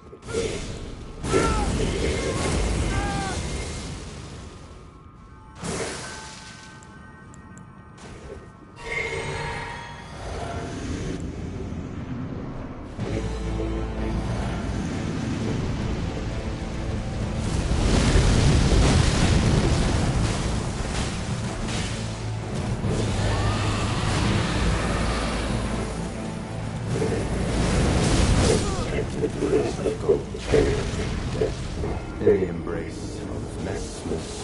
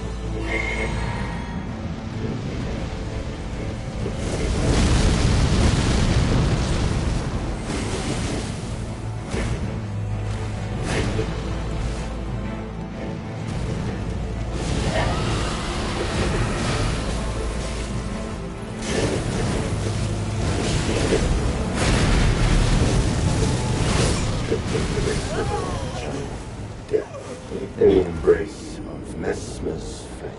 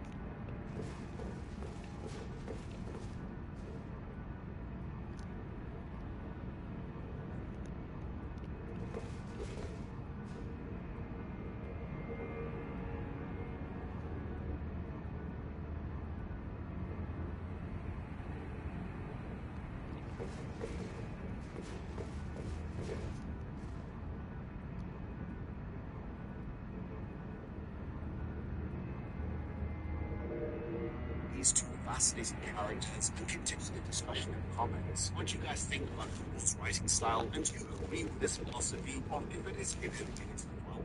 I look forward to reading your thank you to see you next Legends. Supporters for helping to make this video possible.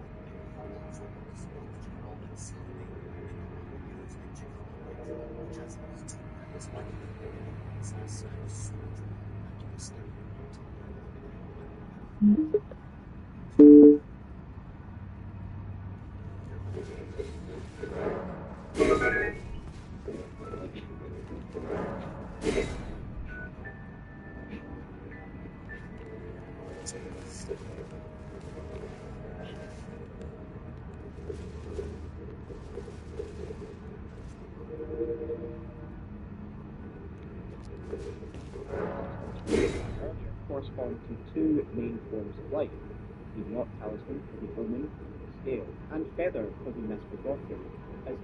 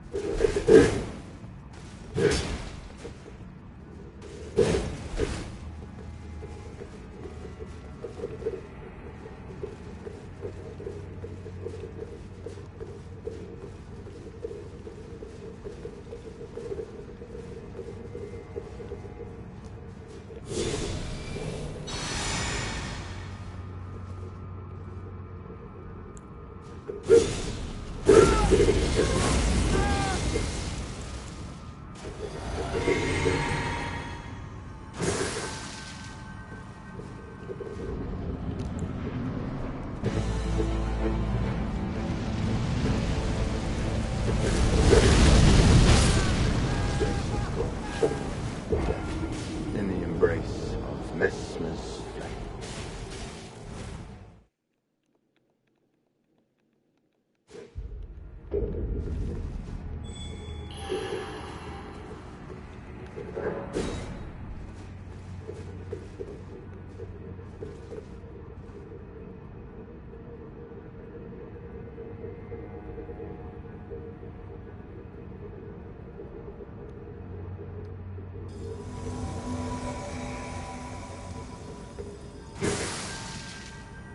Hey!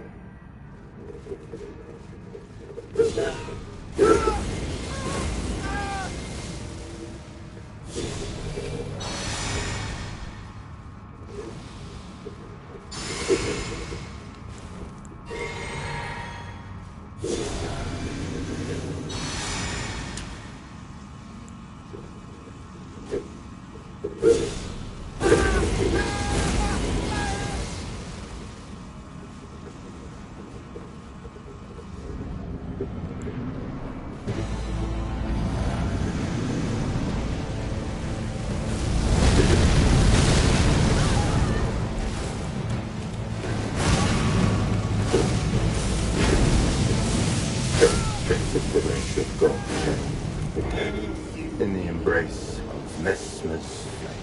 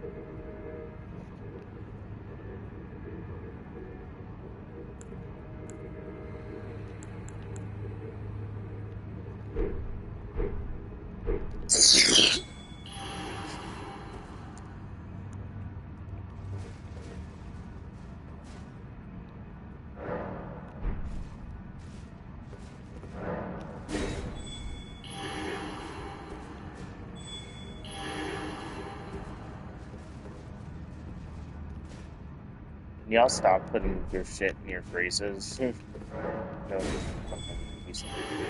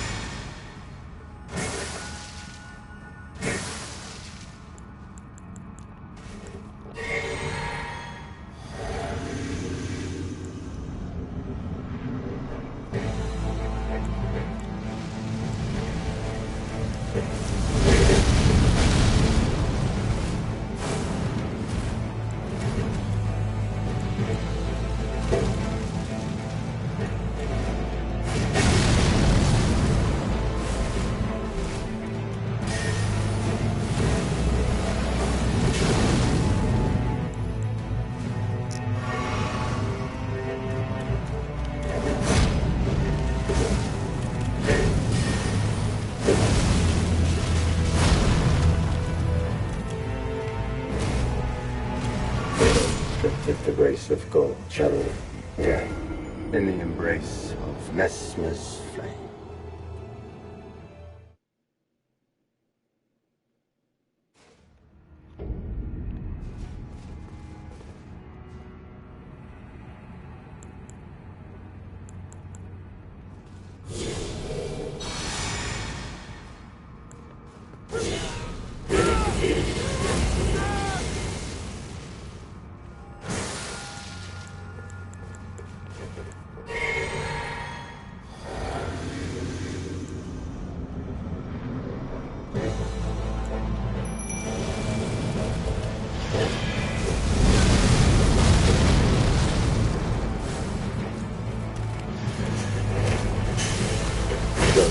With the grace of God, shall die in the embrace of Messmer's flame.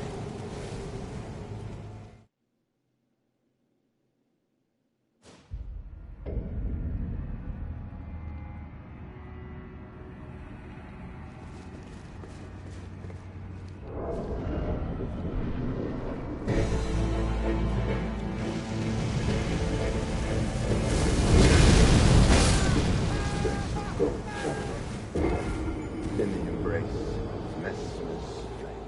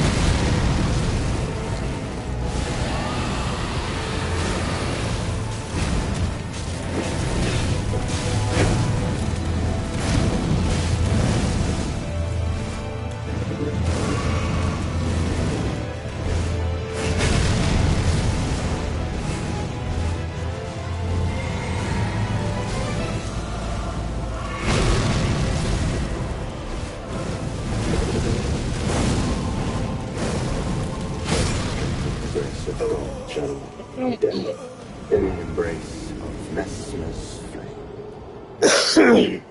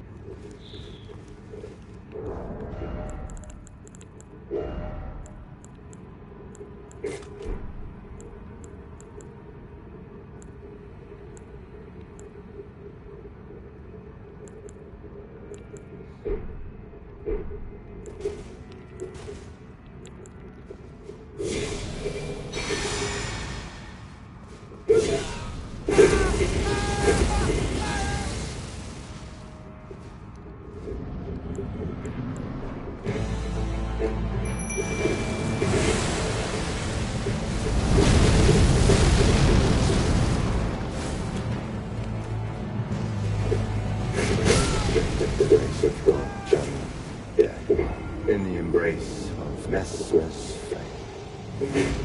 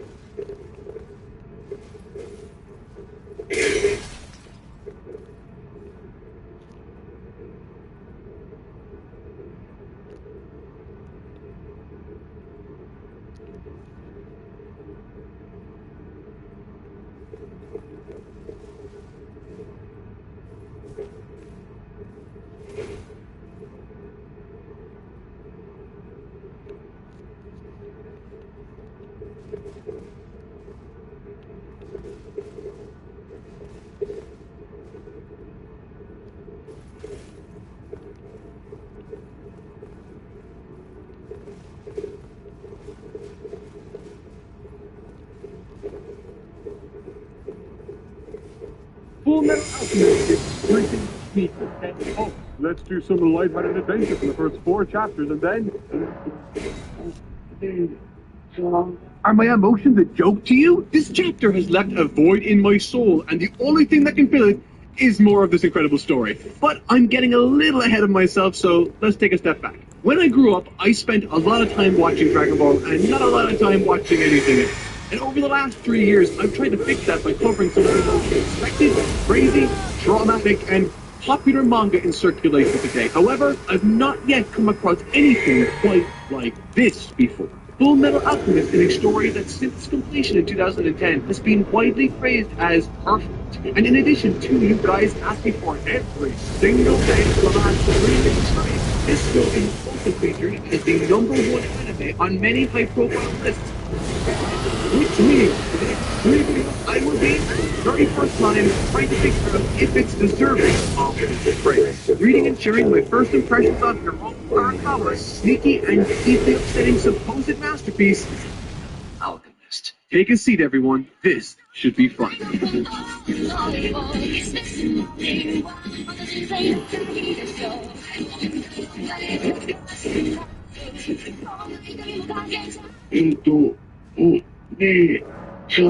Alright, so like I said, the first 5 chapters of the story took me completely by surprise, and just for transparency, I'm going to be writing sections of this as I read them. I have no idea what happens after chapter 5 yet, but I figured I'd let you all know what I thought about the first 5 chapters, because it was a really interesting bait and switch to me. And by interesting, I mean sick and twisted, but I digress. This manga has the strongest first page I've ever read. It illustrates the singular event that kickstarts this entire story, all the while interweaving the core message of it. In just 1 page and 4 panels, Arakawa tells a story of catastrophe, realization, despair, and consequence. the likes of which I've never seen so concisely conveyed before. I've read a lot of manga on this channel, some truly great pieces of storytelling. However, when I tell you all that this is the single strongest first page I've read, I want to emphasize that fact as true. For example, I got chills when I read this line. Humankind cannot gain anything without first giving something up in return. Beyond this, the first 4 chapters are largely centered around standalone stories that we as readers believe to be unrelated to one another at this point in time. They involve our 2 main characters, Edward Elric and his younger brother Alphonse, as they travel in search of something called the Philosopher's Stone to right the wrongs of their past. The first chapter contends with the antics of one self-appointed religious figure known as Father Cornello, one who claims he can raise the dead, to which Edward says, "Don't like the sound of that." Now, that's subtle, but it's a really nice piece of exposition expressed through character expression. It suggests Edward's negative experience with such a venture, and it just really makes me want to lean in and learn more about this world. I think what I love about this manga also is that for these first 4 chapters or so, it tries to hide the horror of this world for the most part behind humorous artwork and some truly great storytelling. But at the end of the day, the true nature of this story always manages to seep through the cracks. In chapter 1, a young woman called Rose wishes for Father Cornello to resurrect her deceased boyfriend. It's very heavy subject matter, certainly not what I expected from a first chapter, but what follows again alludes to something more harrowing in Edward and Al's pasts, one that could explain their physical state presently. Furthermore, there's some childlike comparisons used here also, but not in the way that you'd expect. The comparison is made between Edward and Icarus, who famously failed at his mission despite his greatest and most ambitious efforts to reach the heavens above. Furthermore, the story contained in chapter 1 is sort of perfect in its placing. Much like the townsfolk, we the readers don't know of alchemy and how it's used. And once we see what Father Cornello can do, we accept that there must be some legitimate... A gay guy being Edward and Icarus, who famously failed at his mission despite his greatest and most ambitious efforts to reach the heavens above. Furthermore, the story contained in chapter 1 is sort of perfect in its placing. Much like the townsfolk, we the readers don't know of alchemy and how it's used. And once we see what Father Cornello can do, we accept that there must be some legitimacy to his claims of divinity. And what bonds us with Edward and Alphonse from the get-go is their lifting of the cloak on this conman and his hopes on this town. There are, of course, other stories like the mining one in chapter 3, which paints this world in 30 shades of grey, the government being the antagonist in this instance. It seems that everyone in this world is fair game if their motives are misplaced, which honestly just makes things that much more interesting to me. But no matter what, I keep returning to the conclusion of chapter 2. It's explained to us that equivalent exchange is the rule with which this story abides by.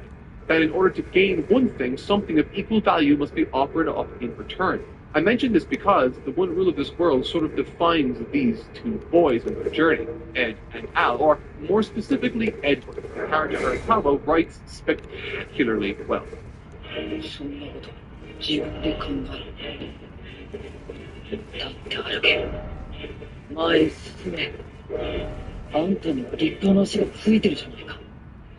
To show you what I mean, there are 2 quotes I want to examine, and the first is from this exchange between Rose and Edward.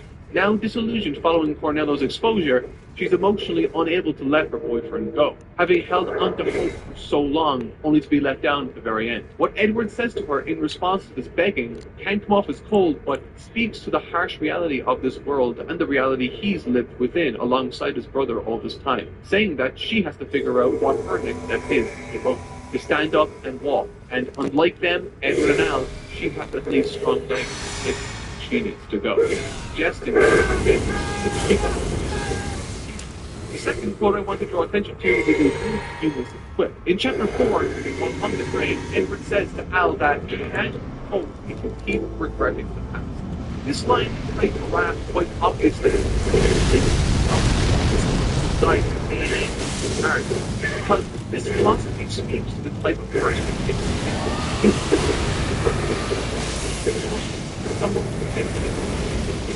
and when things go wrong, it's on fiction, trying to do his best to make amends.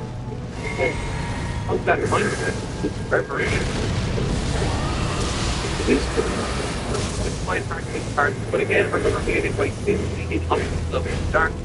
That is until we get to chapter 5. Yeah, okay, we get the picture. This episode is with capital and where the chapters and darkness in the ranks. We think that it's a very literal subject matter. When the two boys arrive from their eventful trip, their focus is squarely on bioalchemy, or more specifically to seek it out, to which they are pointed in the direction of one Sho, Tucker. He's introduced as the sowing life alchemist for having, at one point, 2 years ago, created a chimera, a fusion of two or more creatures that could talk. And that isn't even remotely the most screwed up thing in this chapter. Not by a long shot, and I think that's sort of the idea. The purpose of these first 5 chapters are to establish the main duo, reveal how moral they are, and in the background allude to something far more severe and dark. I'm not even kind of exaggerating that when it was revealed that Sho Tucker sacrificed his wife, his dog, and his daughter for the sake of his work, this manga feared deep within me, the likes of which I never even got from Berserk. I think it has to do with what these 5 chapters do best. Establish a precedent and then boom, contrast. And from this point on, as readers and viewers, we experience this story through the lens of this event and the horror that befell these boys. It's very happy-go-lucky, but it's grounded in its approach, and through that, every little detail becomes that much more emphatic, for lack of a better term. The near misses become extremely tense, and the deaths, well, they hit much harder too.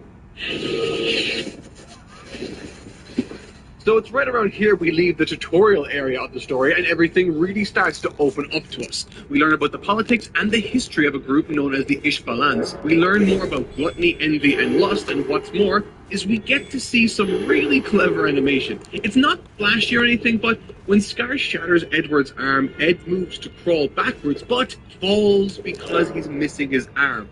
It's a very small detail, but it's one that I appreciate greatly. It's great character acting. But back on the topic of context and setting, generally speaking, this isn't so much a story with clear-cut sides. We've been bonded to many in the military, like Mustang, Armstrong, and Hawkeye, among others, but we can also sympathize with what's going on in Ishbal, formerly known as Scar. And moreover, the trio of glut, lust, and envy seem to be against him too. But yeah, that's all I got for now. Time to go back to reading. 5 hours later. Alright, I'm after reading a bunch more, and there's a mystery afoot, everyone. And we meet a girl called Winry that has such a cool design with her jumpsuit, and then a really nice guy dies. My head hurts. Alright, let's get into it. This might seem complex right now, but it kind of isn't.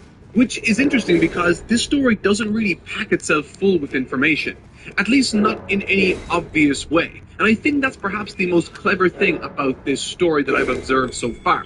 From this point on, there's a lot of mystery surrounding a supposedly evil plot and its connection to the Philosopher's Stone that Ed and Al are searching for. And with all of that on my dinner plate, I never felt too full or overwhelmed by the exposition. When I was reading One Piece week to week, I would be writing up like 20-page documents of notes, taking account of everything that I thought would be relevant and worth addressing in a video, while also slamming like 6 to 9 volumes every 4 days in a sweat. One Piece, it's intense. It's not for the faint of heart. Only those with the strength and will to become the Pirate King, that is. But with Full Metal Alchemist, I feel so much more relaxed. This is one continuous story, and Arakawa is interested in telling it at her own pace, and honestly, it's phenomenal. She has such a keen eye for picking out certain intimate moments and creates space for us to bathe in them for a little longer than other stories I've read through have given me. And this creates so much more natural investment for me as a reader because I want so desperately for these characters that I am now invested in to get their happy endings. Where Dragon Ball would be way too busy shoving in some fight thing, or in the case of One Piece, would be way too busy shoving in as much story as possible. It's a good thing. Please don't kill me, One Piece community. Full Metal Alchemist, I am happy to say, has a wonderful balance of the two and has struck a very satisfying approach for me, I think. But enough generalities. I alluded to a mystery element within this story. The Philosopher's Stone and its supposed connection with the plot Lust & Co. are carrying out. On their way to Winry for repairs, Ed and Al stop to talk to one Dr. Marco, whose research is directly tied to what Ed and Al are desperately looking for. This is where the mystery is turned up to 11. He uses a Philosopher's Stone and is known all around the area as a guy that can just heal people with miracles, so to speak. But the conflict here is that Dr. Marco doesn't give Ed anything other than a riddle to solve. And that is, to find the truth that lies within the truth. What the hell does that mean? Ed and Al are now faced with solving this mystery, this riddle that leads to the next step in this web of confusion, and someone is hiding something, but what is it? Suddenly this story has gone full-blown mystery noir and I am all here for it. It's such a rare atmosphere for a shonen manga to try and employ so successfully. Anyways, that riddle meant that the government, I think, were using prisoners as sacrifices to create more Philosopher's Stones. For what reason? I still don't know, but this is how far we are. Al and Ed go to investigate, but are cut off before they can discover anything by two souls. Well, okay, technically three souls, but they're all trapped in two suits of armor. They both beat their attackers, and just as Ed's dude is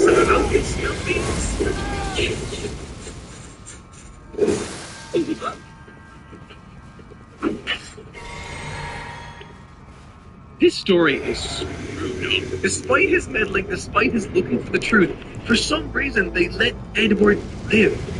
Okay, jokes aside, I do have a theory, but you're going to have to wait a teeny bit longer.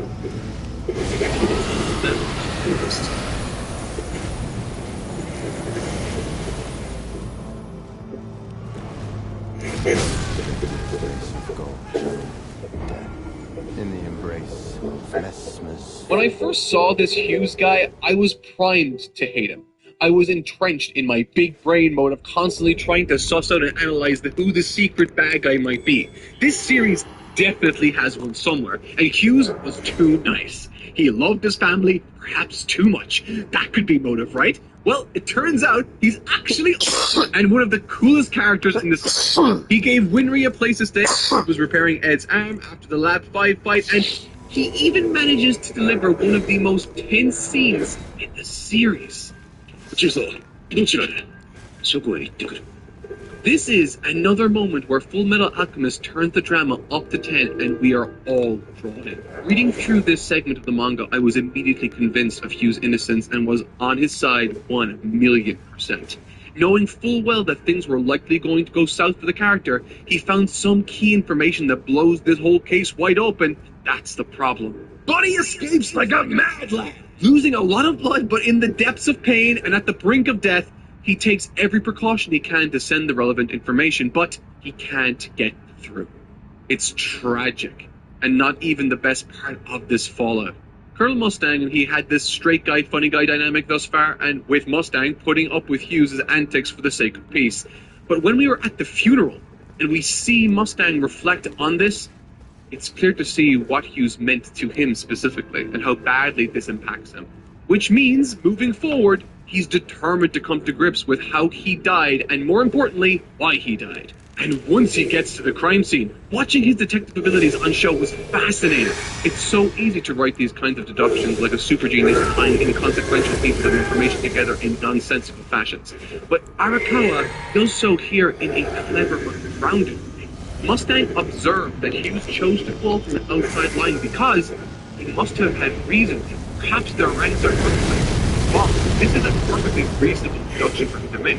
Furthermore, Mustang reads into the letter he says to him, inferring he has a gag order from someone higher up than even he, and understood from his wording that there are two murderers on the loose. I love this mystery surrounding the government, the Philosopher's Stone, and how the Ishbalans play into it, not to mention Edward and Al. It's fascinating, and in making us want to figure this out, it also makes us focus on the world building all that. I'm gonna be real, not much happens in Rust Valley in terms of plot progression, but a lot takes place in terms of world building and context for the narrative. Seeing this place where all the main soldiers go to after the war to get themselves some nice looking prosthetics is both interesting and unsettling, with even the inhabitants saying as much. With a new character called Paninia's Legs acting as the launching point that transports us up this mountain to find a dude to train Winry in the ways of making better automail, and of course, childbirth.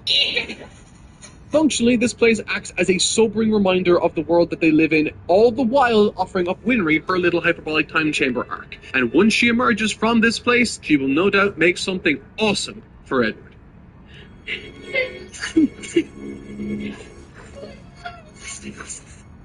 I think a large part of the story's appeal comes from a tormented world being seen through the innocent and well-meaning eyes and actions of two young children.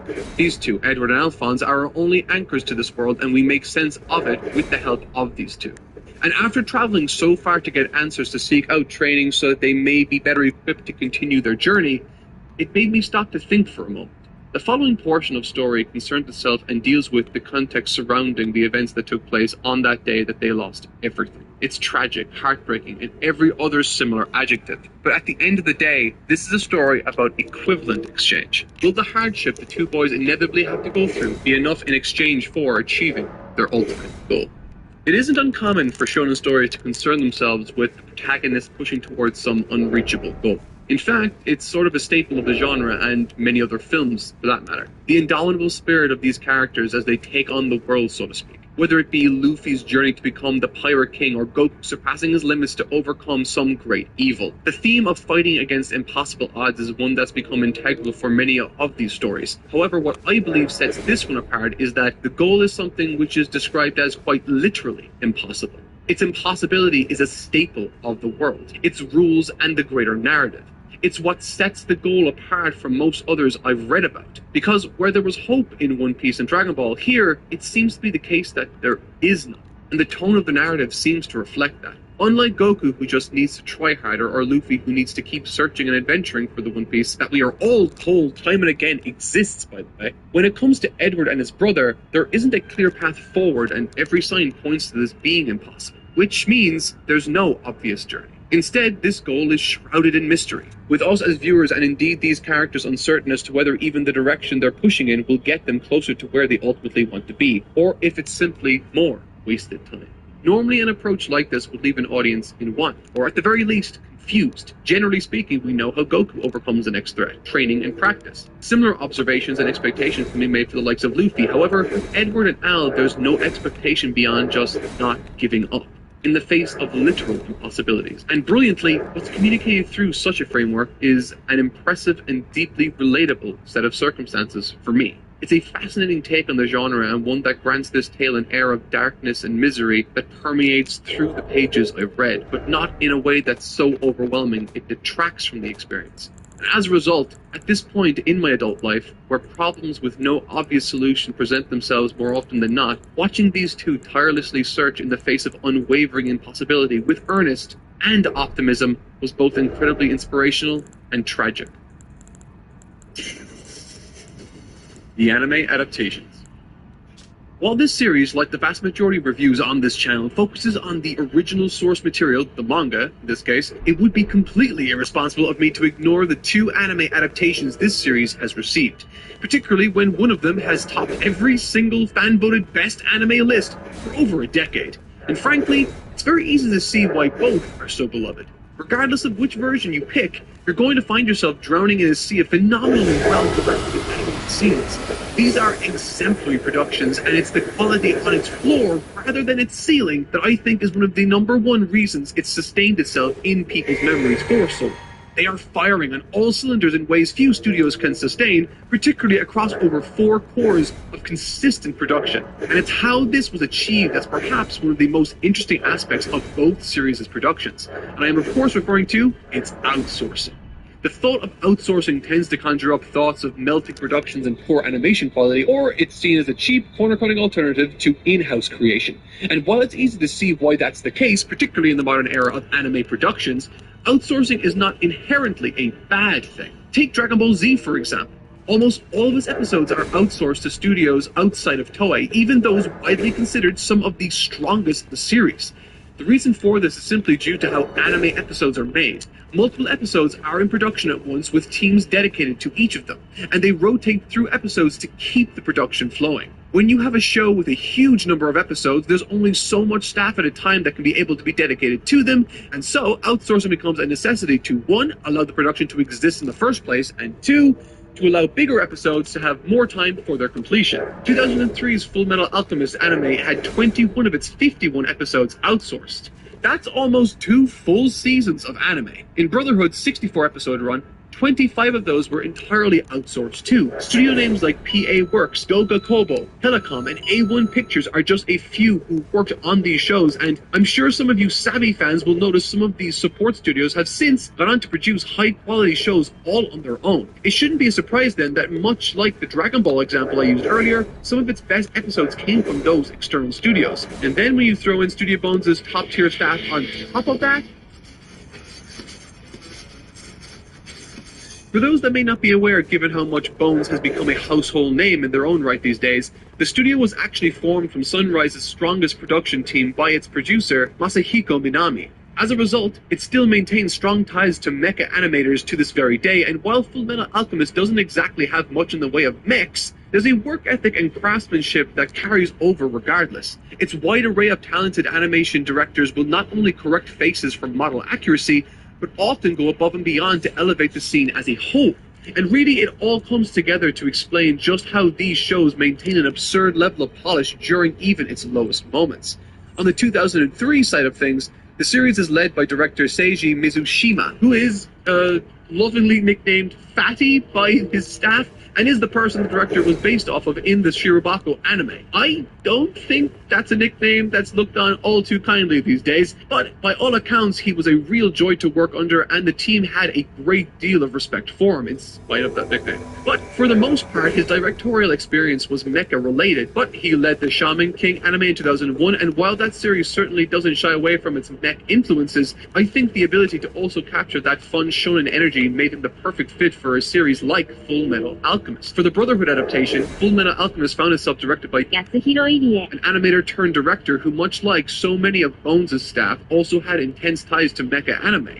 He's someone who's been quite vocal about his love of Hayao Miyazaki's work also, citing Kiki's Delivery Service as one of the reasons he got into anime in the first place. It's an influence you can very clearly see in his debut show, Kurao Phantom Memory. It's just chock full of solid layouts with a real emphasis on the fundamentals of animation. However, that show was only 2 cours long, and that meant he was able to have a real hands-on approach to directing, using his strong drawing skills to really elevate the production itself. Contrast, Brotherhood's 64 episodes were more than double the length of Phantom Memories, and so that approach was simply never going to work. Instead, he had to lean heavily on the individual directors and storyboard artists on board the production. Delegating duties like that can be scary and sometimes leads to jarring disparity in quality across episodes, but thankfully he was blessed with a very strong directorial team within Bones itself, and a lot of outsourcing sure helped alleviate the pressure too. In the behind-the-scenes sections of any other video, now would be an incredible time to talk about the character designers for each show, but I think with both series scoring seriously impressive design work either way, it's an element that's heavily down for the 2003 designs came from Yoshiyuki Ito, who's usually a bit of a legend in this department. He's done some spectacular designs with the likes of Space Dandy, Ace Maso, and there's a really distinct flavor to his work that seeps into his Fullmetal Alchemist designs too. They sport a large palette of edge on the and really lean into the idea of an adaptation rather than a perfect copy. On the flip side, Brotherhood came from Hiroki Kano, whose design background really only extends to Razafone and the Yu Yu Hakusho movie. In spite of this, the work here is largely to the staunch adherence of Arakawa's founder and producer style. It looks great and really helps to sell the idea that Brotherhood exists to represent the manga as a whole, while 2003 moved off in its own direction by Deception. However, our both series really shine are their individual animators, the key major stars, and I think to do justice, they require their own space for a thorough exploration of what they offer in the series. I'll be sure to include their section in future videos regarding this topic. But in the meantime, I think it's important to cover an aspect of the anime that is arguably as defining as its visuals. It's music.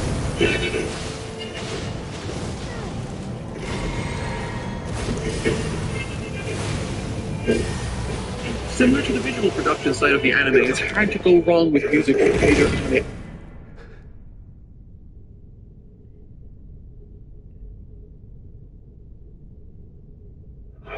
Not suffer.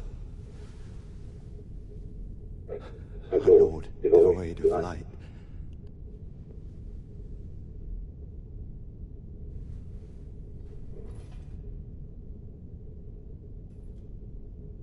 No, Mother, forgive me.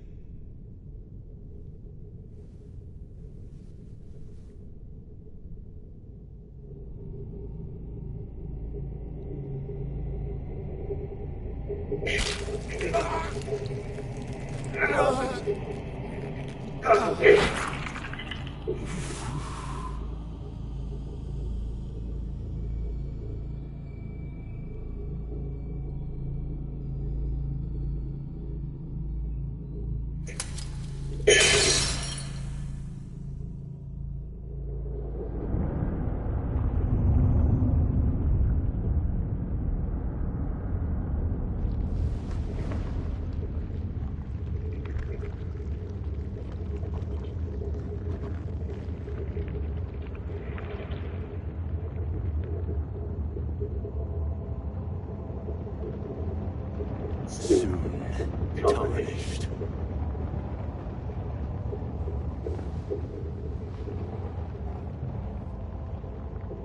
Wilt thou be taken in the jaws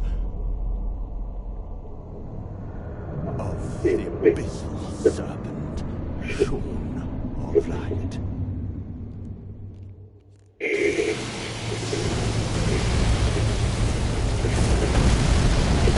Lifeless creature, embrace thy oblivion, as shall I.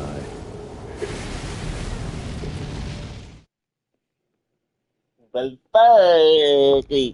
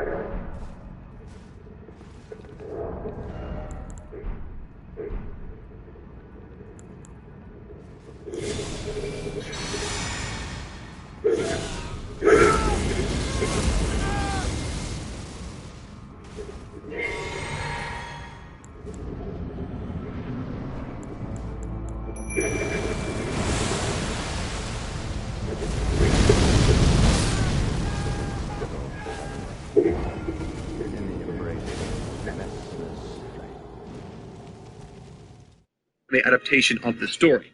Both excel in their respective approaches and bring with them tracks and motifs that have since become deeply beloved by nearly all who watch the shows. But what I find interesting between both of them is that they do have different approaches. Fundamentally, I mean. And I think those differences really highlight the differences in general direction both shows took in their adaptations. The original series score was composed by Michiru Oshima, and when I first watched it, I was honestly surprised by how grounded and earthy the whole thing felt. Both scores are certainly rooted in a sense of emotion and wonder, but Oshima's focus really seemed to be on the down-to-earth aspect of the story. Most of the tracks feature a lot of instrumentation that feels familiar to us as viewers. Strings, horns, drums, the whole 9 yards. Whereas with Brotherhood's score, composed by Akira Senju, it was immediately clear to me how different the two composers envisioned this story and its world.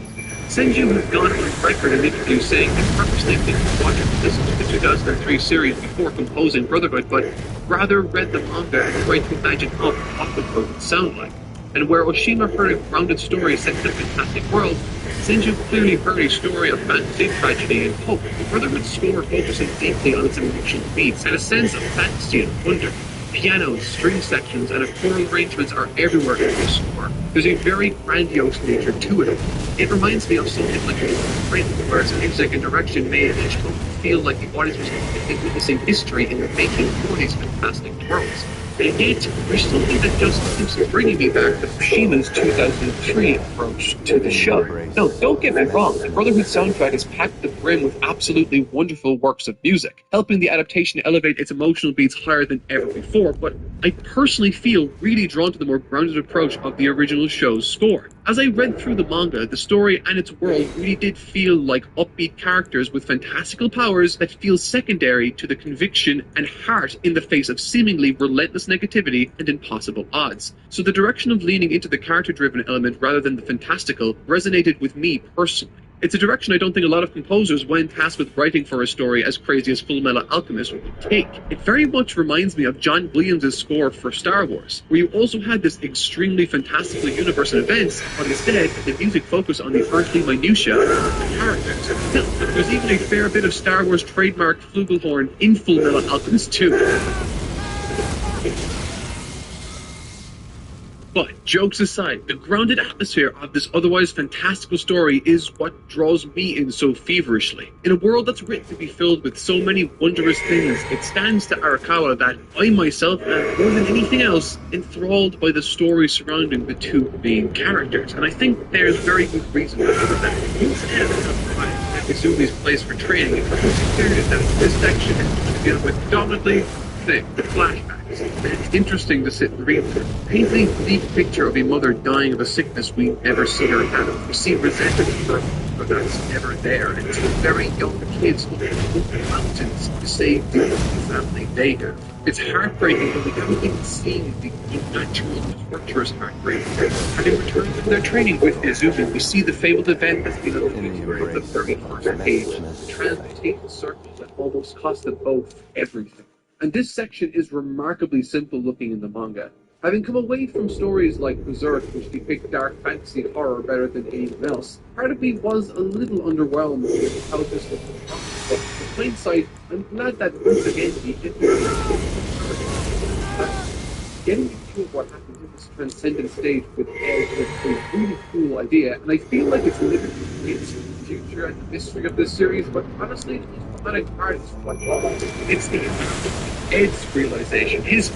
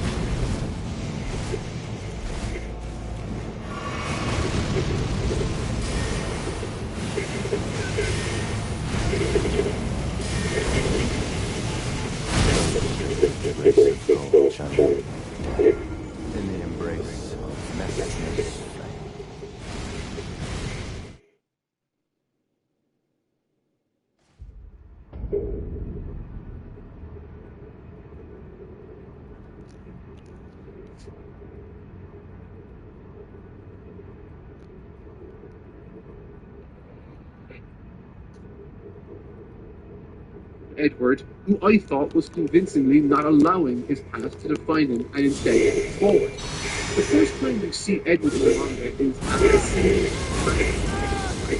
talking to him pushing forward in life after death. It demonstrates exactly who he is. Character. Tortured, yes, but also tenacious and convicted, working with his trauma and I thought that was it. Because he's resting. Every single pushing his goal. Making progress on a journey that seems hopeless, only while Hal was lost in Edward has a negativity in the past, but he seems to fall in the embrace, using it as a fuel with the most pressing cost to him being his sacrifice of the today, the here and now. There's an interesting quote from Granny Pinocchio on Edward Elric and his nature in this chapter too. It says, "I wondered where in that little body all that strength was coming from, and because he's so strong, I worry that when he does finally find it, he'll be able to get back on his feet."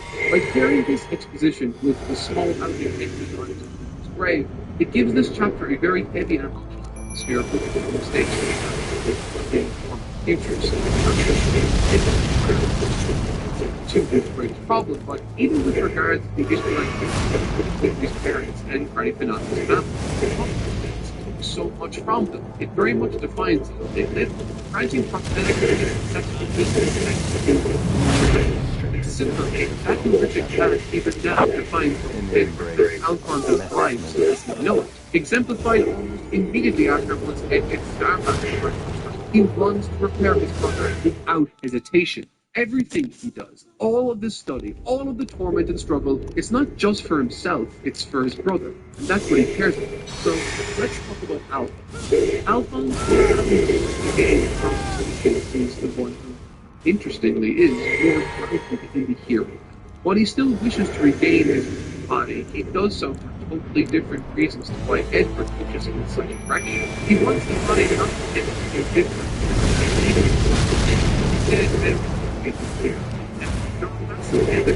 Physical truth, morality, extending a person's natural life. This is visually demonstrated through the horrific nightmares as well as the actions and sins. In the case of Alphonse, he has been the antagonist of this story once. He has been a very coexistence on this plane, and that's exactly what makes him dislike his current existence so much. Because without being able to taste feel the rain in his skin or the wind in his hair, it's all just a muted experience, a life that's practically meaningless. And you might think that Edward is closer to Alice than the antagonist of this story, but I would argue that Edward is the one to blame for the bulk of what tragedy unfolded. He led the charge, and as a result of that, led a series of crippling consequences on his planet, both literally and figuratively. In order to right these wrongs, he sees himself having committed to be able to raise his squarely on the future they want for themselves. Edward's mind is for his past, and nowhere is this more evident than Rush Valley, where we learn the state alchemist's pocket watch, where on the inside of it is etched a specific date, the 3rd of October, a date he promised himself he would never lose focus. For those same reasons, he destroyed his family home. He is so consumed by the guilt of that event and the consequences he wrought on his own family that he has dedicated every waking moment to perfecting and investigating this mysterious power system in hopes that one day it will reveal to him something that will allow him to live the rest of his life free of guilt. So in a way, it is as good and as talented as he is, not just because he's a genius, but because he's obsessed. Perhaps that's why he's not in every single part of it. Alphonse is thinking about something different, and yet Ed is living in the past and others are the future. So this is a story not just about exchange, but about life. What you need to give up or not in order to leave the fulfilling point. The ironic tragically, Alphonse is telling Ed to slow down and enjoy the moment, to rest and to have fun, He seems to be the only one who truly understands what life is all about, and that a great life needs to be one that ends at some point. And even if we want to take a step back and think about things more abstractly from Ed, Alphonse, or any other character in the story, perhaps the lesson is that we can't create full appreciation for something unless we lose it first in exchange. 太陽に近づきすぎれば燃え尽きるだけだ。真っ白な景色に今誘われて僕は見てる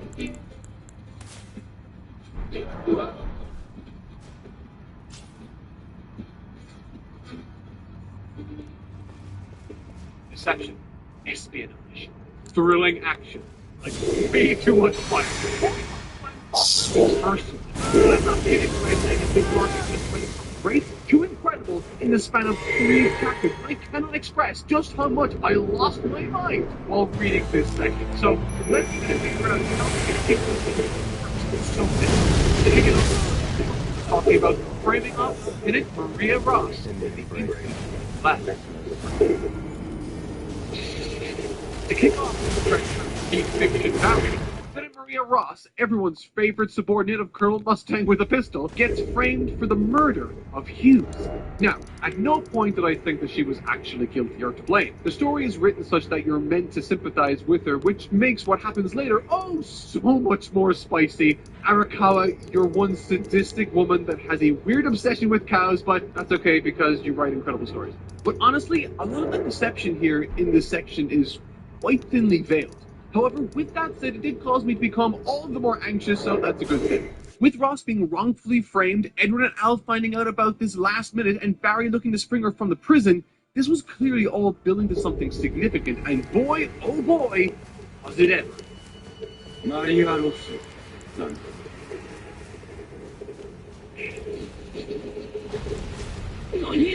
Yeah, I know, right? This is amazing. This is nuts and freaked me the hell out upon first discovering what was left in the and it's I was like, okay, story, that was pretty cool. From the corner. Actually, again, I didn't think that dedicated there'd be no way that people without education would react to escaping conflict like this. No chance to make the conflict wrong. Especially given what we know about our situation. You might see as negative in the story, and that's positive for the game. It's not what let's say this is to make them something big was done and people found it. That said, when the dental records came up as a match, I did have a brief moment of pause to second guess myself, but you know what? I said no way. No way Mustang did that. They had to figure out some way. And the fallout of this after is handled remarkably well. From the action to the prior chapter to this one, the framing of events and tone of the material is far much more subdued and sad.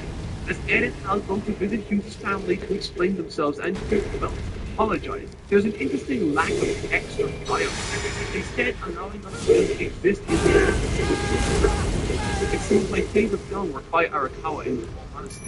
And I think that's the same much the same way that silence in their productions to evoke certain feelings from their audiences. I remember like in this chapter, you kind of strip back.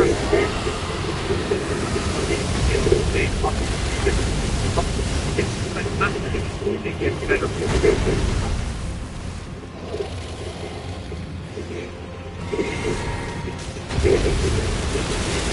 It's the thing, bringing it starts to get crazy and not quite because not exactly. There's some stuff that you can do with arm pump, like it was arm, but where they right and then you get busted and kind of your girlfriend being weak. And from this point on, when you start to talk right here, the audience starts to get apartment people fighting out it. But honestly, don't care for what people think that they have. As I mentioned in my last video, this seems to be a story that had its focus squarely in characters and their respective focus. And as a result, the story itself has been spectacular, but there hasn't been as much emphasis on play as we expect from characters. even with the emotional and personal with what they're under, you have to see these first arc, combat competition, whereas most of the opposites meaning the training and from places well, that's what it now, because from its initial fight song, the single best and most exciting sequence of fights I've seen in years at the market. I honestly the hit. Just for context, my mindset going into this was that I expected something up one day that Ross actually something stupid, but I had no idea how Barry the chopper could hit, but you know, the environment fit it into the equation. And just when I think that, that's then cases now, that was super amazing the ability, and as soon as Mustang arrived, of course, Nine Bandit keeps out like his soul. Appreciate Mustang's converting here. Secret conversation. The language of the game. The truth is the truth. Dictator. How about the Poké pretty much go all guns away from the question? When something unaccomplished.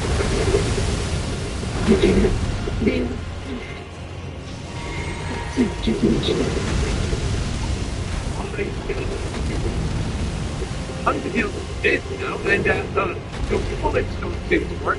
Not very good picture. The bullets don't get nothing. I said, wait before you get that way. She says 20 souls. What they found. Anyway, they have the whole time practice inside of them, or at least that's what it's practiced right now.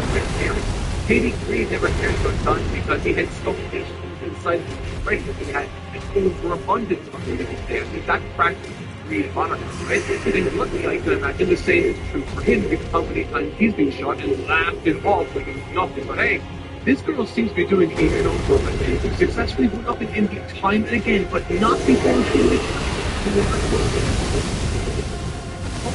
he can get to time to say, Poké. This is just the beginning, guys. Can't we talk about this not even being the point of it yet? Okay? But chill.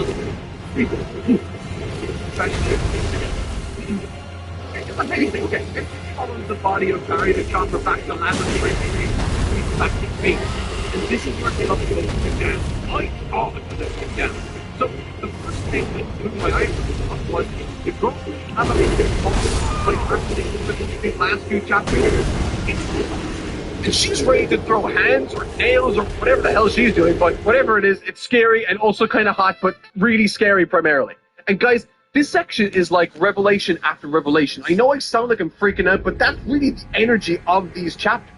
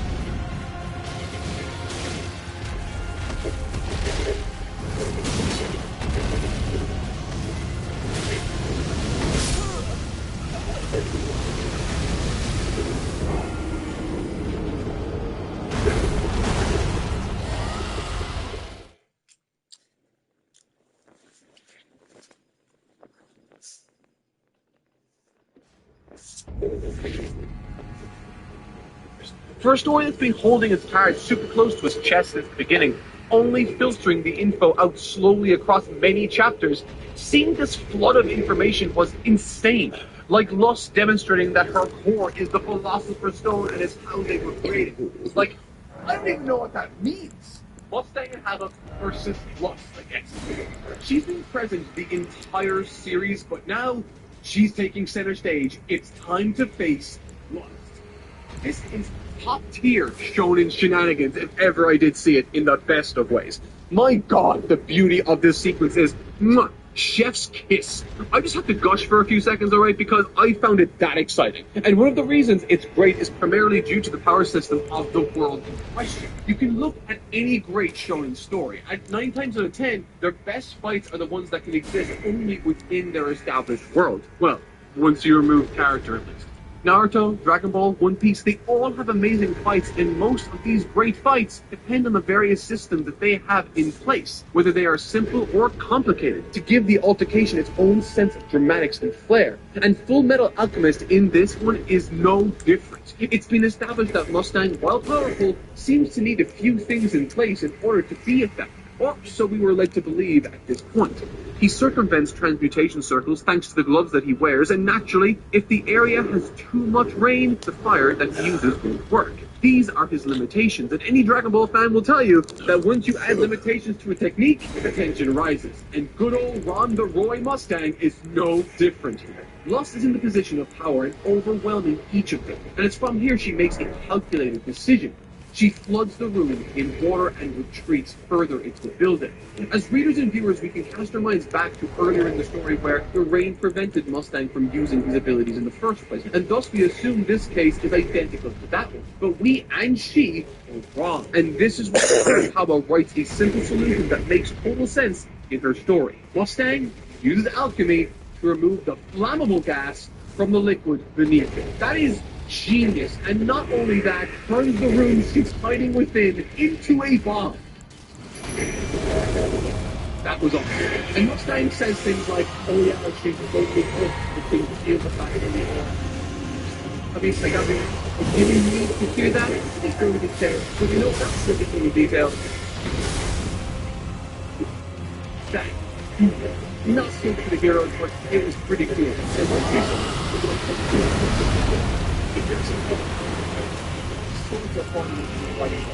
But the most is when Mustang with his head on head out of the head. She's just the beginning of the song itself and his end. Oh my god, that looks so creepy.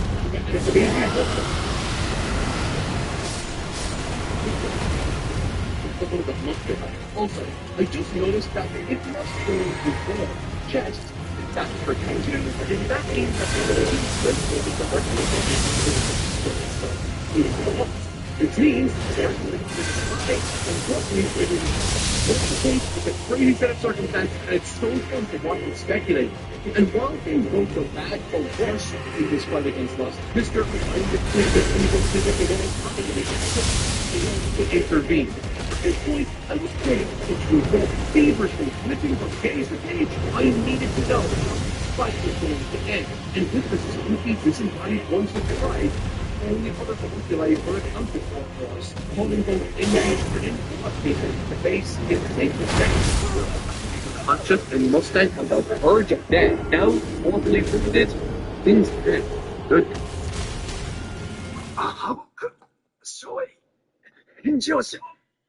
So Lust walks away from Mustang, leaving him to bleed out, instead choosing to confront Alphonse Elric. And while this could be considered the downbeat of the segment, there's a lot of narrative resonance to it, I think. A big motivating factor for Al moving forward is to ensure that no one has to pay for his mistakes or lack of ability again. And when you think about it, he's every bit as capable as his older brother. He just has the wrong mindset about it. In fact, everything he gets, he points out just how much better his little brother is than him, whether it be fighting or alchemy or whatever. Full Metal Alchemist as a fighter could very easily be talking about Al, and not Edward Elric. In every way that matters, Al's the character.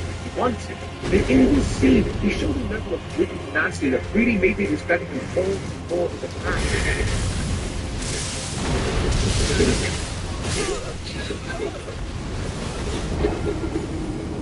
Oh my god, okay.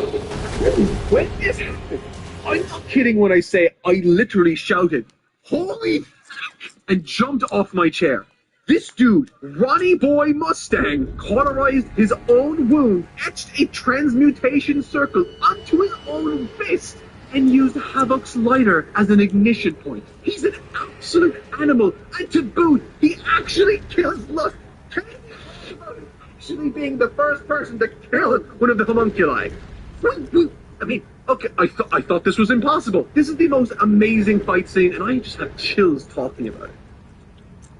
Full Metal Alchemist. Switching gears now, we have Edward's side of the story to talk about and analyze.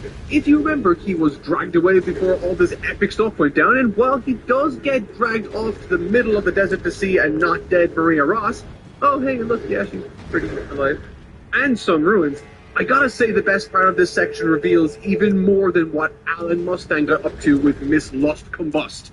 For on his way to visit his mom's grave in his hometown, he runs into a familiar face. Oh, no. Yep, that's right, it's Pipe Man. Oh, at least he looks like the leader of the Homunculi, I guess. I mean, he's got the same beard and stuff. But with that said, and jokes aside, I actually love this sequence in the manga. There's this super interesting conversation between Hohenheim and Edward that takes place right before his mother's and his wife's grave. Hohenheim draws attention to him and turns down his home, asking Ed why did he do that, and Edward gives him a typical answer. So that, and in fact, it's a simple it's that his father disagrees, saying that it looks to him that Ed's hiding his mistakes so that he doesn't Ed proves this thing to be wrong almost quite away. And again, he thought he had thrown up that body scared, he's not trouble. I do think it's interesting that he that is what he's doing right now is that it could very well just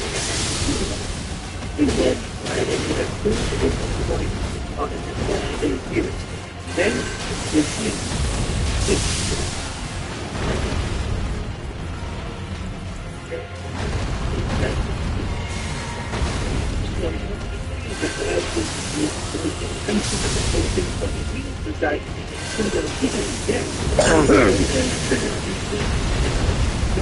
his conviction, and from that moment he needs to take ownership.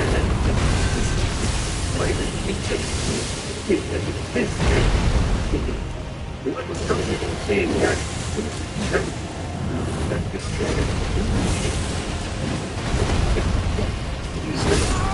the implications of that last line, but I don't like to analyze what just happened here because after that is sort of present. To confront what his dad just said, Edward, like I said, digs up the supposed body of his mother and discovers that not the bones nor the hair match his mother in the slightest. And through this discovery, it's revealed to Edward that he may be closer to helping his brother regain his body than he might think, and the connection made here is memory.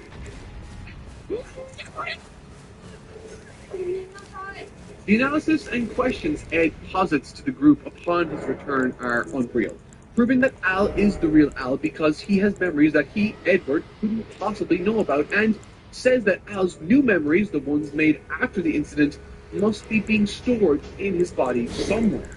That there's a connection between the body and soul, and that connection is the spirit. Al needs a physical body to house his thoughts and memories, and so that's his theory, that it must exist somewhere. And I think it's an awesome theory because it correlates perfectly with what Barry the Chopper's body confirmed for us earlier in the story. What was once so random now acts as a clever piece of foreshadowing of this very thread that I never anticipated. Al paid the toll to pass through the portal of truth, whatever that means, and so it begs the question, what's the truth that lies within the truth?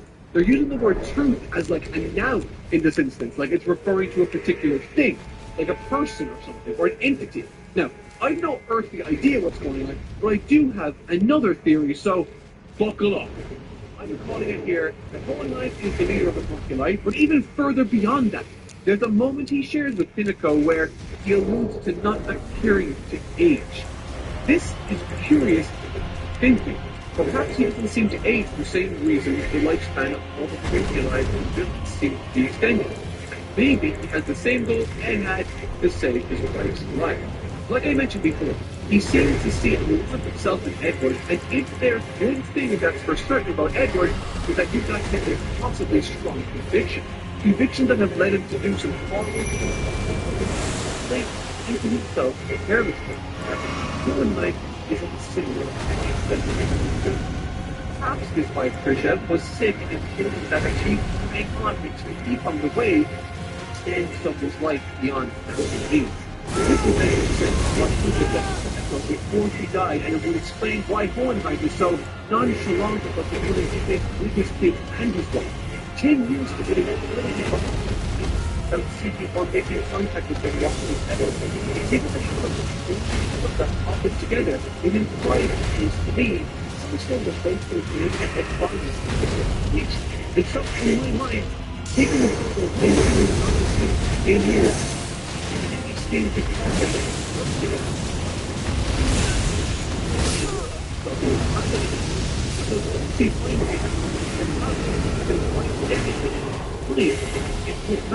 It's infinite. And if this is true and is his goal, then that positions Edward as the perfect polar thematic opposite to his father, stopping the ideology he once so feverishly sought to bring into this world in the past, but through his experiences learned the truth within the truth. In the process, coming to appreciate that life is so special, and as special as it is, because it ends eventually, and that we should enjoy what we have while we have it. To prove this, Ed will have to stop his own father from trying to resurrect his own mother and to solve for immortality. But that's just a theory. And alright, so we have a better idea of what's going on. Ed and Al are back together, thankfully. They're on the same page. Brilliant! They're determined to shoulder all of this without getting anyone else hurt, and what's more, they have a plan.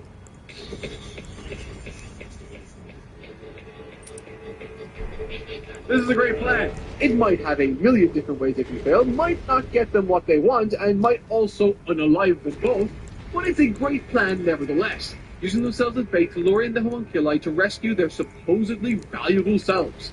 This is a very clever and ballsy move by Edward, and I honestly love it. It's so exciting to watch too, particularly when Gluttony and... oh, I forgot to mention, yeah, Glut and Envy got Marco before Breda and Mustang did, to help Havoc, and he can't walk, it's sad, whatever. But as I was saying, this is a great plan, simply because this time we have a backup, and I'm not talking about Mustang.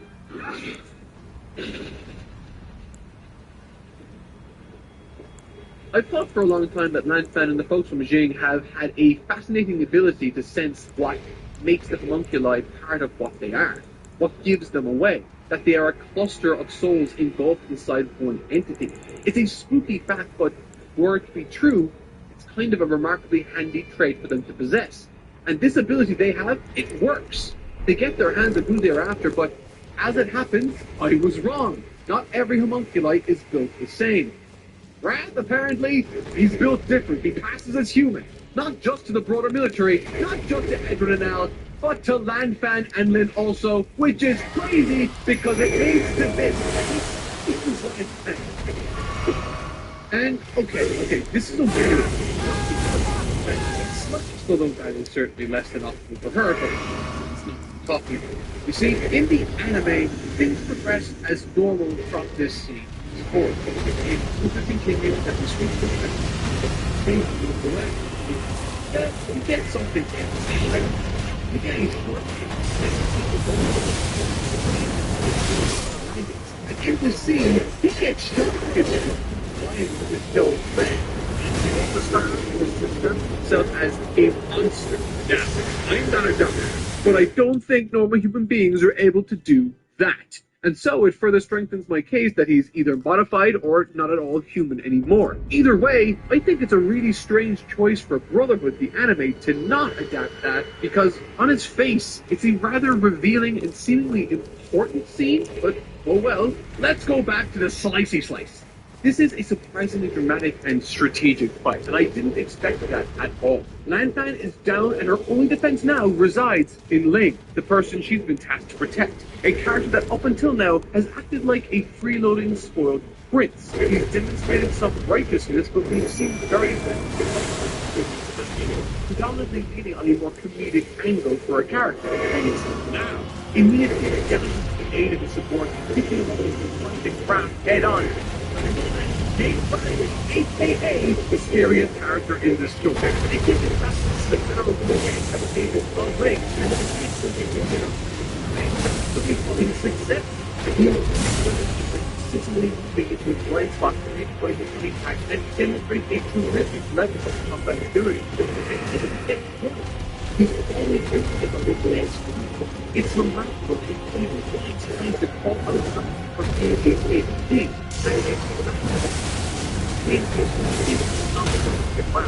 with that, it's the final, the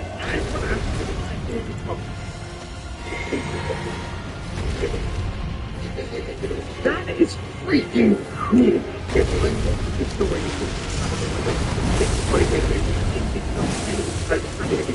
is very dangerous. She didn't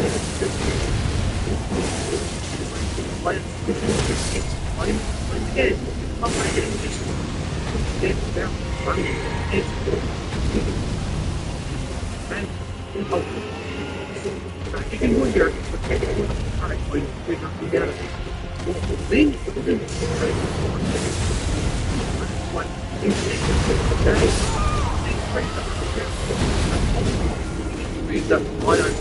they certainly have their place. There's just something satisfyingly unique and appropriate about this story's approach. It gives it a really fresh identity, I think. And on the flip side, there's another fight that's taking place that we return to. And unsurprisingly, this one, to add variety, focuses less on the combat aspect and more on the words being exchanged here. This, by design, isn't so much a fight, but more so Edward buying as much time as he can. However, when Scar confronted Ed and Al with the ethical quagmire that was the state they left Nina following Sean Tucker's horrid affair, it really elevated the reality of this story. Nina wasn't his chapter with the young in C. He deserves and switch lonely, scared. We left where they were specifically with the approach. This would be like one of the tools of the Red Ribbon to our attention by one of their families. It's just recognizably changes and suddenly territory in a brilliant way, I think. Ed does snap back at Scar concerning Winry's parents and how he took them out, but unfortunately, it was at the wrong time.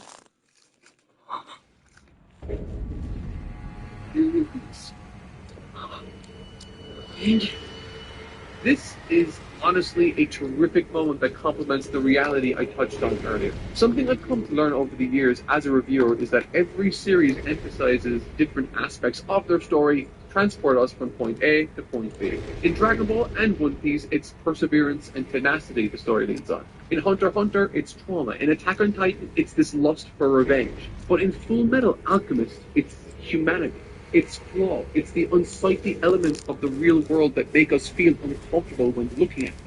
It's the healing hands of a genuinely caring and kind person in Winry holding a deadly weapon with the intention of ending another's life. This story truly and wonderfully leverages the horrors of reality and melds them with the fantasy elements sprinkling out.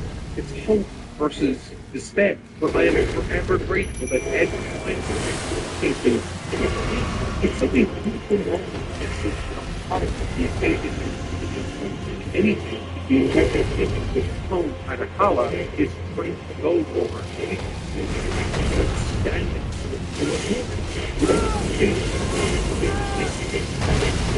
Seriously, kid you not, literally, I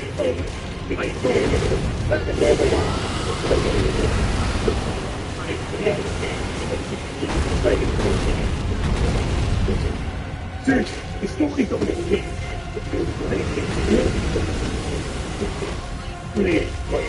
This is the polishing his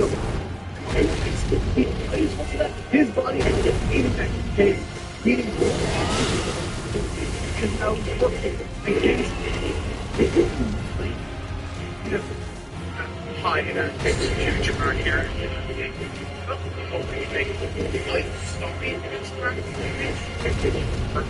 Yeah, that's great. It hasn't been it's not great.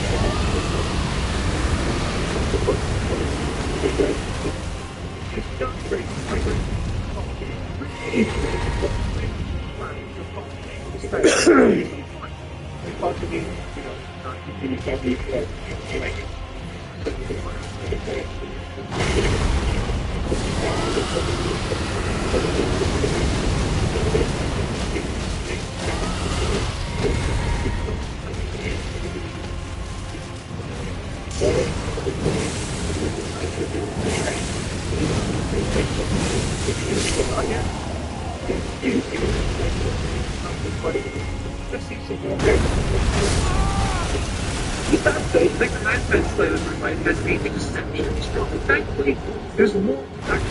Like, what? Not right now, because the fight's over and Winry's going back to Rust Valley. Bye, Winry! Pride and Wrath have a convo. I still have absolutely no earthly idea who Pride is. I mean, he's gotta be someone in the military, right? Or at least the government, or someone in power. I just know this is going to be another one of those reveals that will completely take me off guard. I'm anxiously waiting for it to happen. Happen already! Alright, so let's break it down for just a second.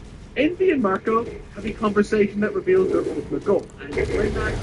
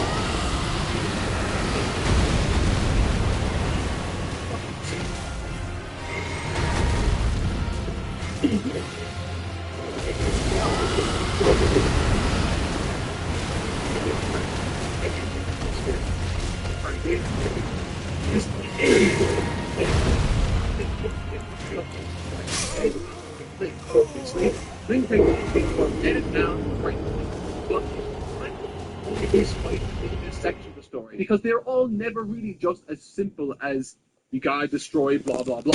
This entire scene is made possible because Envy and Gluttony are under strict orders not to do any damage to Edward or Al. So it's really interesting encounters like when Ed and Al were trying to bait them into the situation, or like right now, something really cool. And before I get to that, I think something that's become apparent is that Link is a fantastic character to watch fight and make sense of a given situation with. In a world filled with what are effectively magic wielders, he's just a dude with a sword. He just happens to be cunning with some pocket sand and deceptively capable. Dang. This thing really too long, by the way. But when Ed stepped in front of Link and he's about to be eaten by Gluttony, I gotta say, damn. First, the Arakawa knows that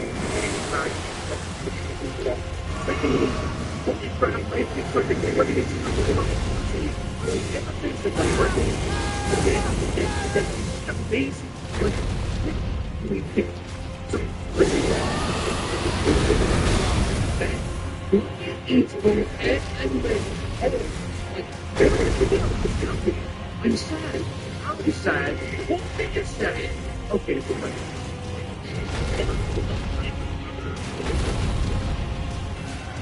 the journey is like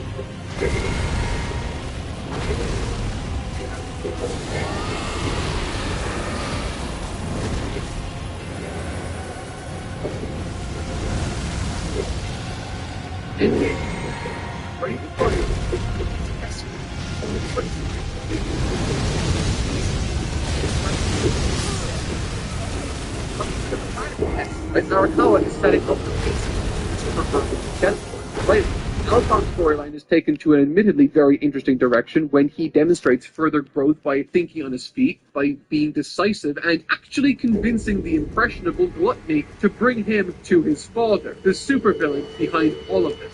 The big bad that's AKA his dad. This should be interesting. And secondly, in a short while, the Mustang is currently walking into the lion's den, so to speak, without getting better. It's extremely tense as he returns to the government HQ to see if he can find out or confirm that Graham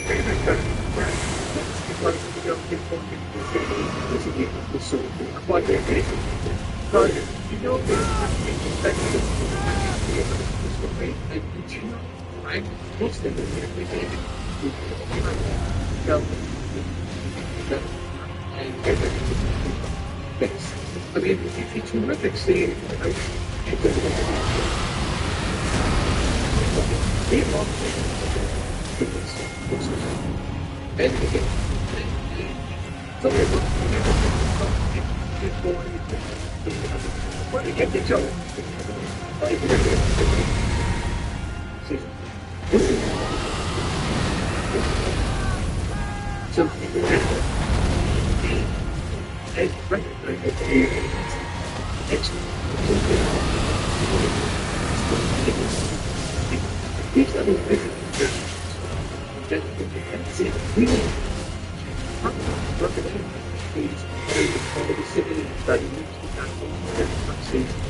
capital A-N-D.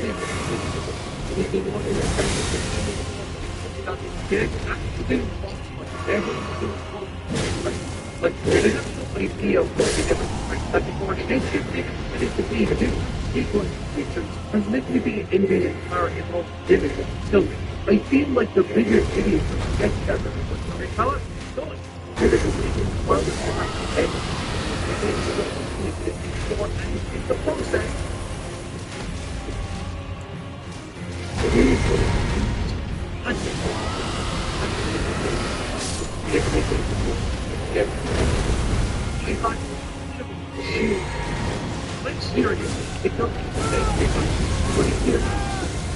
again in the same video,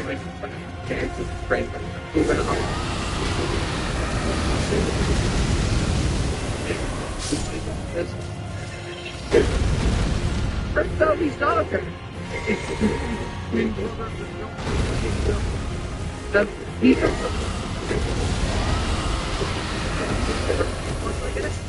Okay, honestly, no, I think of the and not going to somehow feel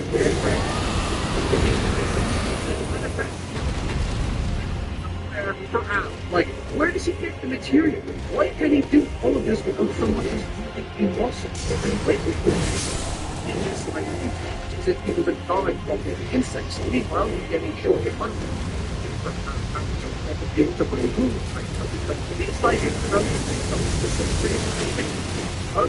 is he responsible for creating this person? I mean, maybe? Is he a person?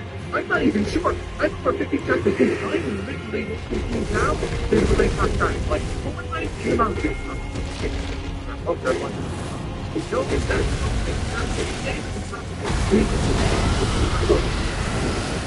that's the thing where there's transmutation circuit. Like, guys, like, genuinely. This might be the very first time the story has completely stumped me. My theory is out the window, and I feel nothing but failure and sadness. Actually, because all of that shock and... At the end of her combo, she jumps backward, allowing her to escape incoming. He warned Pinako about this. I mean, like, that's that massive event where their town is trapped in some transmutation circle. I mean, so surely he must, like, guys, I'm genuinely at a complete loss. This might be the very first time the story has completely stumped me.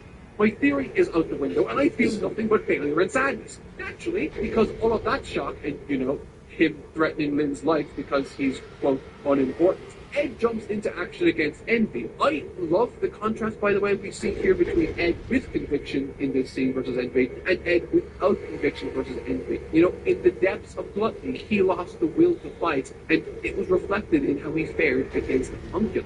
But here, he seems to be less concerned with Envy, and more so this dude who totally isn't his dad. And he fares much better. That is, until he turns off his transmutation powers. Seriously, the more I read, the more confused I'm becoming. And now he's turning Link into new green. This is the single most insane chapter. My little heart can't take it. The only thing that would make this more insane would be if Scar were to show me.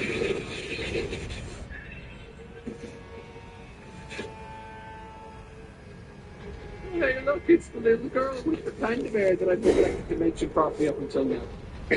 But check this out, right? So Scar comes to the rescue, so he's sort of like the anti-hero meets the heroes to fight against some common enemy type of guy. And he even has one of those moments where the anti-hero is all like, maybe we had so different after all. He says that to and then throws Al's head in a pipe to make the chimeras explode.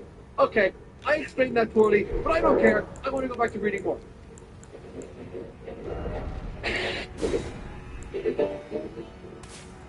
Wait, is that it?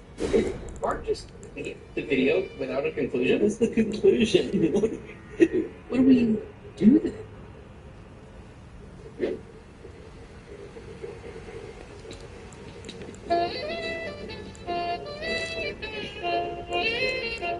And we're back. One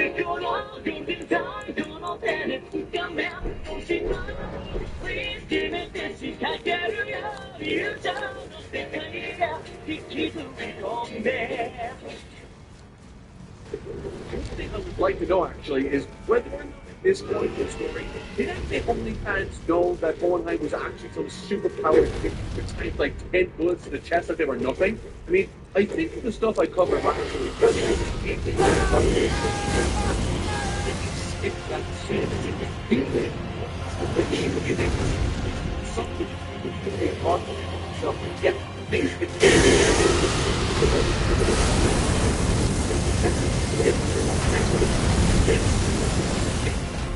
Mustang on head over the extent they don't fight.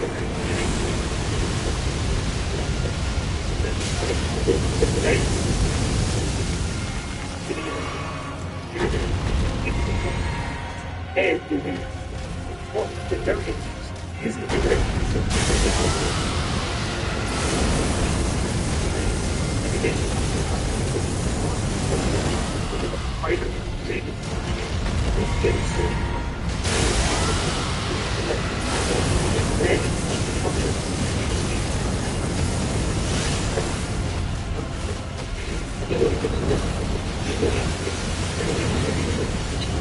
that actually surprised me. Thankfully, something else.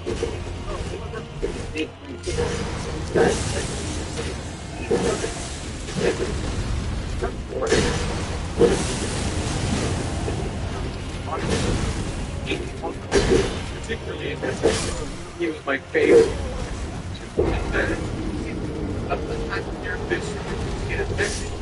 Despite not actually being in control. This is such a cool idea, and God, I love Link. Like, this was such a smooth move, and it creates a wonderful tension around the new breed and how he might be compromised by Link moving forward. This, I am certain, will lead to some amazing squirms in the final hour later on. It's got surprise bait written all over it. But I think from this early portion of this week's journal, my main point of focus has to be on a throwaway line by some of the townsfolk Ed helped later on. They mentioned that the other alchemists said earlier couldn't transmute anything to help them fix the challenge. Fix that fault. What is it? Fall. Everything will fall.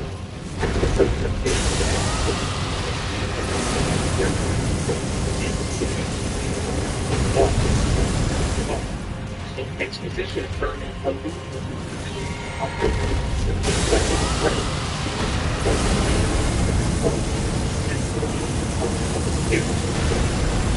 Chooses. Why does he go to the right point? This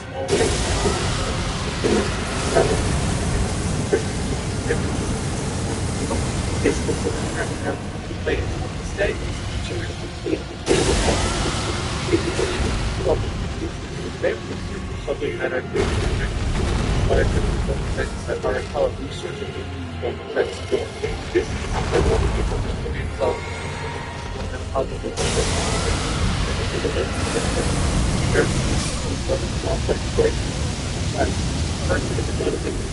what this has for years and years the issue of civil. I'm very much a fan of getting a chance to see the past Civil War that acts as a backdrop to all the story that's taken place. It's great to see scenes with Winry's parents and getting to see where she got her healing hands from. Being a mechanic in this day and age may as well be adopted to her friends and clients in this book. Now, I want to make clear that I do love this section. Love this section with a capital L. And I will explain why in just a moment, but I do have one issue with it. And while it is a nitpick, I will say this isn't the first time Arakawa has taken this approach and had the same narrative issue. Like I said moments ago, this is a story told from the points of view of Hawkeye predominantly, and that's the problem. The fact that this is presented through flashbacks from individual perspectives. There are certain scenes where I was left wondering how Hawkeye or even Marco were aware of the details concerning certain important and pivotal conversations they otherwise had information on. You see scenes where the high-class strategizing discuss their legal schemes. It should be said that I'm perfectly happy with the information revealed. It's extremely interesting and engaging. My issue alone is with the clunky I had no idea how to see and direct conversations. How did you know about the posture of them? The analog with the parts are very clear. From the brutal mistreatment of a race of people all the way to the medical experimentation on live human subjects. Even Flame Alchemist in the past, in a way, feels like the creator of the atomic bomb. He created something spectacularly powerful, but in the process assured the deaths of millions with its very creation. There's a very interesting commentary here concerning the place of generational responsibility and the children of atrocities in a potential future peace. It's a haunting concept that one is thrilled to see explored in the volume. Our good friend Ron, like any other familiar with the horrors of humanity, trusts in his abilities to live in wants to be responsible.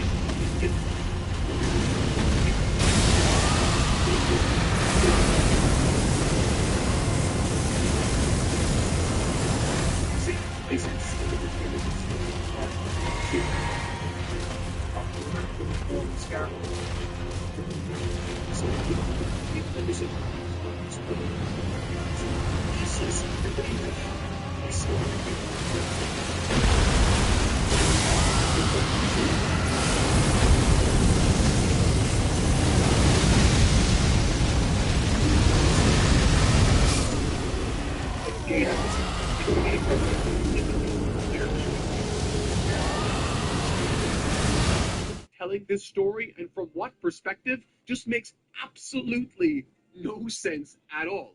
Interestingly, the Brotherhood anime actually fixes that flashback issue with Scott, instead showing us this portion of Scar's backstory when he's facing the guy from Winry for Wild. So I guess it's important to remember that 100% authenticity to the manga can be a bad.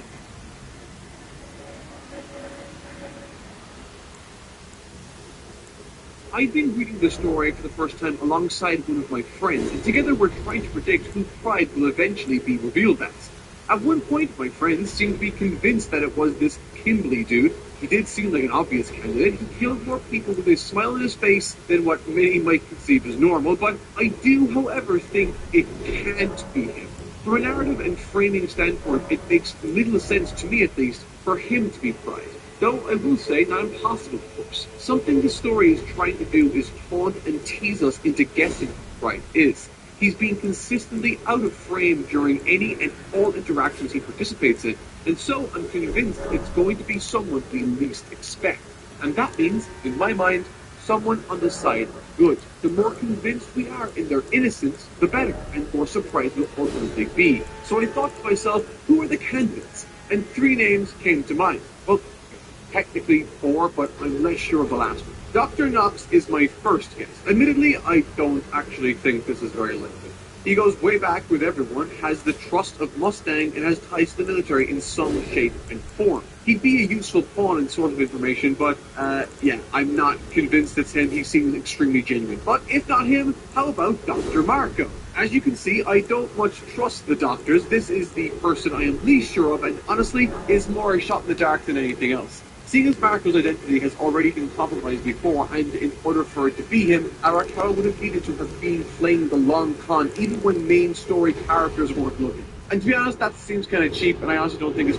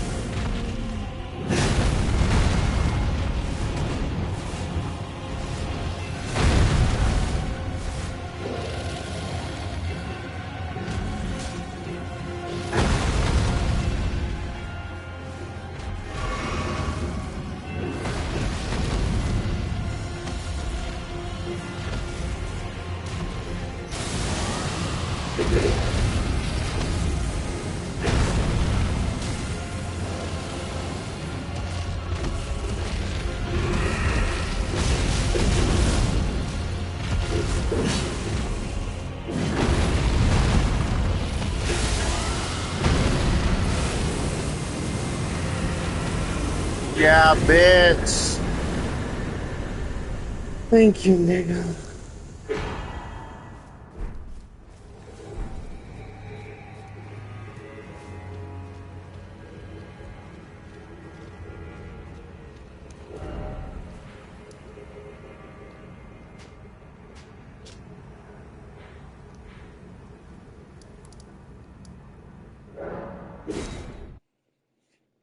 Let's get a new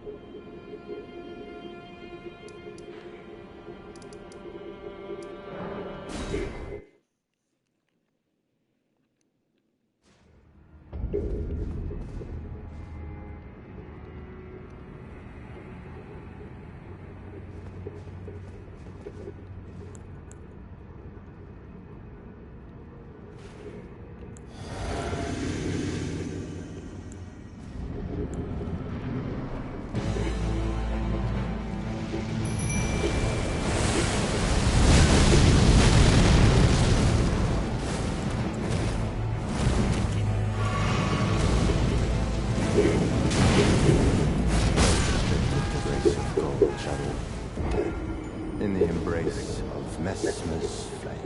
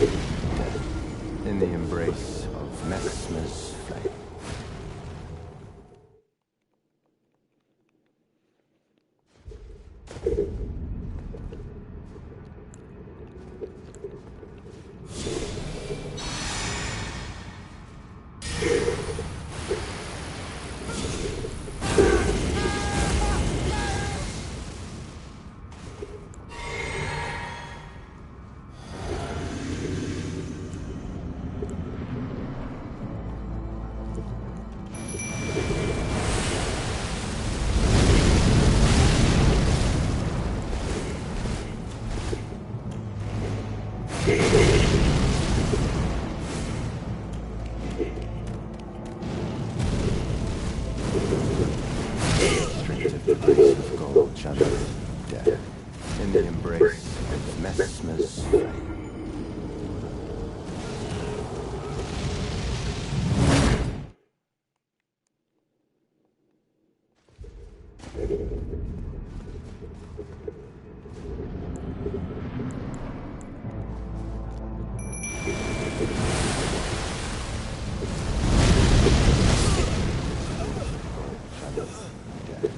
In the embrace of Messmer's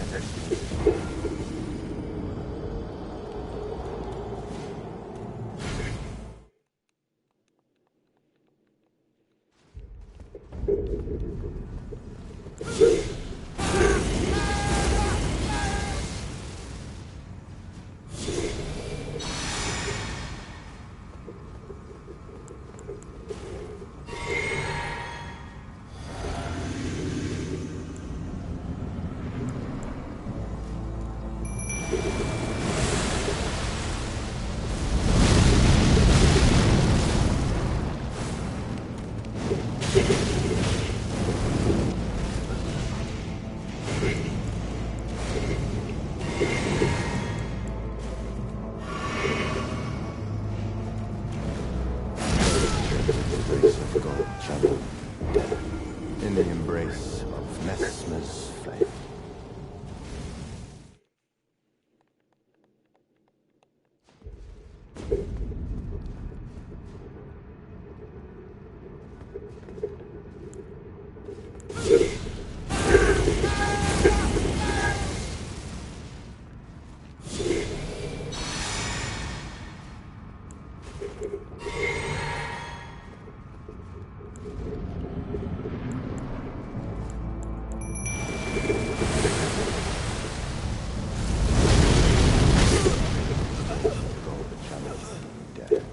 In the embrace of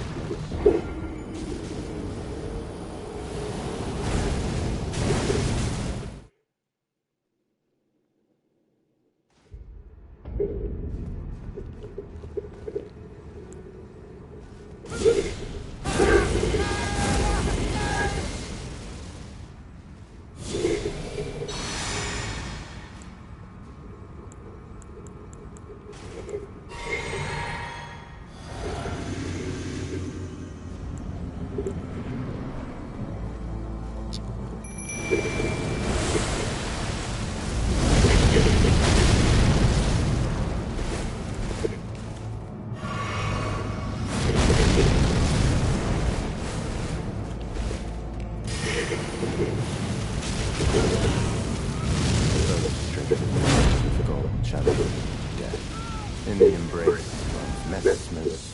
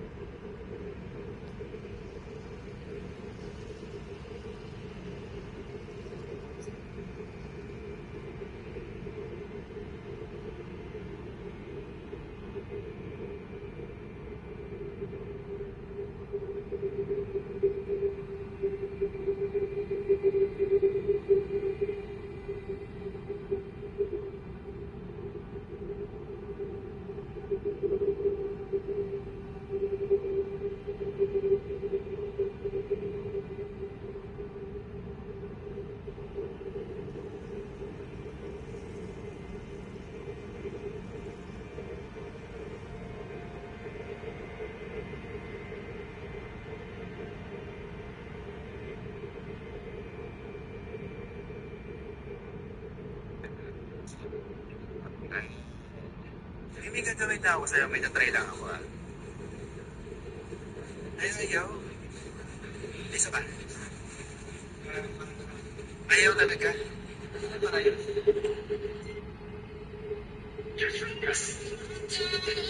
Baby, don't you see? There's everything you need.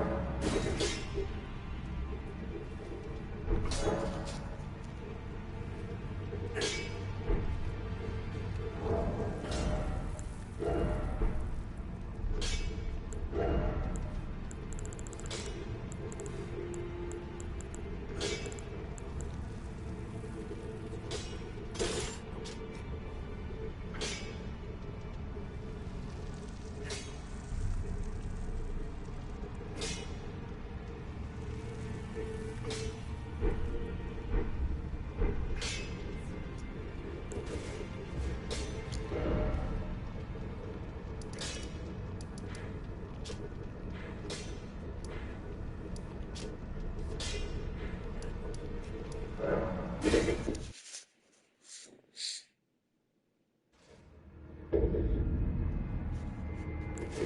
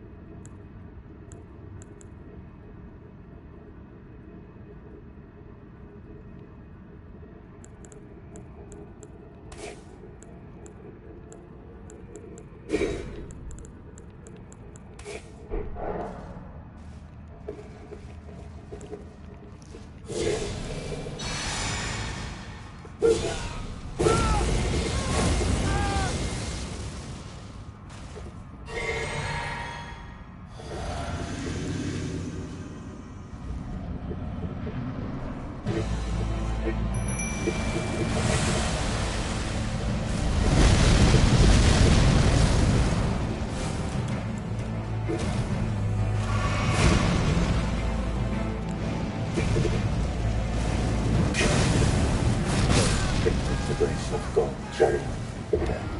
In the embrace of Messmer's flame.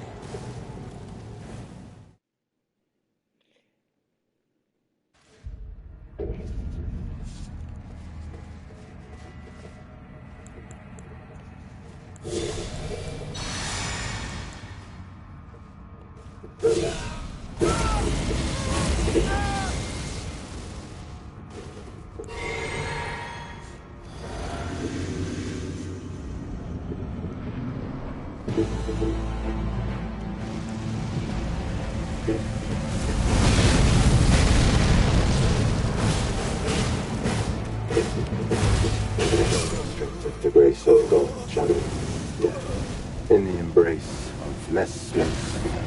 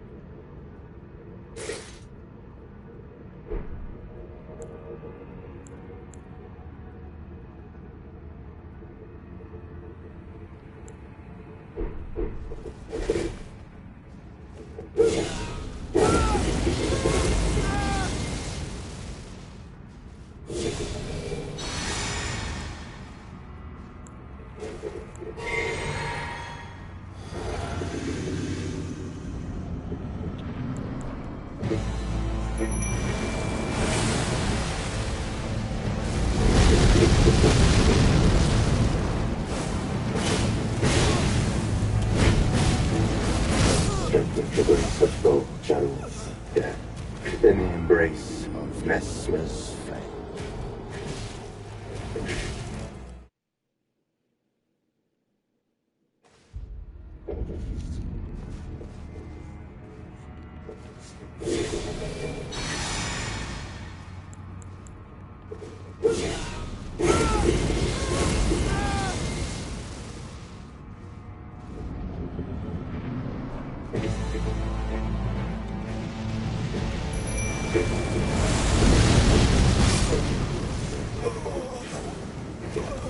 In the embrace of Messmer's flame.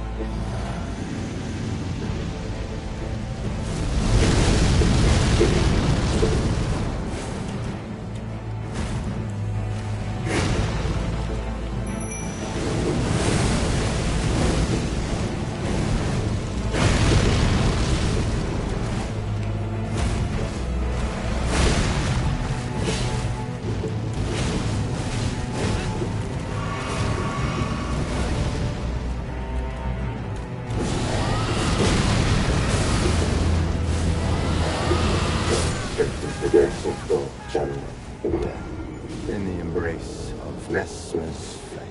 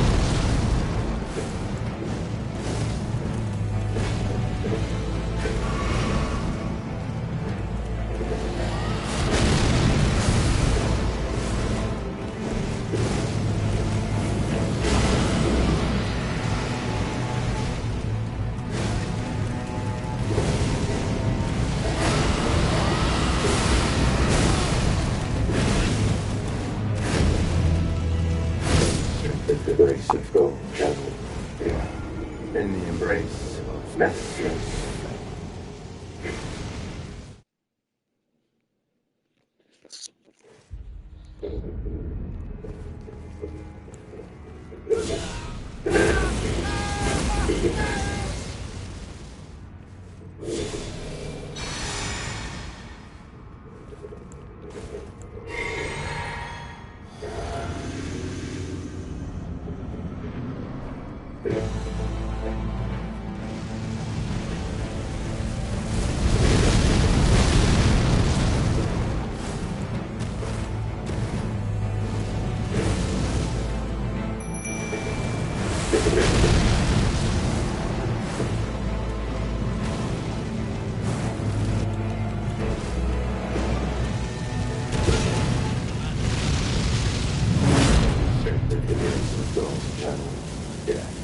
In the embrace of restless flame.